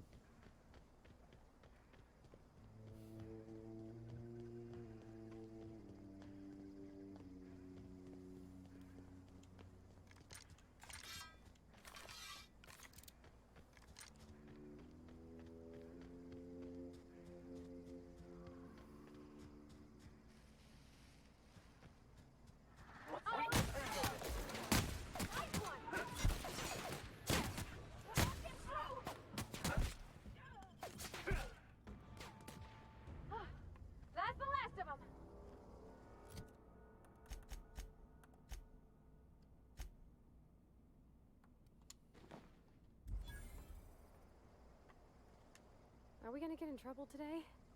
Not that I want to, just seems to happen around you, is all.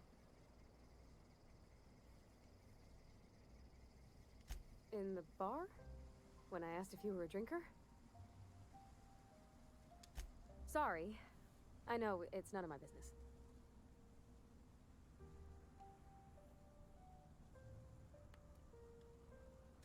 Strong drink makes me sick. And it makes me real sad. I start thinking about things I oughtn't, and then... Well, never mind that. You got better things to think on. Sorry.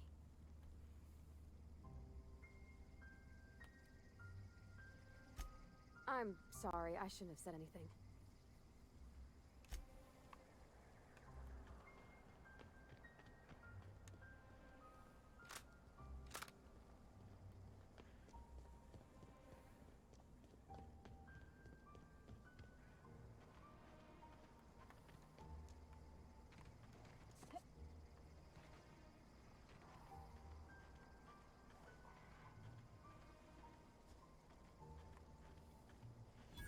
I don't know anybody who ever came out this far.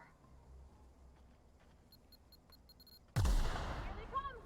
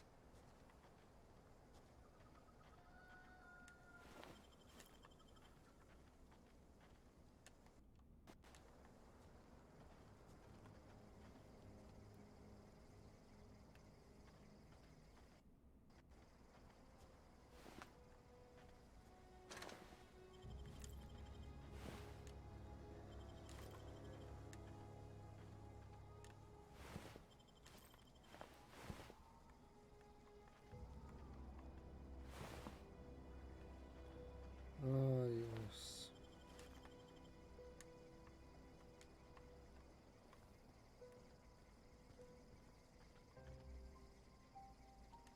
Wow, you crossed them all off, like some sort of heroic accountant running down a list. Teach me your ways.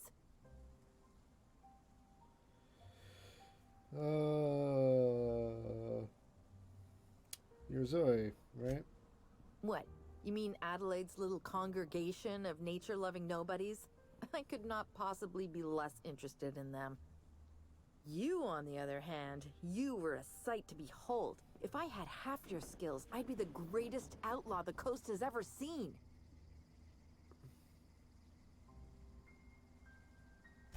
Why?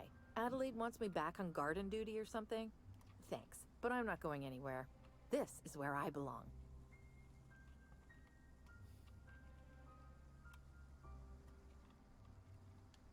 And no serial dramas. I've been thinking about going back. I just gotta know if Lord Cavendish really is the masked marketeer. I'll take my stuff and head on back, I suppose. Grace is gonna be glaring knives at me, so I've got that to look forward to. I'm great at clarifying.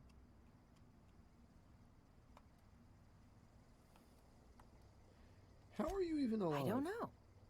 The vital processes that constitute the miracle of life are mysterious and unknowable. Oh, you mean around these guys? The Marauders wouldn't hurt me. They love me. I'm practically their queen. Yeah, must be my natural charisma. I may have bartered them a few boxes of Adrena time, but yeah, I'm sure that's got nothing to do with it. No. I insinuated myself into their company, see? And they didn't seem to mind one whit. I got kicked out of Edgewater on account of falling sick with plague and stealing some medicine to treat myself. I'd heard some outlaws set up camp in the botanical labs. I decided to throw in with them, seeing as I always wanted to be an outlaw myself. Instead, what do I find but a bunch of former workers camped out around a greenhouse? I couldn't just go back to the cannery, so I was stuck with them.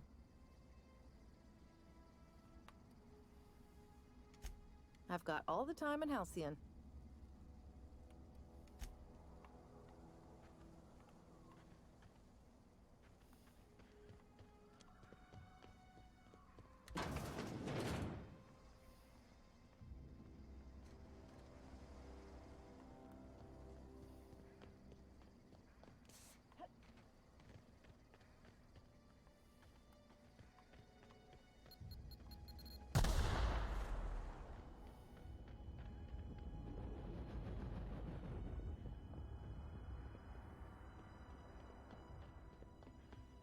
I hate landmines. I really do.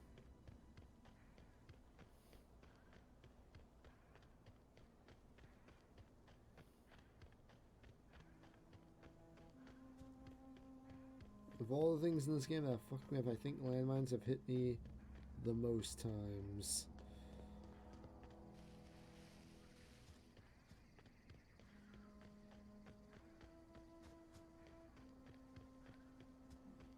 I'm not paying attention to what I'm running into. I'm just running in a direction, following a waypoint. Then suddenly, boom! Oh god, where's half my health? Why am I hurting everywhere? What is today? Ah.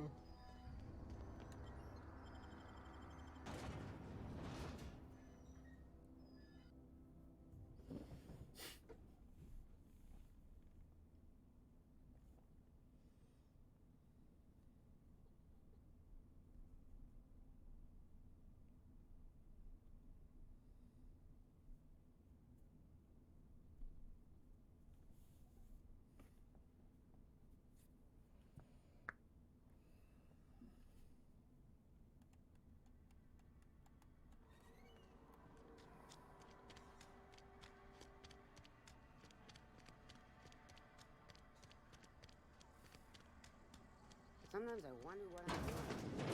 I've never actually been in here. Seemed scared. Away from the outside. What is it? We didn't always get along, but I'm glad to know she's safe. What happened, anyway?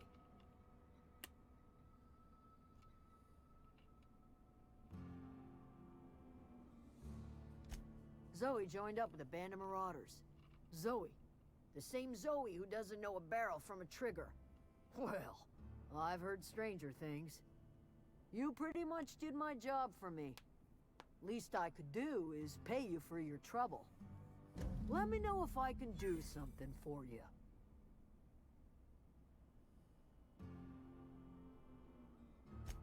Hard to say. Without Reed, we've got the run of the town. Adelaide went on about living in harmony with one another and whatnot. We'll see if it comes to pass.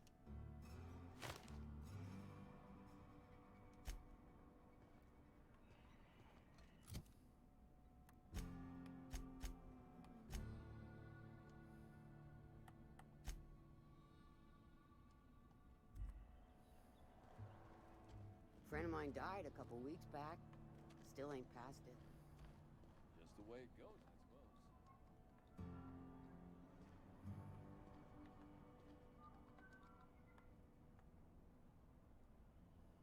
Hey, thanks for helping me back in that cave.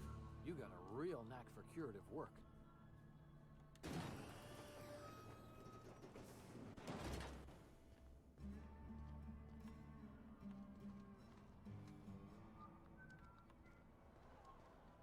Been eating nothing but salt tuna for a year. At least you got your health.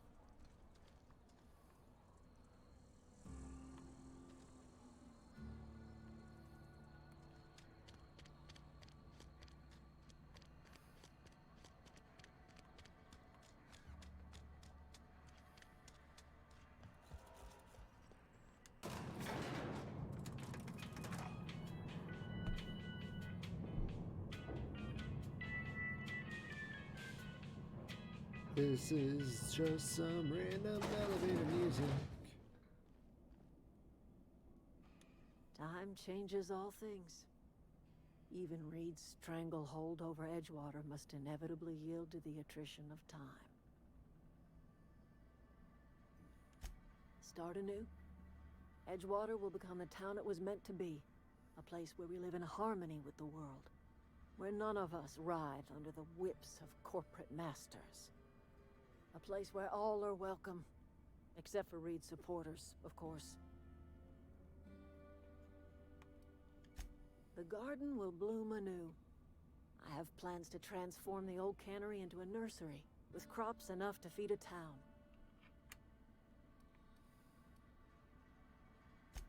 Saltuna was making the town sick. From now on, if anybody's hungry, they may feast from the bounty of the soil.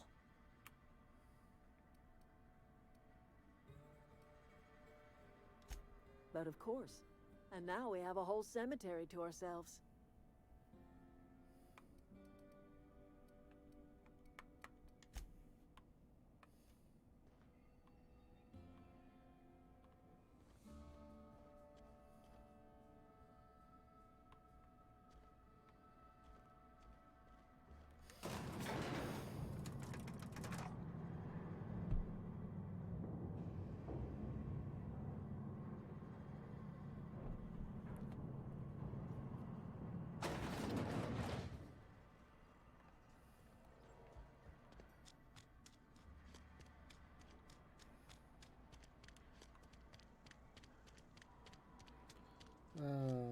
This game is good.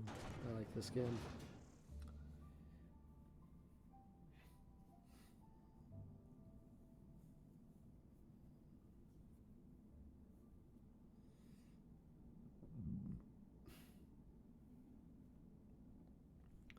And I get to play it without actually really spending anything at all, because it comes with Xbox Game Pass. A service that I've gotten way more use out of than I'd like to admit, for just how much skepticism I showed it when it was first unveiled.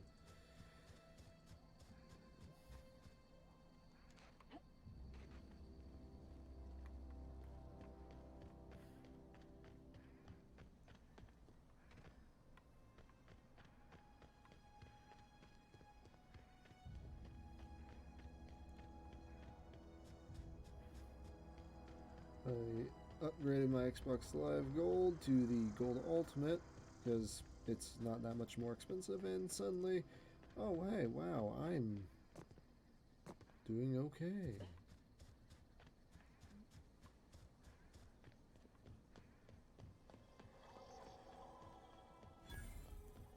The overall game is not bad. I'm playing a few of these games that are offered for free. I own the disc copies of a good number of them, but now I don't have to swap discs. Crazy that.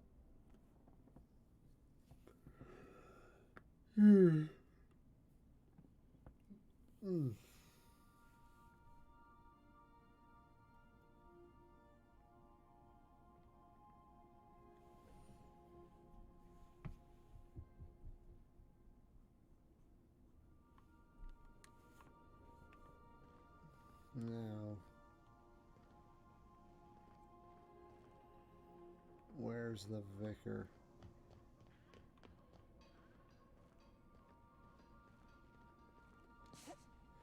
Oh my god, they keep wearing what I throw them in. That's great.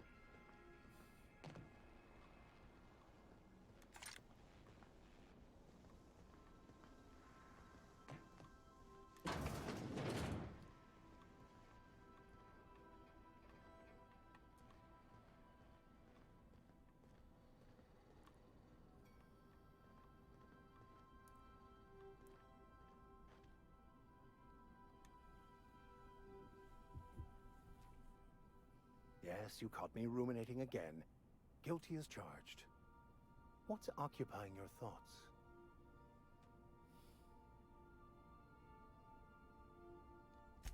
Nothing too out of the ordinary. Just your run-of-the-mill vicar with a violently enthusiastic disposition. That's what my parents called it. I grew up in a pit of a town, much like Edgewater. I was destined to be a laborer like my parents, but I was infected early with a need to solve the equation. My passion didn't sit well with them. My parents, ironically. They internalized the precepts of scientism like no one I've ever known. They had a pure faith, a faith that brought joy to them regardless of the situation. I envied that. I wanted that peace. I thought if I became a vicar, I could find it. Or at the very least, find out why I lacked it.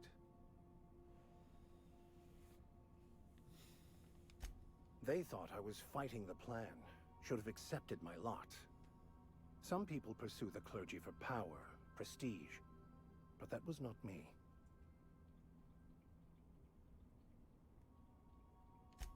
The simple version is this. The force which we call the Grand Architect created the universal equation that underlies and defines everything in the universe. Everything flows from the equation, or in layman's terms, the Grand Plan. Is the Grand Architect a consciousness? A natural force? Did it create the equation on purpose? The answers to these questions don't really matter. The equation, the plan, is all that matters. Contentment is found by accepting one's role in the plan.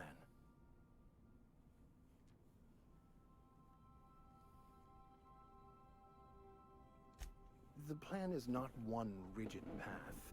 There are a variety of multitudes contained within it. Our paths have variance, but we'll end up adhering to it, whether we like it or not. Some choices make the path smoother, some rougher. You can even go outside the lines, but the further outside you go, it's like an unbreakable elastic band. It will only stretch so far before it snaps back. The further it is stretched, the more violent the eventual correction.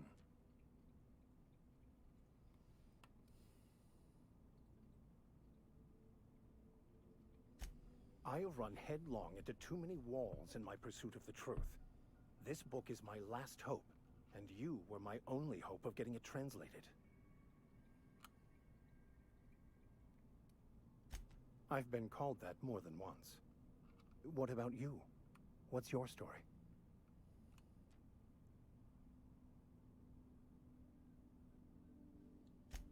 And how did he do that?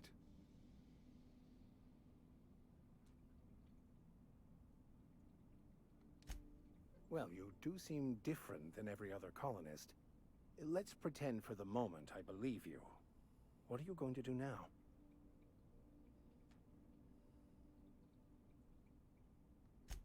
That seems a dangerous proposition. Why risk your life now that it's been returned to you?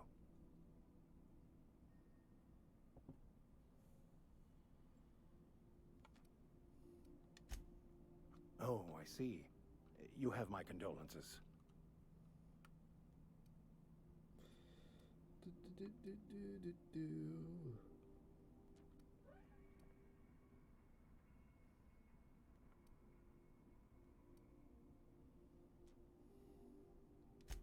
I've been thinking on that. There's a former infamous philosopher scholar who fled Terra 2 some years ago. He's an expert on Bakonu. He's also who told me of the journal's presence in Emerald Vale. If anyone in this colony could translate that book, it would be him. That's a good question. We should start on the Groundbreaker.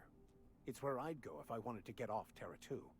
Great place to pick up a ride to Hephaestus, Scylla, even Monarch. All I need is access to a data cartridge from the security terminal.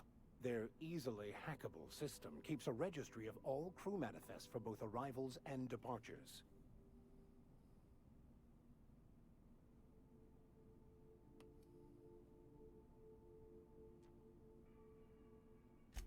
Before I transferred to Edgewater, I had a wealth of time to develop certain, secular skills during my years serving a particular penitentiary flock. I meditated, led sermons, provided guidance to the inmates as needed, of course. I also played prison yard tossball and taught myself a bit about computronic security systems. Thank you, Captain.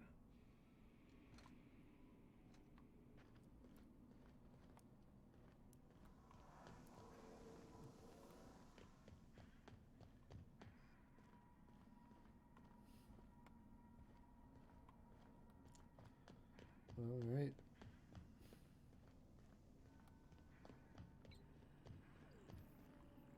Welcome back, Captain. How can I be of assistance?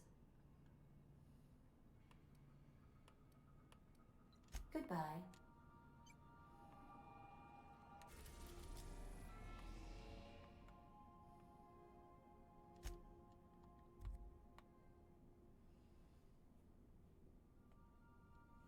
Well, let's go here. We have successfully arrived at Phineas's orbital lab, Captain, and we are still in one piece. Shall I congratulate myself, or would you like to do the honors?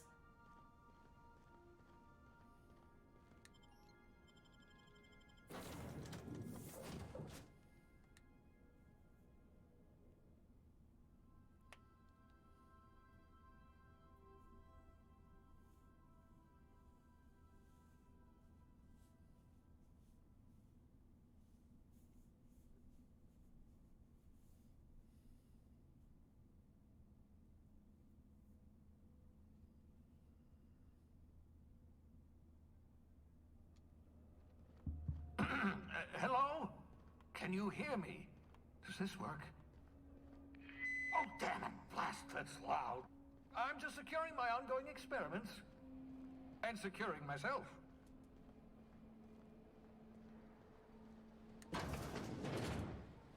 Mind the mess. I haven't had a visitor since... in fact, I've never had a visitor.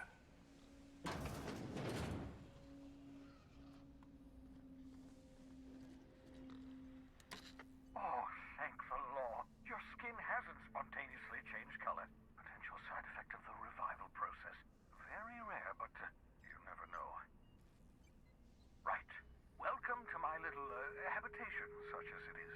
I've got caffeinoids, cysty bits, if you're into that sort of thing. So, welcome. Make yourself at home. My secret hideout is your secret hideout.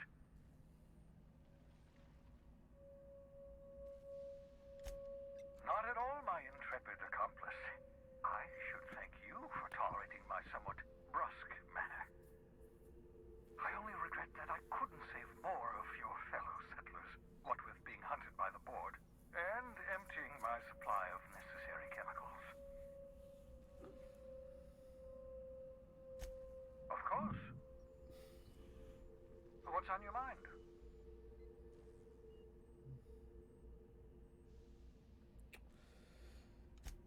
Oh, it's not you.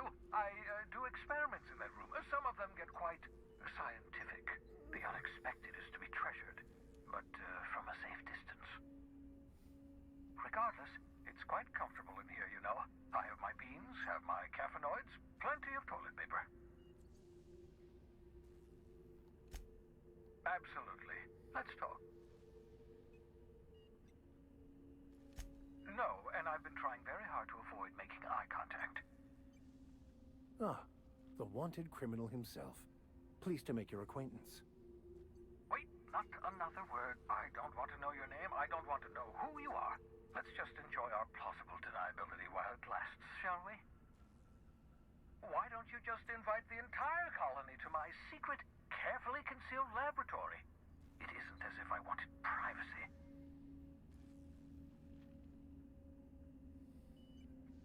They're with me. Oh, fine. As long as you're vouching for their character and they aren't touching things. For what it's worth, I am pleased that you found the crew, such as they are. You're a talented scientist, after all. Our kind has always been incredibly popular.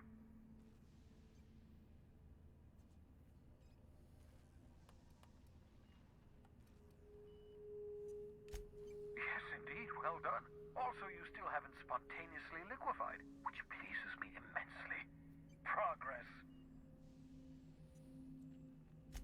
What's on your mind?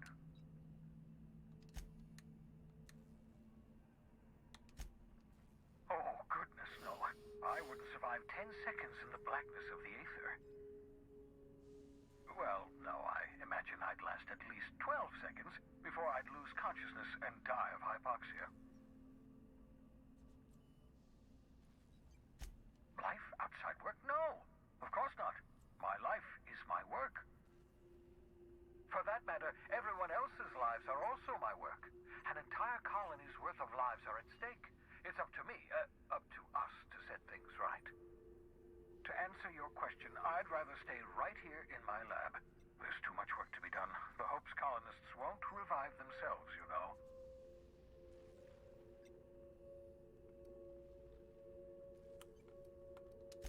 Of course.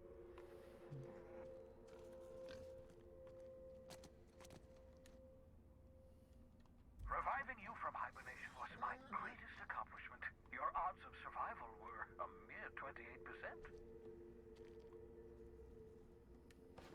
Ah, your old hibernation mask.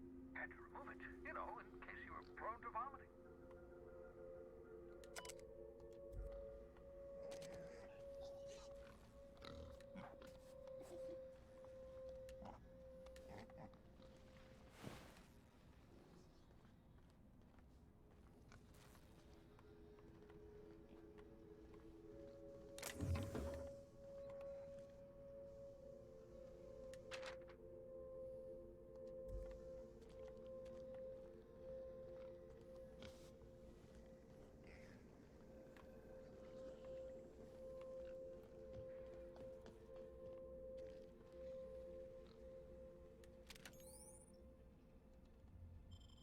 Aha! I see you found my portable molecular compression device, better known as a shrink ray. Find a target, point, shoot. Your target will shrink down into a manageable size, whereupon you may commence beating them to a pulp. Feel free to try it on a marauder sometime.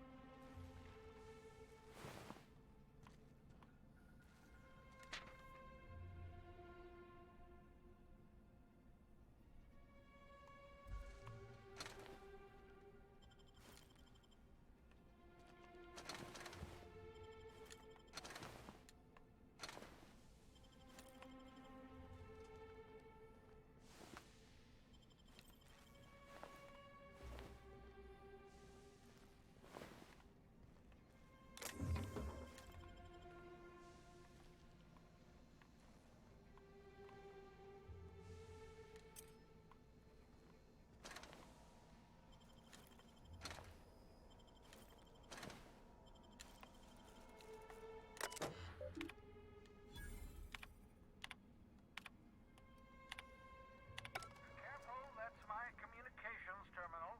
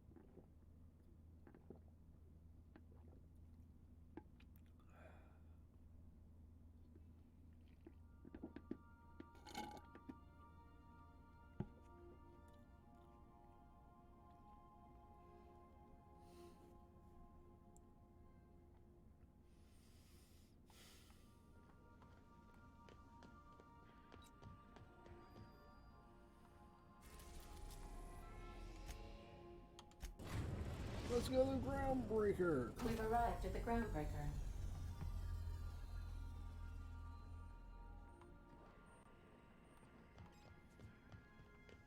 Can we chat? Hey, Captain. I heard that Groundbreaker's got a real good engineer. A lady named Junlei Tennyson. I was thinking that maybe I ought to meet her. If you got time to swing us by, I mean. I don't got much experience fixing actual spaceships. I bet you a can of Borston beans she could teach me all manner of stuff.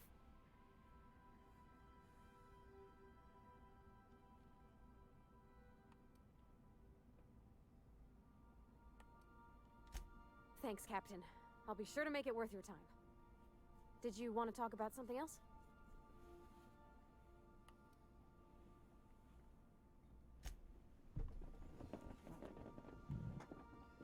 All right.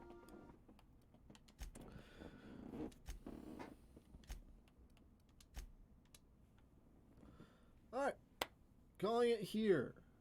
This was a rather solid first stream. I definitely plan on doing more of this game. I only just got to the second world, but pretty much 100% the first one. And this isn't even the world, it's a goddamn space station. Oh my god.